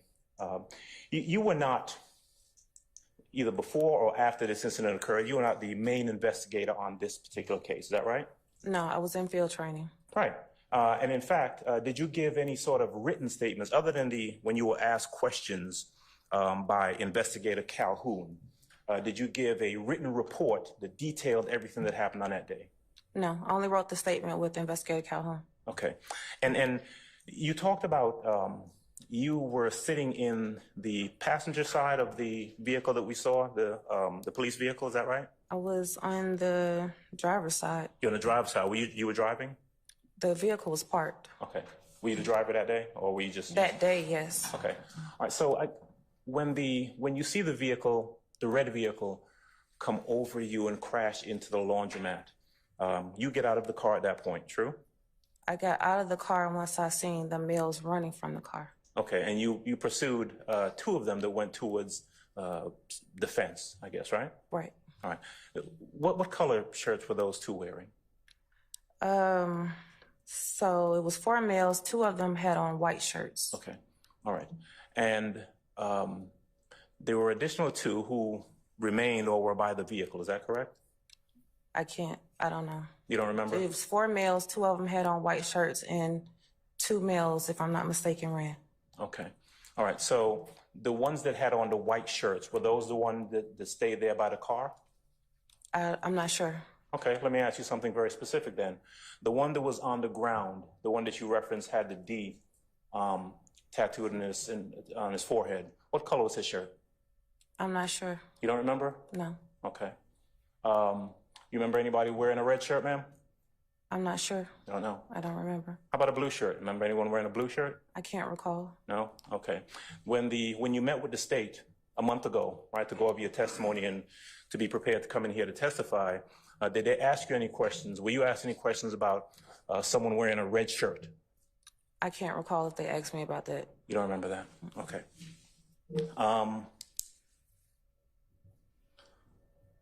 So you had one individual who was on the ground that was, who was bleeding? It was one of the males out of the vehicle that was bleeding. You remember which one? No. No? You remember where they came from out of the vehicle? No. Okay. You remember you remember who was in the driver's seat of that vehicle? No. Okay, do you remember who came out of the driver's side of the vehicle? I just know it was 4 males in a vehicle and 4 males got out. Okay, you don't remember which one came from even, and I'm just talking specifically about the ones who remained there at the location, right? I mean, you saw them get out of the car, right? I saw 4 males get out the car. Okay. And you sure it was 4? 4. Okay.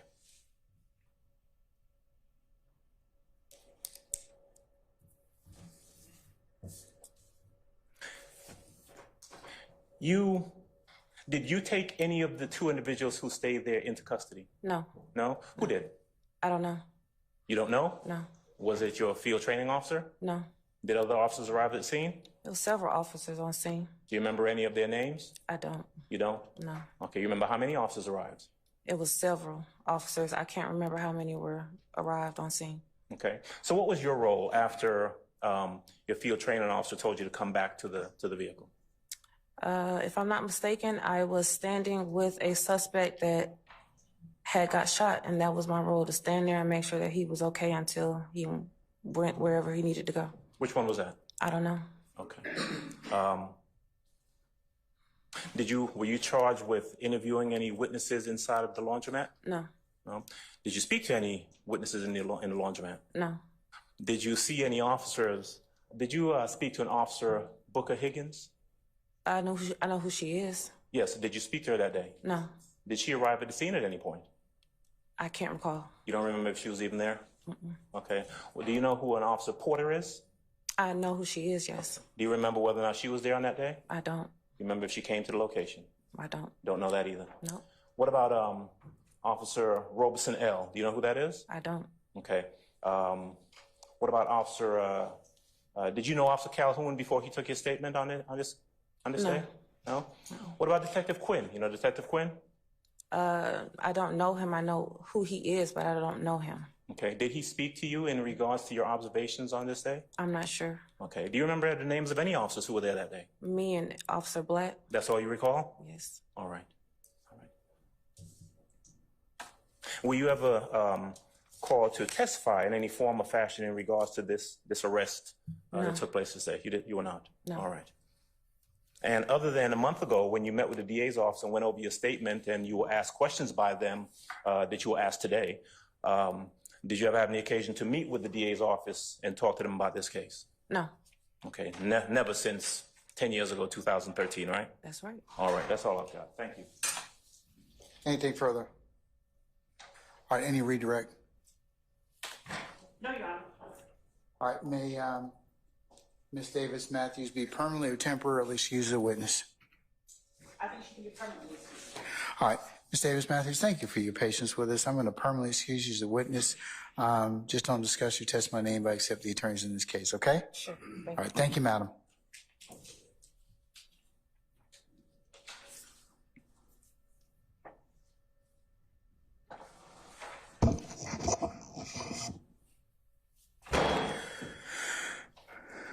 All right, ladies and gentlemen, since some of you are yawning and it might just be the end of the duty day for us, I think in all seriousness, it may be a natural stopping point for us for today. So we're going to go ahead and recess for today.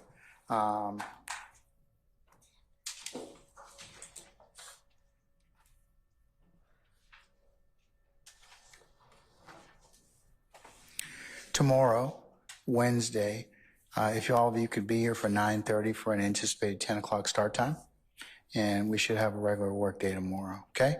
Do you have any ministerial inquiry with me at this point, ladies and gentlemen? Okay, let's go through our customary nightly ad nauseam admonitions. Please don't discuss your testimony, what you've heard inside the four walls of this courtroom amongst yourselves. Do not do any extra research tonight. Do not go on any websites or read anything in terms of news accounts of this particular trial.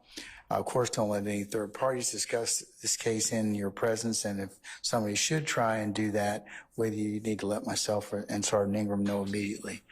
Also, leave your notepads in the basket and take a juror sticker, and we will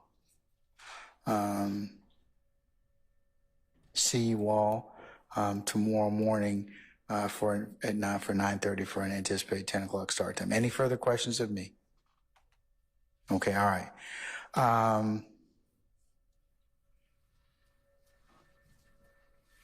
As of right now, ladies and gentlemen, just for planning purposes, I told you already.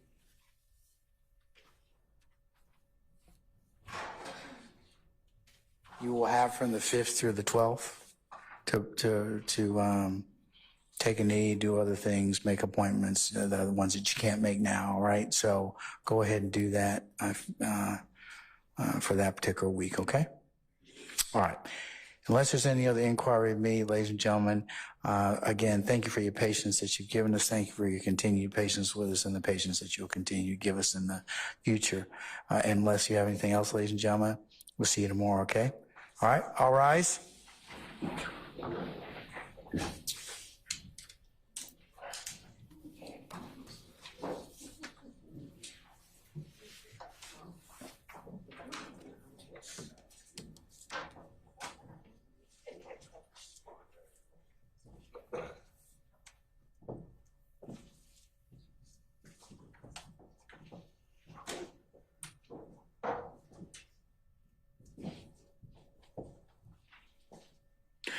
All right, ladies and gentlemen, please be seated. Our jury has left us. Okay. Anything that I need to be made aware of? If not, I'll see you all tomorrow morning for 9:30 for an anticipated 10 o'clock start time. And